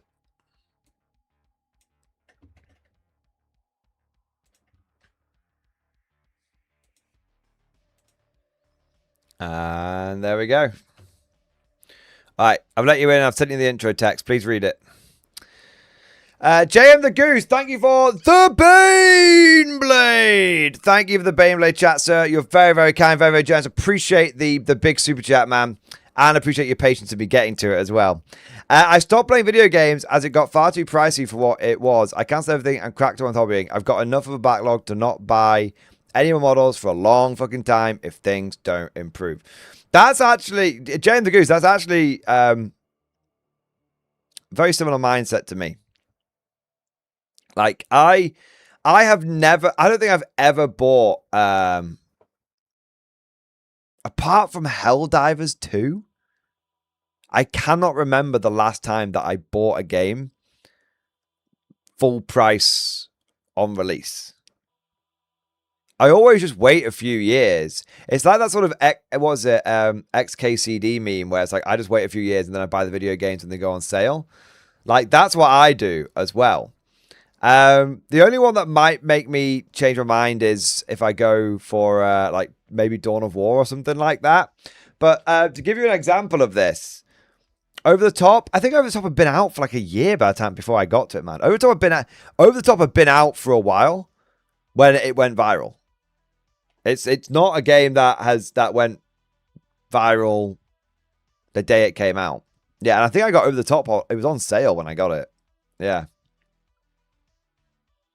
But to give you an example of this approach, I bought I bought Total War Attila. I've wanted it for a long time. Okay. And I'd heard it was like the best one. But I waited until it was on sale. It was on sale recently. And I got it for like 80% off or something stupid. I got it for like 80% off. And I love it. And I'm like, oh my God, the Huns are coming. Hope you were holding the line as Western Empire. No, I was holding the line as the Eastern Empire. Yeah. Attila Propaganda is not the best one. Well, I don't know if it's the best one overall, but I think it's like the best one for the historicals. It's very different. Yeah, I keep going on about this. It's very different. But the point is that I just wait until games. I just wait a few years, wait for games to come on sale. Because I've got so many games. I always end up just going back and playing the same ones. Like every year I install Knights of the Old Republic, and every year I play it through. What have we got next? But yeah, James the Goose, I think that's a very healthy way of doing things. But this is the thing, like, James the Goose, we are in a very, very privileged position, and I think we need to acknowledge. I know it sounds like, oh my god, Mordian's gone woke, but we actually do need to acknowledge our privilege. Right, now before everyone gets very upset, let me explain. Mordian, it's 2026, no one gives a shit about that anymore. Right, hold on. I mean, we had the opportunity to buy into Warhammer when it wasn't shit. when you could get it for like a half decent price, when it was a lot nicher, when the idea of buying Warhammer, if you ever sold Warhammer to mates, you sold it at like 50% off, that kind of stuff, right? So yeah, the first 20 quid for like 20 man box, exactly, right? Pound per guardsman from GW. You know, we were there to experience the start collecting days. We were there to experience the Snapfit guardsman days. We were there to experience, chimeras at under 20 quid. We were there to experience like Lehman Russes being like £22.50. We were there, and we got into the game when the game was so much cheaper, and when the second-hand market was also so much cheaper as well. I remember buying off eBay 30 guardsmen and a Lehman Russ for £20 because it was just because that's just the way it was back in the day. You know, there used to be an old joke. How'd you get £500,000 from playing Warhammer? And the joke was, start with £1 million and open a hobby store. That was the joke. That was the meme. And it's all changed now.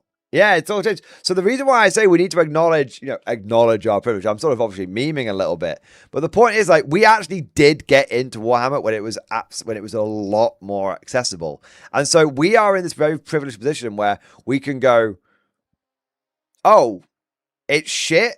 I guess I'll just work on stuff from my giant pile of shame, which I've accumulated over the last like 10 to 20 years. But you've got to think, if someone is brand new to this game, how the fuck are they meant to get into it? How the fuck, like, you'd be really angry if you found out that only like, I kid you not, 6 years ago, chimeras were like £22.50. Maybe 8 years ago. It's not that long ago, like 5 or 6 years ago. It's crazy. It's crazy. So we were much better. It was, yeah.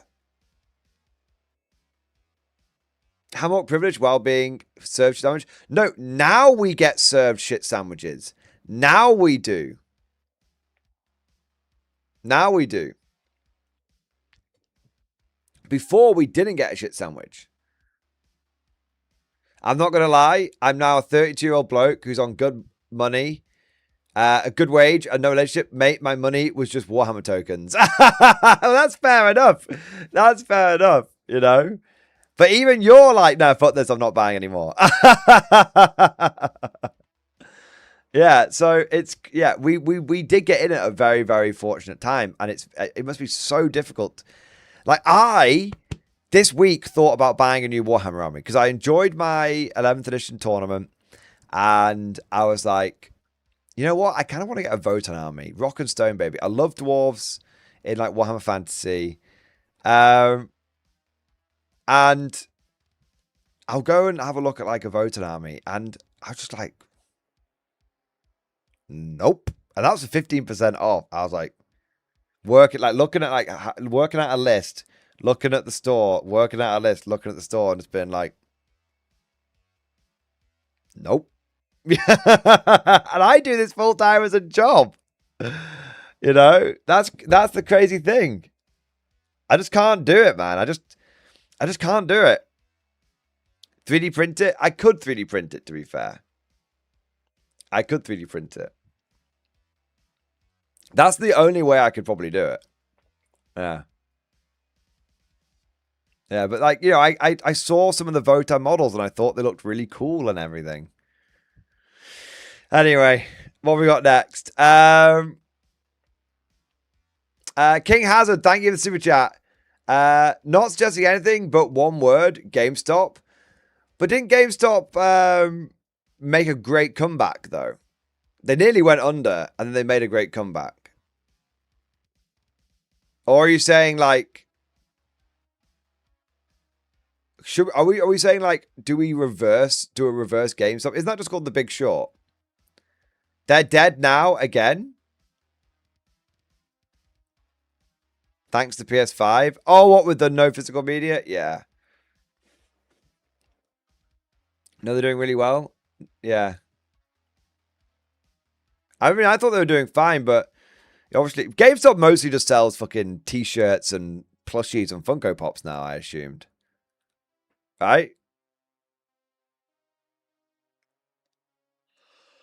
I presumed that was the general vibe. What have we got next? A single chimera. My latest creation in stream discussion. Let's have a look, bro.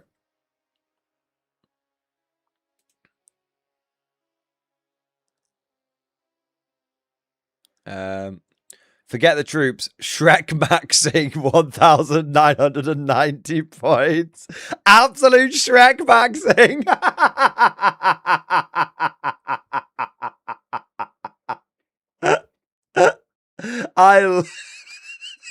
That is the perfect name for this list. Absolute Shrek mastery. Right, I think you could actually do this even better, man. Bro, I think you know what? I think it's crazy. I think you're actually going about this wrong. Because you don't need the Supreme Command Blob. You don't need the Supreme Command Blob. If you take this inside the Steel Hammer detachment, you can upgrade one of these Stormlords to be able to issue orders. Now, you can issue 2 orders, so you can issue 2 of the 3 Baneblades. Then you've also got a stratagem that gives you full rerolls. So you could do take aim on these 2, and then full rerolls on this guy. And it basically make them pretty accurate. And then you could save the, like, 130, like 250 points, and just buy like two Hellhounds, roughly speaking. And then you could strip cover off the enemy as well. I'm just saying, you can actually Shrek max even harder. You can actually Shrek max even harder. Yeah. There you go. But I can't believe that's a legal list. Absolute Shrek maxing.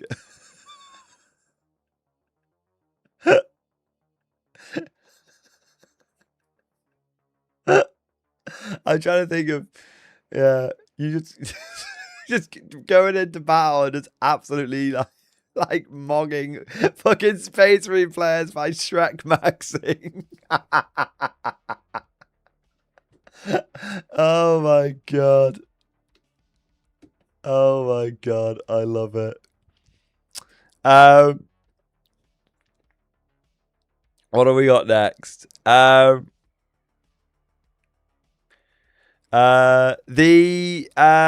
Dan Man Rang. Thank you for the super chat, man. A late super chat for the last stream, as thanks for going over Traitor Guard. Can't see any changes to Traitor Guard and cult of spam in Chaos Space Marines. Chaos is strong if you want infantry spam. I actually do like the idea of making a Traitor Guard army. Like, I think you can actually just go like full blown. I actually think there's ways of making it quite good. I mean, at the end of the day, 20 conscripts and 90 points. That's got to do something. That's got to do something, right? Yeah. So yeah, I think the only thing that has kind of maybe nerfed it a bit is a lot of the Predators went up in price, but you could swap them out for some Vindication, you'd be all right. Yeah. But no, dude, pardon me. Thank you for the support, and I do think you can make a good, strong Chaos list and Traitor Guard the fuck out of it. Yeah, 100%. Yeah, they don't have much strip and cover, but Cultists are close combat anyway. Cultists are close combat, so you don't need to strip cover. Cosmic, thank you for the super chat. Tim, you could be the Ron Jeremy of Warlord Games. Do it.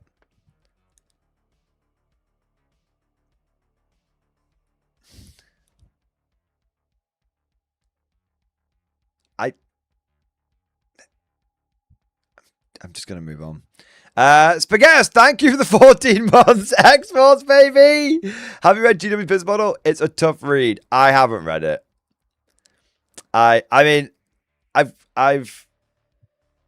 can just believe it's as bad as I could possibly imagine it to be. I can just imagine it, right? Yeah, I haven't read it though, but I bet I can guess at the kind of things that it's got inside it. What's their mission statement and all that kind of bollocks. Cosmic Drew, thanks for Jack. Compressed Larkin into cube. Right, Cosmic. Okay, I love you, buddy. I love you, but I think you've been sniffing too much glue because it's just like non-stop, like turn Larkin into a cube and porno jokes. All right, like just put the glue to one side and go and have a bit of a lie down. Okay.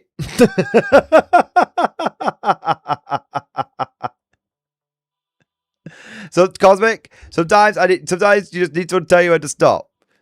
He is bored. He's just fucking bored. He's like, I'm bored. What unhinged shit can I put into Mordian stream? I know. I love it. Would you fuck me? I'd fuck me. I'd fuck me hard. Kilak Nelak, thank you 7 months. Almost at X-Force. Meme and stream discussion. The arms are in together. Nearly at X-Force, man. Let's have a look here. My Townhouse Supremacy Armor recast showed up today. Any reservation that I had at ordering recast is now gone. Archon and Warlord pointing a gun at GW. GW!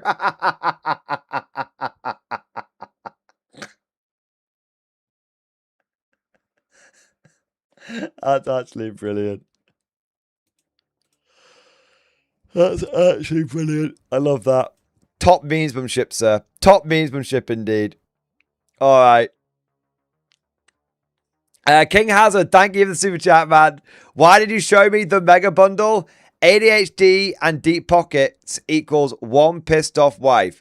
Gonna have to see if I can split this with my regular game partner. Yes.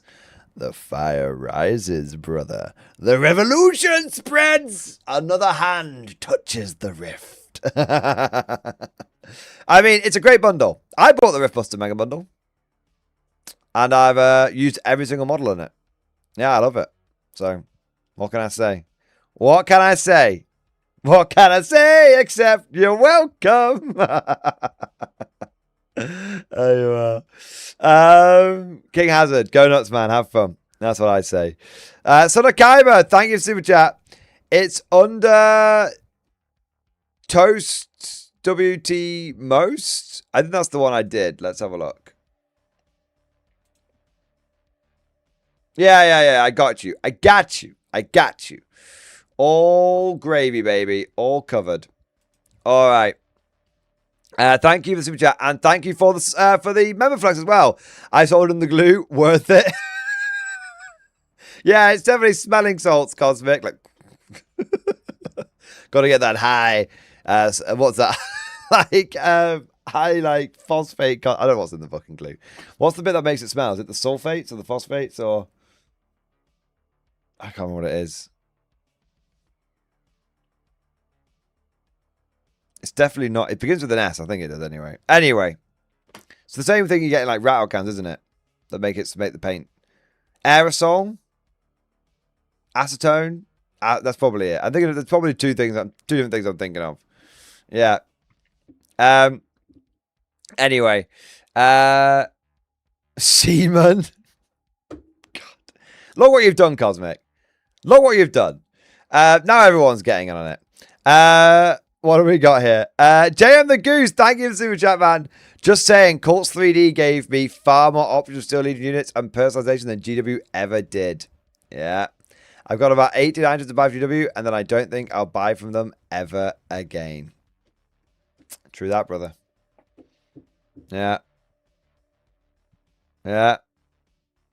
That's the...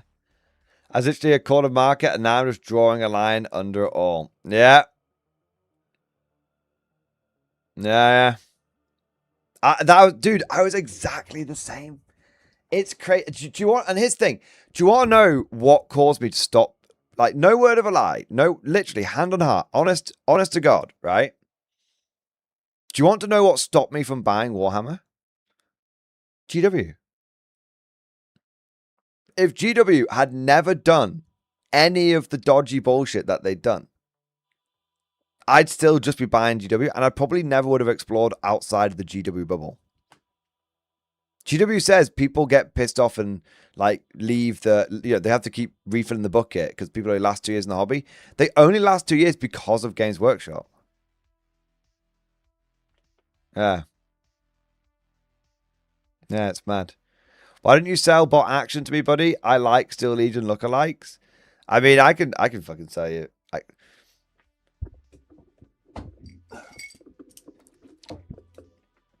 Sell me this pen.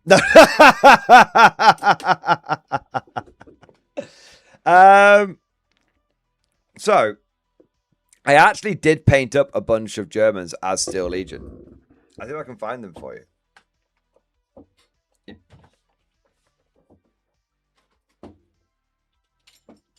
There you go. So, I've got a couple, but here's the first one. So I painted up this Axis Vogel spinner. It's basically a Scout Sentinel, but for the Axis. Comes with a light. Well, you can see it's got like a rift gun on top. It's called like a machine and chevere. It's basically like a light gravity sort of grav gun kind of thing. And it's also got like a little machine gun sticking out the front as well. And I painted it up in the Steel Legion colors. Yeah, so I've got that. So that works quite well as a Scout Sentinel kind of thing, like an Armageddon pattern Scout Sentinel. And then let me just go and find them quickly.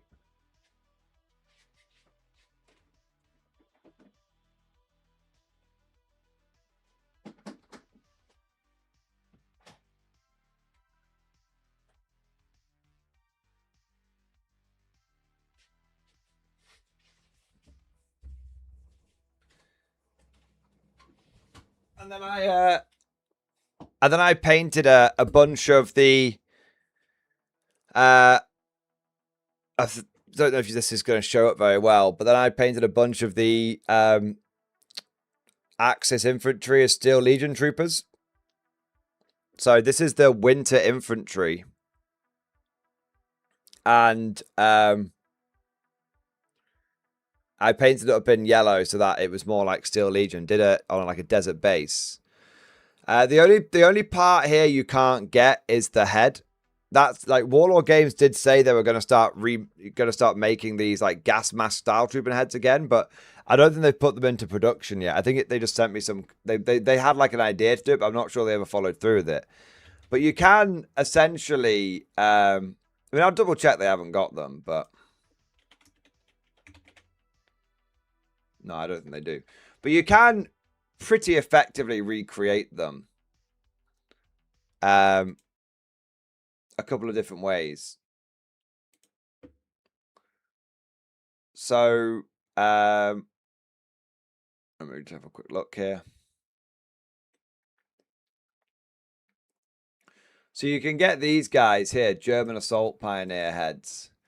And you get 10. It's 2 of these sprues. So you get 10 of these.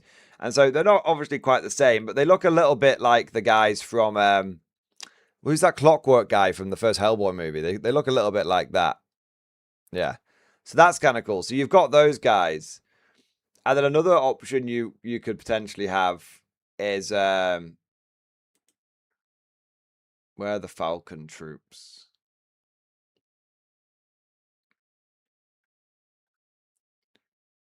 We've also got these guys, which would work quite well. And then I've definitely scrolled, and then you've got these guys. Yeah. So you've got the Axis Shock Troopers. So they're basically, they're wearing like, they look quite Steel Legion-esque. They probably look a bit more Steel Legion-esque because they've got they've got the shorter greatcoats on. And they come with some advanced body armor, so that kind of looks like flak armor. And they've got the assault rifles as well, so that's kind of cool. And then you've got the Fallschirmjäger infantry, which come with the right helmet, the ball helmet. And you can build all of these with the gas mask heads. Or I think you can build them all with the non-gas mask heads. So if you bought a box of these guys, you could give the normal guys, like, you could give these guys like no gas masks, and then you could give the troop, you use the spare heads to give some of your troopers like Fallschirmjäger gas mask style heads. Yeah. And you could use these guys as your like Steel Legion stormtroopers. Like they used to, back in the day, stormtroopers used to be able to deep strike. These guys can basically deep strike. So you could use these guys as like Steel Legion stormtroopers, and then you could use these guys as your regular Steel Legion mechanized squads. Yeah. Yeah. So you've got a couple of options there. Bear in mind though that these obviously are in metal, hence why they're a little bit more expensive. These are all basically single piece metal models, except for these are basically all single piece metal models. These are single piece except for I think the heads. I think you have to glue the heads and the arms on. Yeah. So, but they obviously are a little bit more expensive. So one of the reasons that I like the ones that I did is because you can do these using the plastic bolt action miniatures. So, for example, scroll down. I'll find the winter infantry if I can. Here you go. No, that's not a good. Well, you can sort of see it. Can you see the back of the box? Yeah. So I used the plastic German winter infantry. That's where I got my greatcoats from and everything. And these guys come with assault rifles and everything. The only issue is they don't obviously come with like the gas mask heads, which is why you could buy these plastic infantry and then upgrade them with some of the gas mask heads if you wanted to. And these ones you get. Instead of getting 10 models for £37, which obviously, that's even more expensive than GW, right? Because they're metal. You get 30 guys for £37. So it's much cheaper. And you can get this from Wayland Games for 20% off as well. Yeah. So you could buy like some of these guys and buy some of the upgrade heads for them. But another interesting thing that's worth mentioning, if you don't want to buy the upgrade heads separately, it is worth mentioning that where are they? Did I go past them again? I don't think so. Where were they? Ah, there we go. So these Stahltruppen, these are like your Terminators, right? I guess they're basic. They are basically like Axis Terminators, and you can see they come with Stahl helms with like gas masks, and you do get a lot of spare heads in this kit. I think there's a picture of the sprue around here. Yeah, so each one of these sprues builds 3 guys, but you can actually get 5 out of the kit if you 3D print. The only limiting factor is the torsos, and so you can 3D print. There's like 3 files out there. You can 3D print a couple of spare torsos, and it lets you get 5 guys out of the box. But you can see you get 1, 2, 3, 4, 5, 6, 7, 8, 9 heads per 3 guys. And you get 3 of these sprues in a box. So you're getting like 27 heads, but you're only using like 9 of them. So you've got like 18 left over. So you could basically build these guys from the box and then use the spare heads to upgrade the bolt action infantry. And the heads, I will say this, they're slightly bigger. They do look slightly, not too big. They do look slightly big on the guardsman bodies, on the winter infantry bodies when you like look at them up close. But from 2 feet away, they look absolutely fine. And I've actually seen loads of people do this. I think I don't know if I can find any pictures of them, but I'll do my best if I can quickly find one. But it might not be possible, to be fair. I'm kind of looking for someone's hobby project.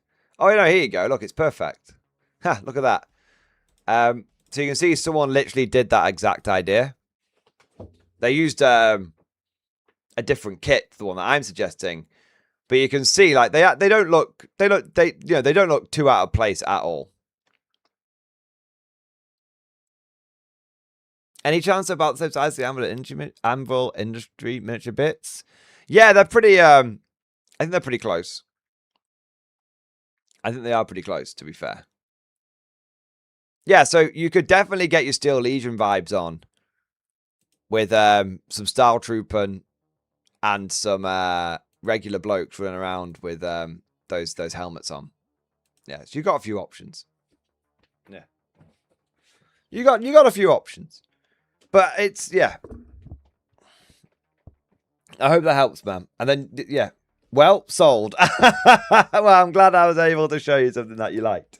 And dude, if you get into K47, obviously I'll be absolutely fucking psyched, man. You know, the fire rises, the revolution spreads. Another hand touches the rift. All right, what have we got next? Macon, thank you for the super chat. Sir, Richard Patterson has a K47 points question. Let me have a look.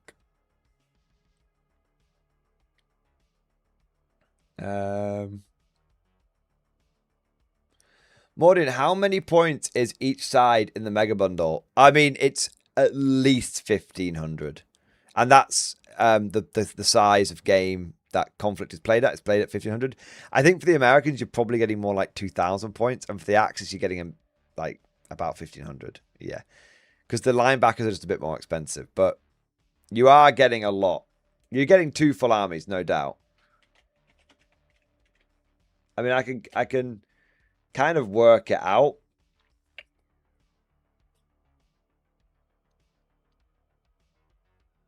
And kind of work it out.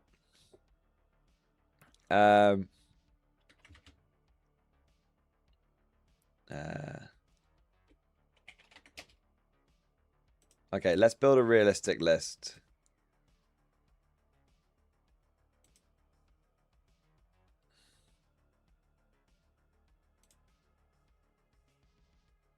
Okay. Oh,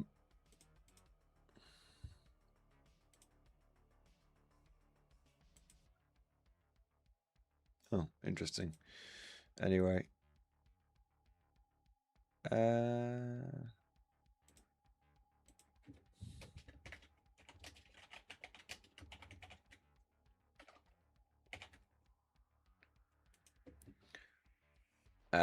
Okay, we'll do that. So, for the Axis half, we got Assault Platoon first. We want to have a Platoon Commander in Style Troop and Officer Armor. And we want to give him an extra buddy. And I think one of them has... You get 2 commanders. You actually get 3. You actually also get the... You can pick one of these special edition miniatures as well. So you actually kind of get like 3 commanders in there, but we'll just basically put all 3. We'll put this model, and the special edition one together as a little command unit. So 2 extra guys. 1 with an LMG. Take a point of Rift Mastery, and you definitely want to take Panzerfaust and Fanatics on them. Okay, so that's a reasonable unit there. And then we want to have another unit of Style Trooping. I mean, how many do we get? We could just take 3 3-man squads. They're actually pretty good as little MSU units. So we'll go for Fanatics, double LMG, and a light anti-tank gun. Yeah, that's pretty good. And then we'll double that. And then we'll go over to the next unit, which is going to be another unit of Stahltruppen. And we'll take double LMG and a light anti-tank gun. And we'll go Fanatics. If we've got some points left over at the end, we might go for, what do you call it? We might go for some Panzerfaust and stuff, because Panzerfaust are really good. And then we want to go for a Nachtelband squad, which is like the fucked up mutant looking guys. Where are they? Nachtelband. There we are. We want to have. That's the wrong one. Where are they? Ah, there we go. So we've got 5 of them in the squad. We want to upgrade them so that they've got the pen on their guns, and we want to have an LMG as well, and we definitely want to give these guys Panzerfausts. There's no questions about that. Yeah, there you go. And then we have got the armored. Is that all the infantry there? Yep, and then we've got the armor platoon. Okay, so we're gonna go for back here. Add platoon, add armor platoon, add our platoon. Command vehicle, we need a Panzer 4X. I think it's that one. It's got the legs. Yeah, Panzer 4X. Definitely want to make it veteran. It's going to be the command vehicle. And we'll give it a Pintle MMG. Why the hell not? All right, and then we want Vogel Spinner. That one's probably just taken as regular. Yeah. Vogel Spinner, and we need to go back and add another Vogel Spinner. Okay. So we're just under we're just under 1,500 points. So we could easily, there's a couple of ways we could get up to 1,500 points. If we did want to buy anything, we could literally just make all of our vehicles veteran and give our guys Panzerfaust before, and that would definitely get us up to where we need to get to. The other option is, if we want to spend a little bit of money, we can just basically buy I would be tempted to buy like a truck or something. But like I said, you don't really need to do that if you don't want to. So yeah, with a few points to spare, we can comfortably get to 1,500. And for the Americans, it's really easy because like literally each one of these mechs is like 300 points. So bang, bang, bang. And then yeah, so the Americans is like probably is easily 2,000 points. So the Axis is just about 1,500. Yeah. There you are.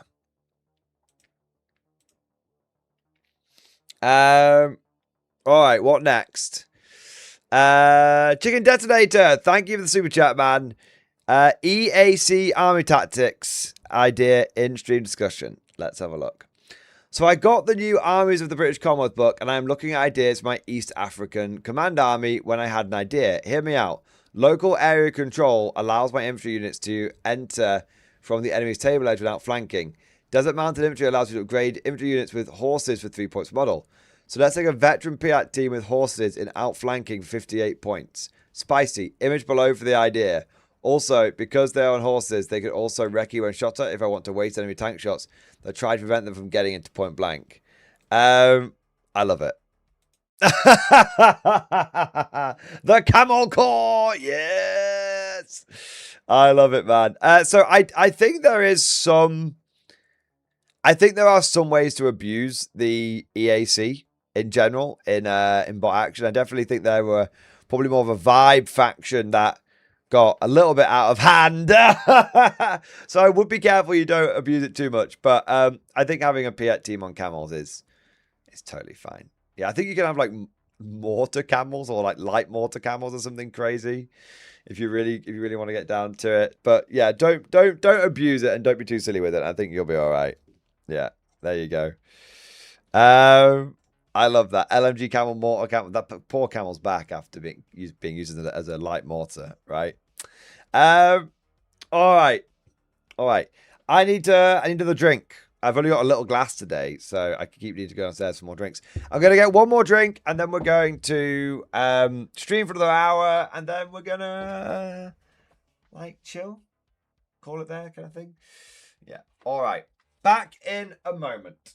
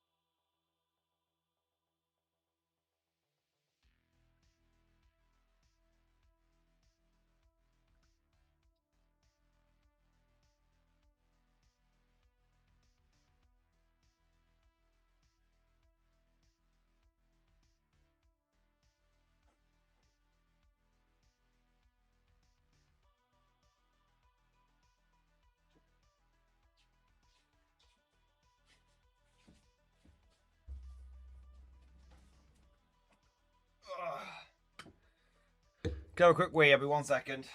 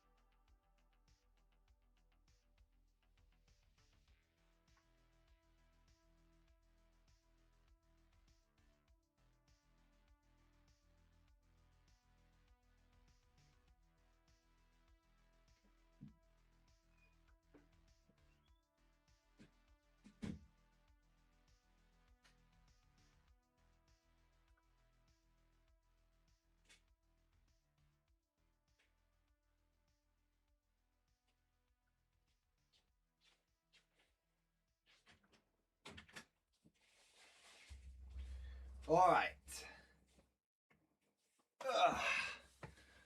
Son of Kyra, thank you for the super chat. All hail, the almighty chair has returned. Praise be. Praise be. Lisa on Cherub. There you go. There we go. Praise be to the chair. Okay, gentlemen. Ladies, small free creature from Alpha Centauri. You have a choice before you, I think. Let me have a look here.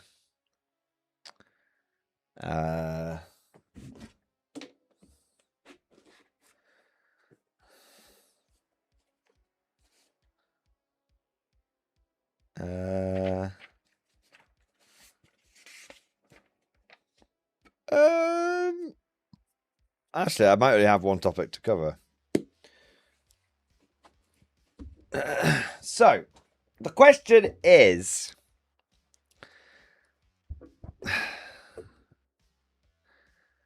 Let me just have a quick check here.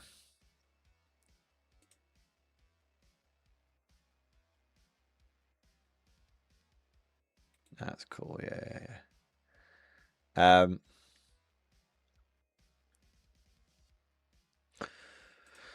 The question is, how beefy are you feeling today?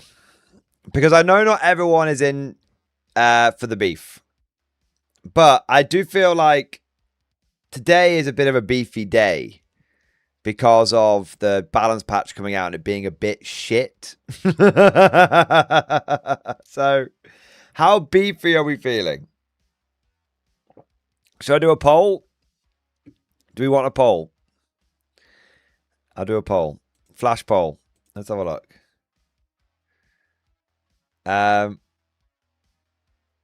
Let's have a look. Do you want an extra helping of beef? Yes. No. All right. That's it. That's it. That's the poll. Simple yes or no. Do you want the beef? If you guys want the beef, then I can give you some more beef. If you guys don't want the beef, we won't do the beef. There's 200 people in chat. You guys get to decide.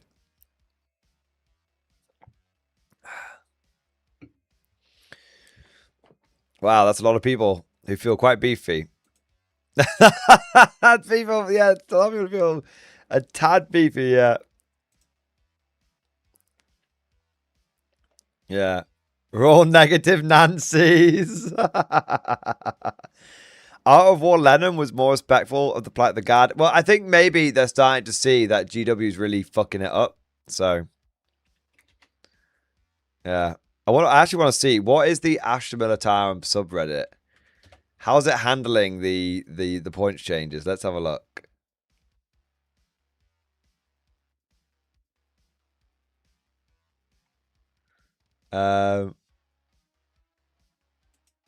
Let's have a look here. It might be more reasonable.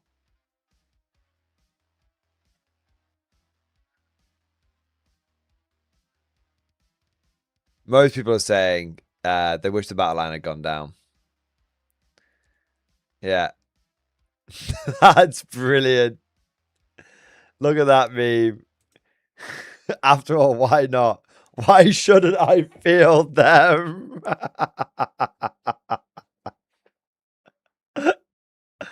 That's awesome. That's actually very well done. Yeah.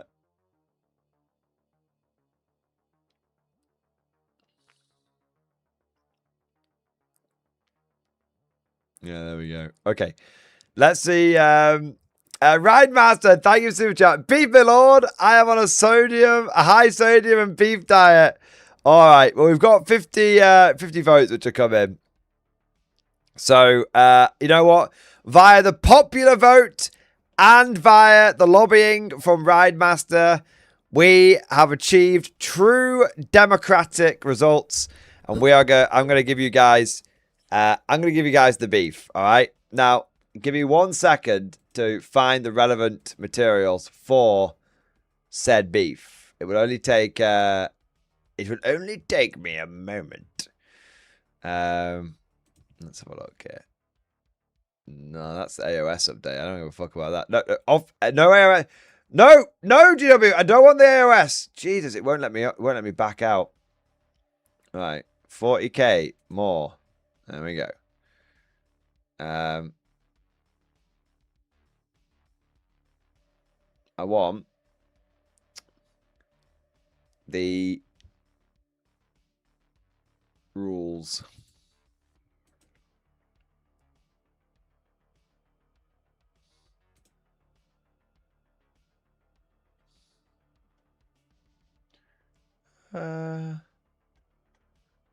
Cool, we got one there. I want the other one.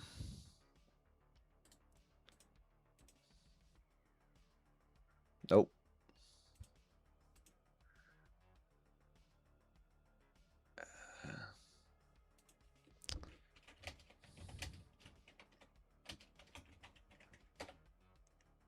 There you go.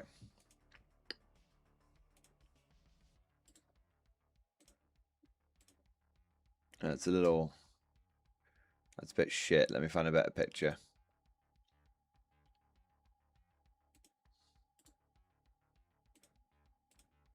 That's a lot better. Okay. Oh, wait, but is it?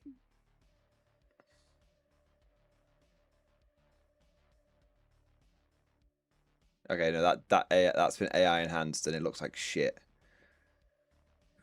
Let me just do it properly. That one.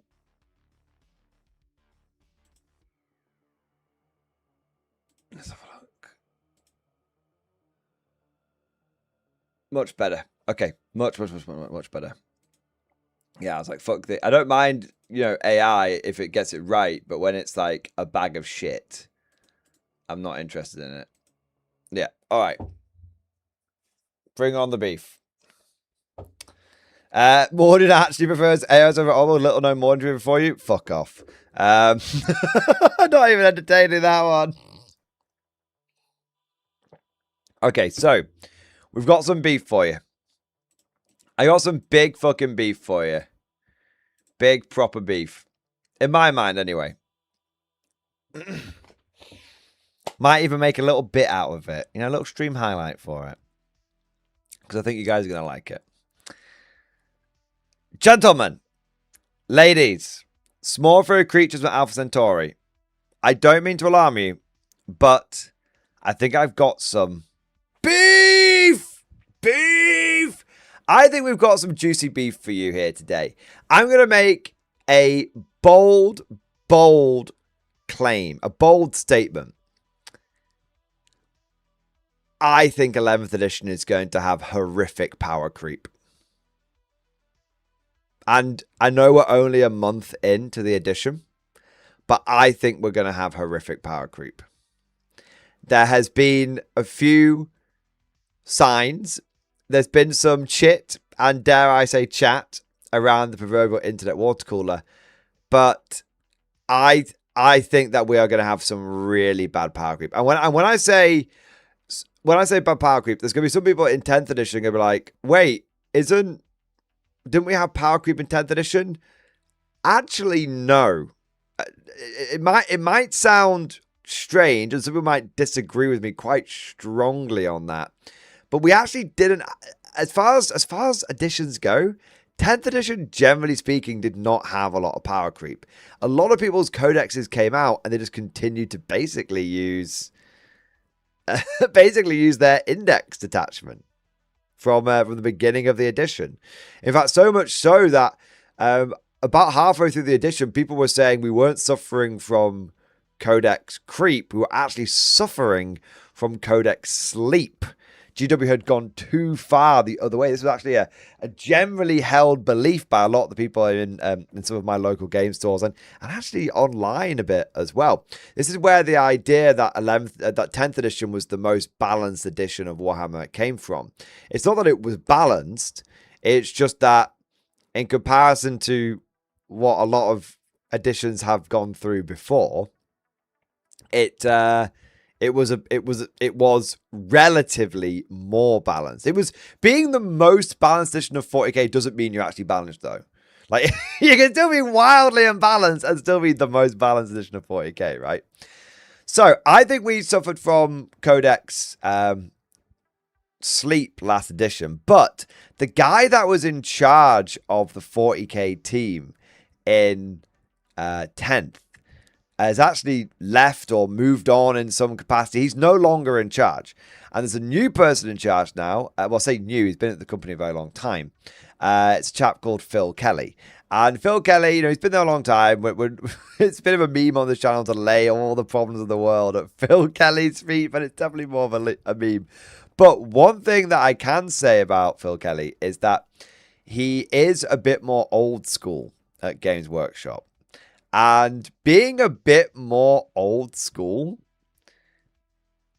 well, I know many of us like to look back on old editions very fondly, but really we like to look back on ancient editions more fondly.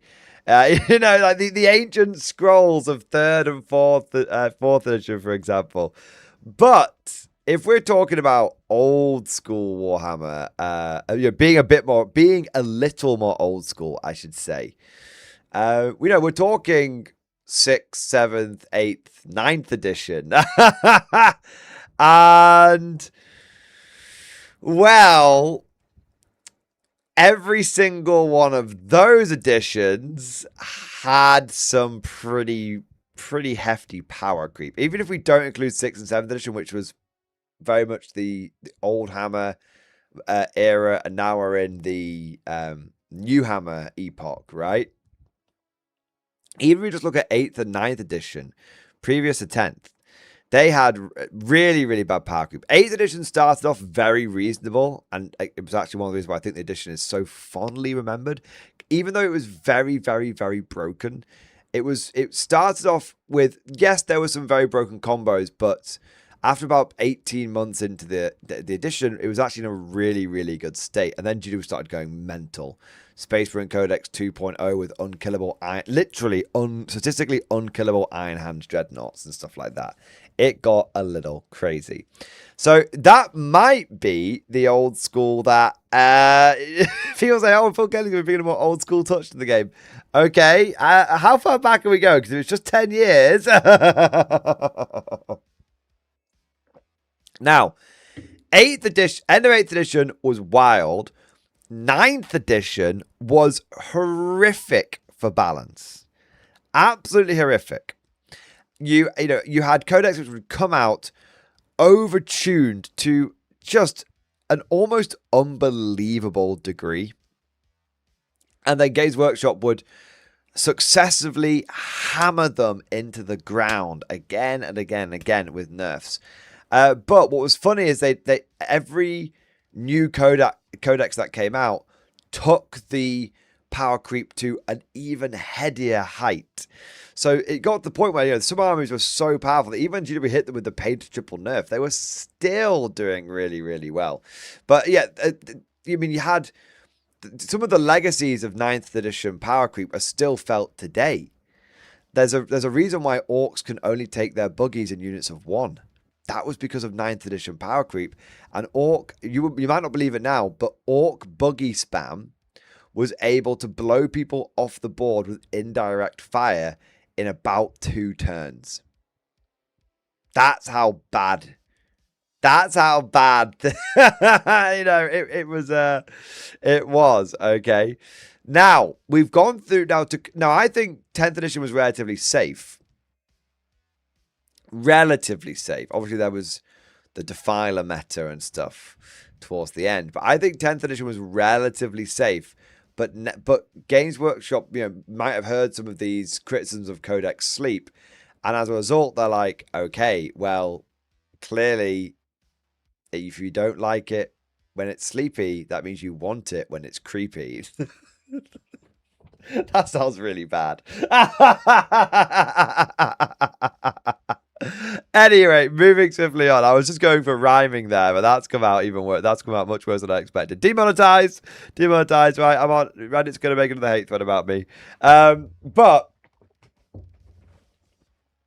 getting back on topic, I think with 11th edition, we've started to see some signs that the power creep is going to, the power creep and the balance is going to be absolutely like fucked and is going to be off the charts. Now, the first indication that we got of this was the first Minotaur field manual. That completely torpedoed like the balance at the beginning of the edition, like beyond anything. Karl players went from running relatively normal lists and clocking in at like a 45% win rate to running some of the most horrific skew lists and still only getting like a 30% win rate. Like that gives you an idea. You had factions, you had like half of the player base being tied up in about, in terms of player numbers, half the player base being tied up in only about eight factions. Like instantly everyone started jumping on, just chasing the meta and all that kind of stuff. So we had the first balance patch and it was a bit of a nightmare. We've had the second balance patch recently and it's also been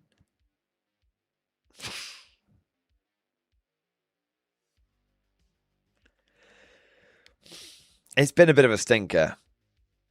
I mean, it's not that it didn't change anything. It's just that, well, now the most talked about guard list is 5 super heavies.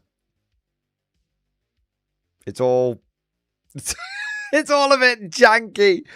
But jank doesn't necessarily mean power creep, right? But it's all a bit janky. You guys are going to want some hard evidence. Some hard evidence on this power creep bollocks. Well, I've got 2 pieces of evidence for you. GW has revealed 2 or 3 of the new Orc datasheets, and they are utterly cracked. They are beyond like anything I have seen. I would say I haven't seen, I kid you not, I have not seen shit like this since 7th edition. That's how cracked this stuff is. So let's go have a look at a couple of these data sheets. And as someone said in chat, I think the Orc Codex is going to drop and it's going to just implode the entire game. I think it's going to be beyond the pale. And remember, this is the beginning of the edition. It is, even during 10th edition, it was considered, factions that came out at the beginning were considered weaker. Even with 10th edition, which considered there wasn't that much power creep. These were considered the early codexes were considered the undercooked ones. Now it seems like if this is the starting point, what a codex is going to be like in 12 to 18 months. But let's have a look at the first one here, which is Nazdreg. So I believe I'm not an Orc expert. Listen, man, I only need to know one thing: where they are. So I don't know. I'm not an Orc expert, but I think this guy is like the Bad Moon, right? He is like he is a big Bad Moon war boss. He is Bad Moon Prime. All right. Now this data sheet is quite tasty. So first up, we've got his stat line, which seems, pretty good for. Remember, this isn't Ghazghkull. This isn't a Primarch. This is just this is basically just an Orc war boss and Mega Armor named character. Okay. So Nazdreg, he's got movement 5, which makes sense because he's a Mega Knob. He's toughness 7, which is very, very good. I think current Orc war bosses are only like toughness 6. So just 7, he's got a 2-up, 5-up. Okay, 2-up, 5 is not too bad. It could have been a 2-up, 4-up, right? 8 wounds, very tasty. Leadership 6+, which is quite good. But don't worry, his leadership's not going to be that relevant. And he's got OC of 1. Now, his stat line is basically just a slightly souped up Mega Armored boss, right? Slightly better. Where things start getting a bit cray-cray is his weapons and his abilities. So looking at his abilities first. No, so look at his weapons first. This guy has 5 weapons. He gets to attack with every single one of them. In one turn, if he shoots and charges, he gets to attack with every single weapon. So, he's got the custom Blaster X Gatler. And this is hazardous. But remember, that doesn't matter because that just goes on to the Orc Boys or whatever that he's leading. So, it's hazardous. It's 6 attacks. Hitting on ballistic skill 4+. So he's not got bad orc ballistic skill. Strength 9, AP -2, damage 3. That is basically a 6-shot like rocket launcher in one go. Then you've got the custom Blaster X Shooter. This has got lethal hits against non-monster slash vehicles. Lethal hits against infantry, rapid fire 2. This is another, with rapid fire 2, 6 shots, strength 5, AP -1. And then you've got a custom Blaster X Scorcher, which is blast. So maybe all flamers are going to get the blast keyword, or maybe it's just this guy's flamer. Now, however you slice it, that's power creep straight away for what flamers are going to be doing. And it has a flat 3 attacks, which auto hit at strength 5, AP -1. So, in shooting, this guy is putting out 20 attacks, all with AP. Multiple flamers have been seen with that profile, so that looks like all. So yeah, so that's power, but that's power creep. Some people might say, oh, isn't that just like fair that everyone's all getting the same treatment? Yes, it's fair that everyone's getting all the same treatment, but the fact that you're basically just handing out loads of extra attacks to flamers, that is stat boosting. That is power creeping. Okay? But remember, this guy is an orc. So even though he's a bad moon, it's more about the choppy than the daka. So then we get to the melee weapons. Now, in shooting, you get to shoot all of your weapons. In melee, normally you have to pick one or the other weapon. If you've got 2, you have to pick one or the other, unless they have extra attacks. So the custom Blaster X can also be used in close combat.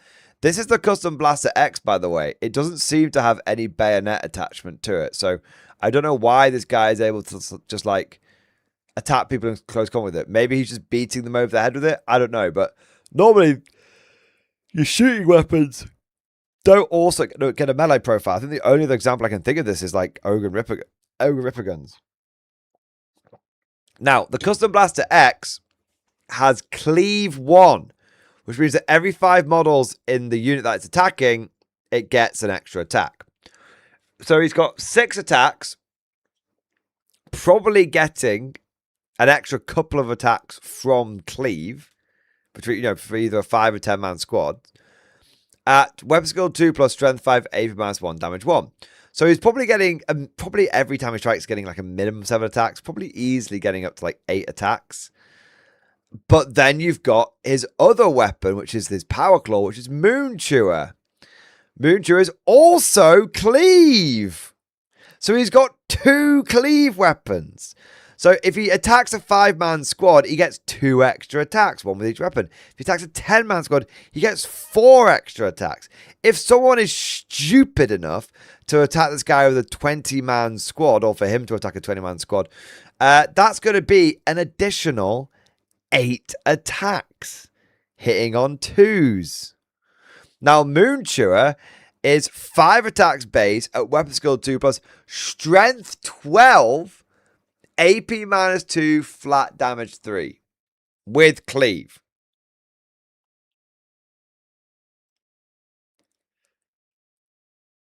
That's a very, very capable melee weapon.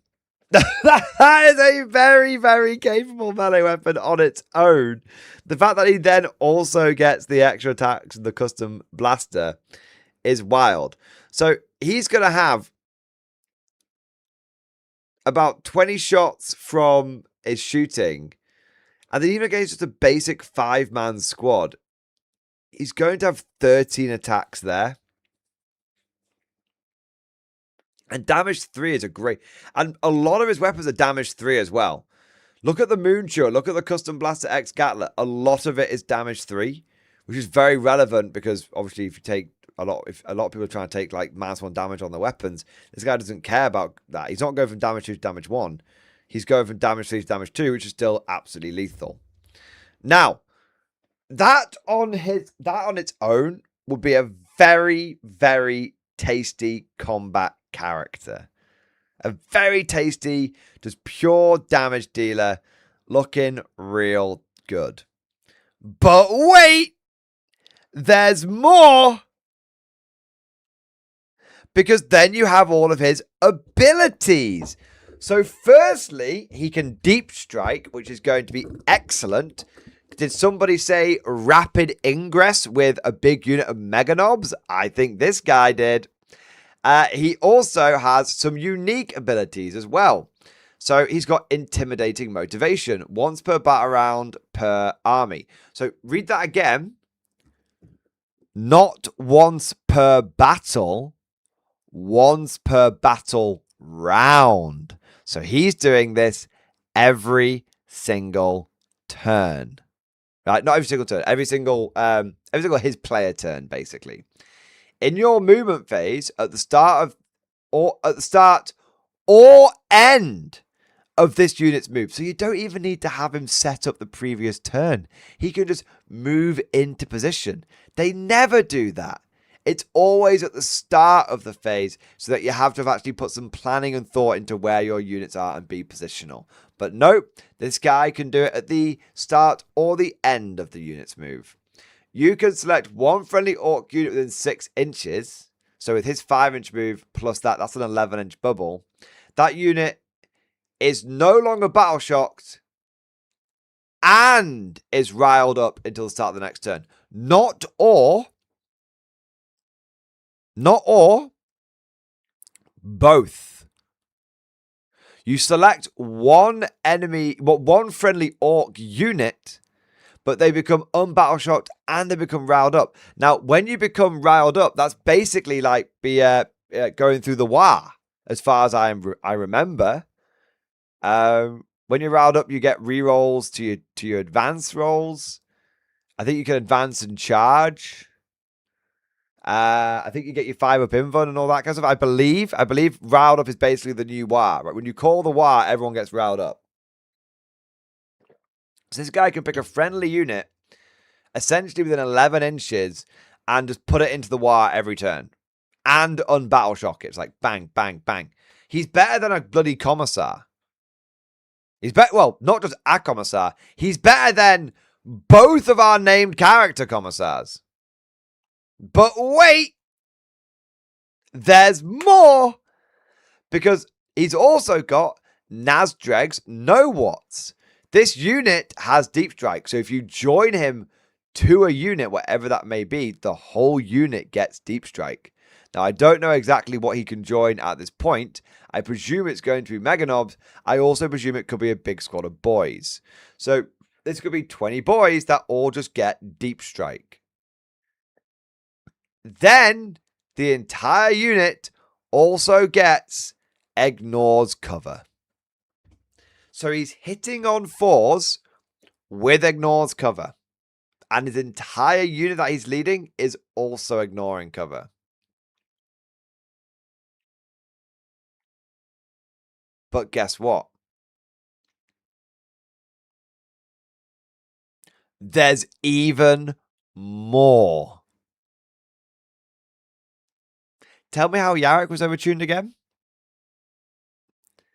Tell me how Yarrick was overtuned. Supreme Cunning. Once per phase per army. So again, this isn't a once per game ability. He can do this all the time throughout the game. In your opponent's movement phase, when an enemy unit ends a move within 8 inches of this unit, if this unit is unengaged, this unit can make a normal move of up to d6 inches. Or if this unit is riled up, make a normal move of up to 5 inches. Well, guess what? He's going to be riling up his unit. So he's got a flat 5-inch reactive move.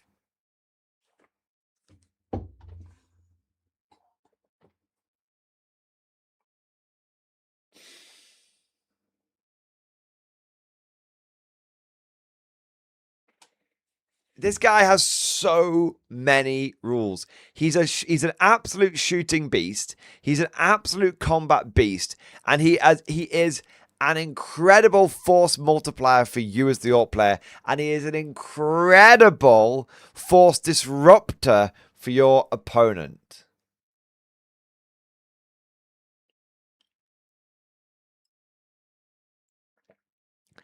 All of these rules are before any detachment rules that you might also layer on top of him.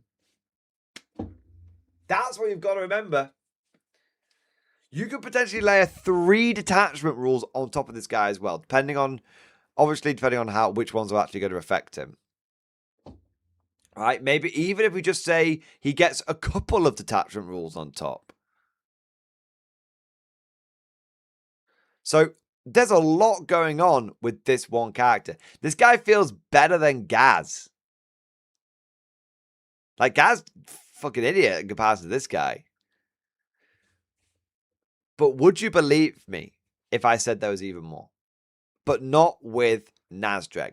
Because the thing is, there's a lot of people out there that will be able to dismiss what I'm saying right now and go, oh, well, he's just a special character, you know. He's just the hot tamale, the big dog, the head honcho. Okay. Okay.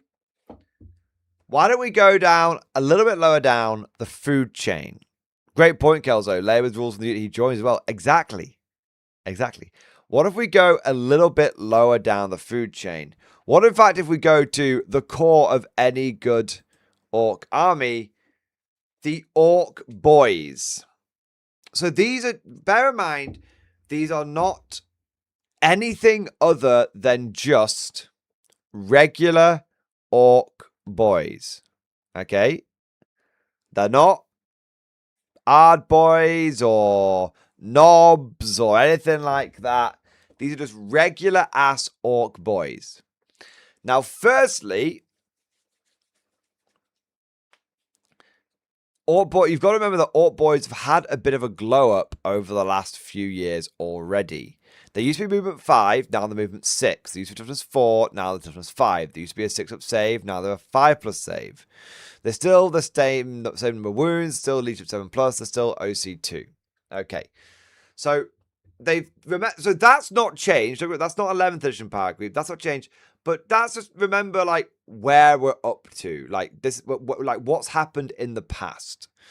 I think the knob has gone from 2 wounds up to 3 wounds. So I think the knob has actually got an extra wound now. So we have actually had a bit of stat creep here. A bit of stat creep. Obviously, with one of the other things to mention with Orc boys is that they now get both the shooters and the sluggers and the choppers. So again, that's another example of stat creep. We've had the knob go, we've had all the previous bits, then we've had the knob go up by a wound, and now we've had the orcs getting shooting and chopping. Now I know what some of you are thinking. Orc shooting doesn't really mean very much. A bunch of shooters don't really mean anything. Well, Wellington. That is where you are wrong. Because one of the things that GW has decided to do in all of their infinite wisdom is to give every single Orc bullet chucker lethal hits against non-vehicle or non-monster targets. That's right. if an orc boy shoots his shooter at a custodes, he gets lethal hits.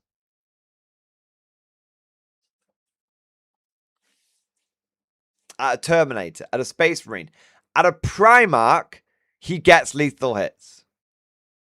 There's a lot of non-vehicle and non-monster units out there. Right? Don't forget. So look at the list of fucking weapons that this one orc boy unit has. We've got a big shooter, lethal hits, non-vehicle monster, ratified 2, combi rocket. That's got to be on the knob. So it's got a burster rocket and a combi rocket shooter. You've got combi scorcher. You've got custom shooter. You've got rocket launcher. And you've got a regular shooter and a regular slugger. So you've got a lot of weapons. Regular shooter, lethal hits, non-vehicle / monster ratifier 1. So that's 3 shots per orc. So in a squad of 20, that will be 60 shots. And then you've got the sluggers, which obviously you probably would never use the sluggers over the shooters. Unless you're stuck in combat, which is never going to happen because everyone's going to blow each other up very quickly. So that's, I mean, I think getting a lot, I think that's like that's just a lot of potential lethal hit DACA. It's a lot. It's a lot. Yeah. But that's just the shooting. That's just the shooting. You've then got the melee weapons. Orc boys have now gone up to strength 5 base. Oh my god.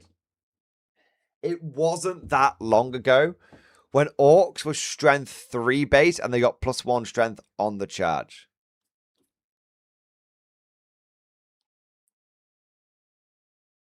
War is no longer +1 strength and +1 attack. Dude, War is still +1 strength, +1 attack. Here's the thing. Not actually in the rules GL boost, but now they've just got it baked into their profile.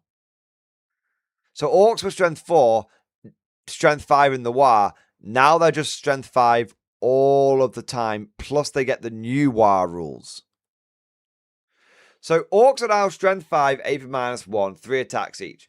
So in a 20-man mob of orcs, that's another 60 attacks. So that we're looking at 120 attacks coming out from a unit like this. You're going to get sick of me saying it.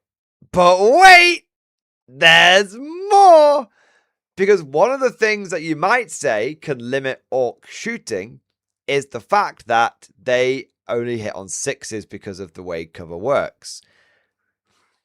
Oh, my sweet summer child.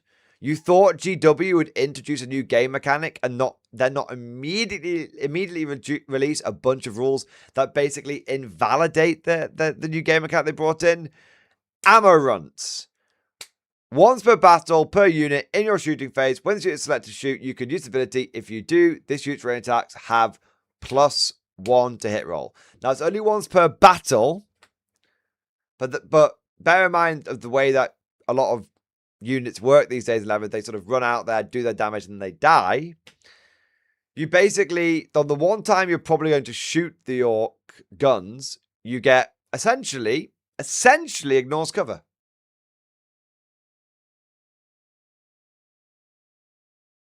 Also, if Nitro can join boy mobs, he gives them ignore cover. Exactly.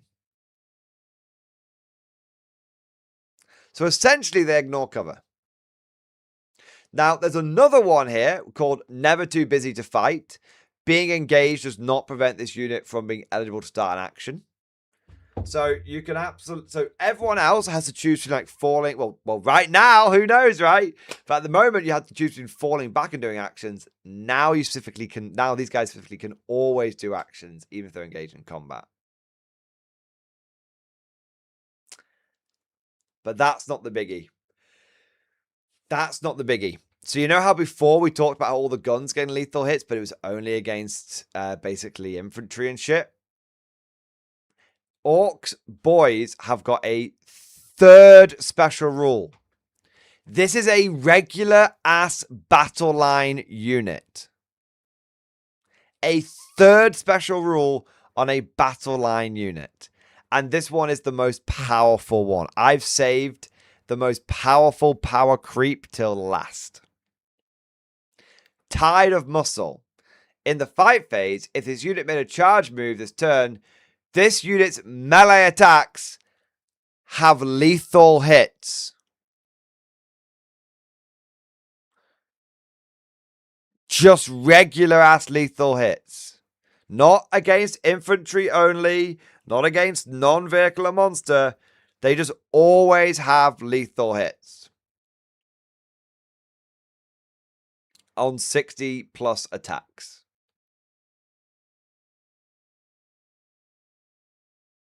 They're going to chopper knights to death. They're going to chopper primarchs to death. They're going to chopper anything to death. And this is on one unit. One. A battle line unit. People are saying Green Tide is dead after that points update. No. 170 points for 20 boys that can do all this is a fucking bargain. It's a fucking bargain. So this basic battle line unit now has got more abilities than like most elite units in other armies. They've basically been given access to full army, basically full lethal hits against their ideal targets and even against some of their non-ideal targets when it comes to combat. And this is just one battle line datasheet that we've seen at the beginning of the edition. How much worse is it going to get with Marines? Now, there's a rumor going around here saying that Marines are going to go up to toughness 5 and strength 5, and apparently Varak confirmed that rumor today. Jay and the Goose. People complain about the original Born Soldiers. Exactly. It was only literally 4 years ago, when Guard had army-wide lethal hits, and everyone was like, yeah, that's broken, that's bullshit, you can't have that. The reason we don't have army-wide lethal hits now in combined arms when we used to was because people recognized that lethal hits everywhere was so overpowered. So, we've got Orc Boys, which can literally lethal hit everything to death in the game. We've got a new named character that's got Primarch levels of abilities, and he's just basically a mega boss. And we've got Space Marines, who have now basically had their stats tripled over the last 3 to 6 years.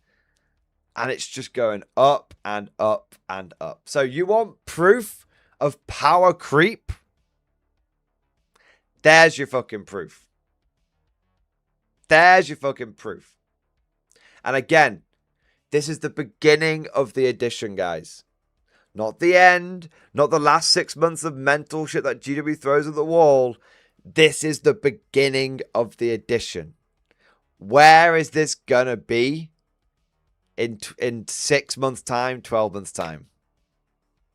This isn't power creep. This is a fucking power tidal wave. It's a power tsunami. At least that's what I think. But of course, all of this is just like my opinion, man. Let me know what you guys think down in the comment section below or in live chat right now. Welcome to 7th edition 2.0. Oh my god. Now give me 1 second. I need to go splash some water on my face. But I'm back in a second.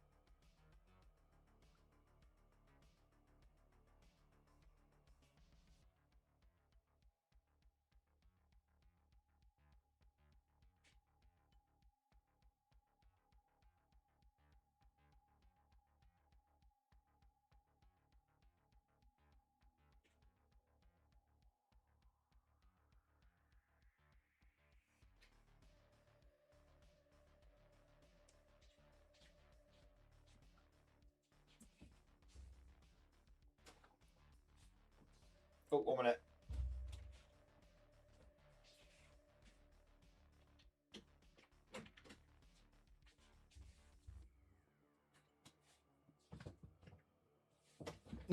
Drew Fats, I'm in my bunker. Radio me when it's all over.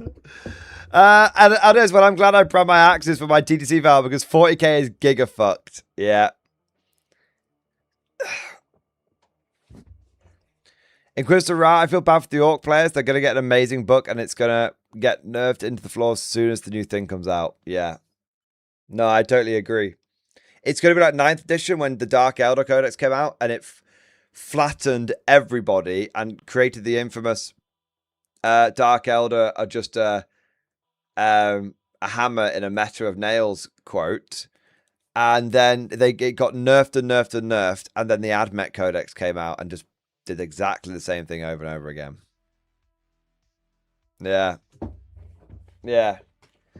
It's just every codex that's going to come out is going to be just honking. Yeah. Yeah. Orcs going to get squelched with the Nerf hammer after a month. Every month, every month a new faction will come out, and every month that faction will be super overpowered, and then it'll get the triple nerf into the ground. That's what's going to happen. Every single month. Yeah.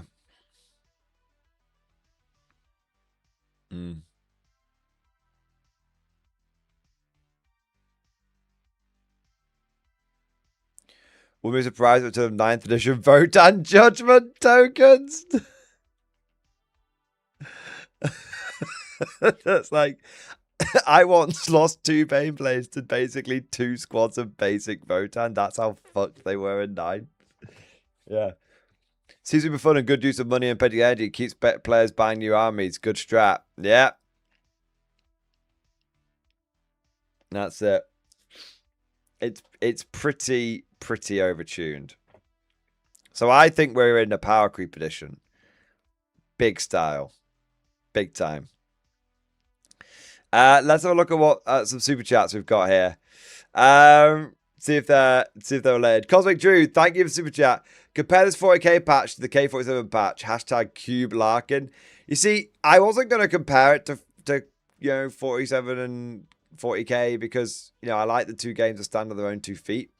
When K47 first came out, I was like, it is a less balanced game than 40k, but it's a lot more like fun and vibes based.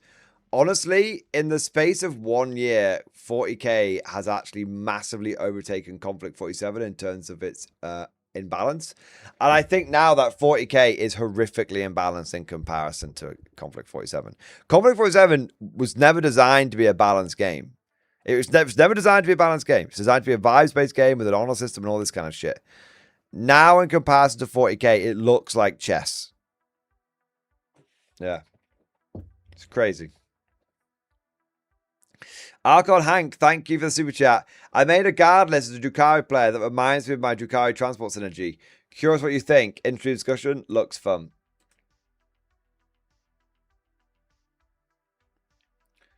Gaunt's goes command squad. So I should say Silent command squad. Rogal Dawn commander, 2 squads of 5 scions, 30 Kazakin. Oh, pardon me. 2 Creed combat engineers, 30 equivalents, Hellhound, Scout Sentinel, Torx Prime. Might collect something like this. Have sticky objective hands for it on the expensive command squad.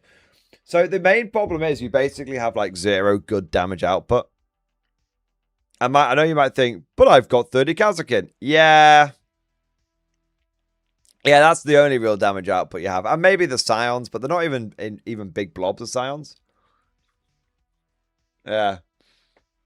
And also, Bridgehead Strike and Mech Assault, I think you're not really taking advantage of Bridgehead Strike all that much.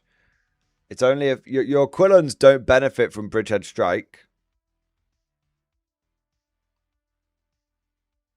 So, yeah.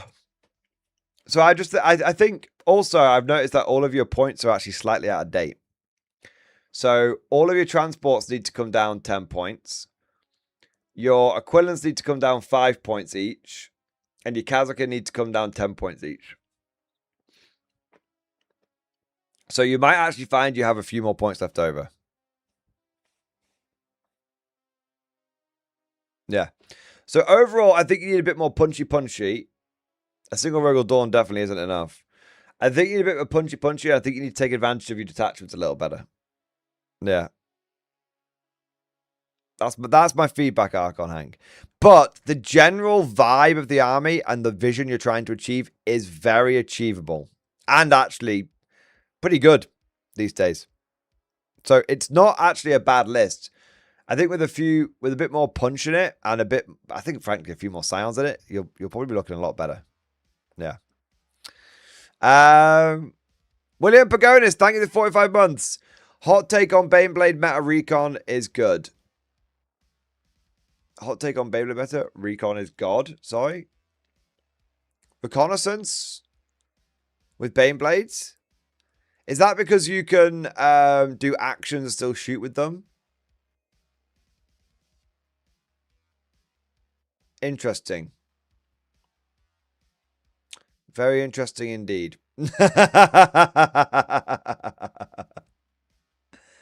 Yeah. Depends how many Beyblades we're talking, man, but the general concept seems to have some legs. I agree, yeah.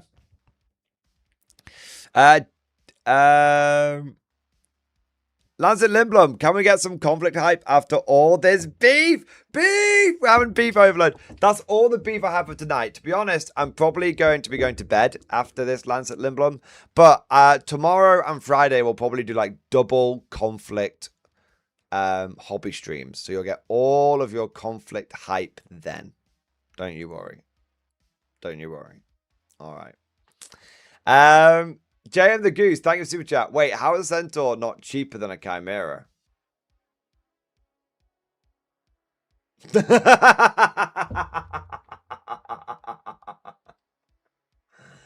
Who knows? Only the AI knows. There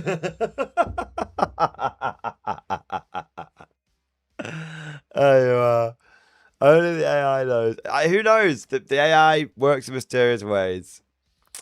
There you go. It's a heavy stubber on wheels, dude. Orc Truck's 55 points, by the way. And it's arguably better in every way. All right. Ride Master, thank you for the super chat. But 120 book claws isn't a joke. It's the goal. Running Wolf Tide actually does sound pretty fun. I'm probably going to run my my Black Templar Tide at an RTT relatively soon. I'm just going to run like 100 Marines at the enemy and see what happens. Yeah, I think Tides and Marines have actually got some play. A bit of a stat check, so yeah, there you go. All right, there you go. Now I am gonna rush off slightly. I'm actually struggling to stay awake. I'm literally feeling my eyes drop as I'm like trying to stay awake, and that's why I had to go splash some water on my face before. So it's been a long day. It's been a bit of an emotional day on multiple fronts. So I can feel myself just utterly crashing, just like. I reckon I could actually fall asleep on stream without even really trying. So we have caught up on the super chats. We have done the topics I wanted to cover today, but I am going to have to rush off a little bit because I am knackered.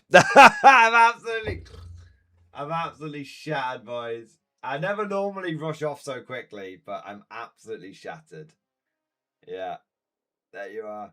But before I do rush off, I want to say thank you so much to everyone for joining today's stream. It's been a real beefy bastard today.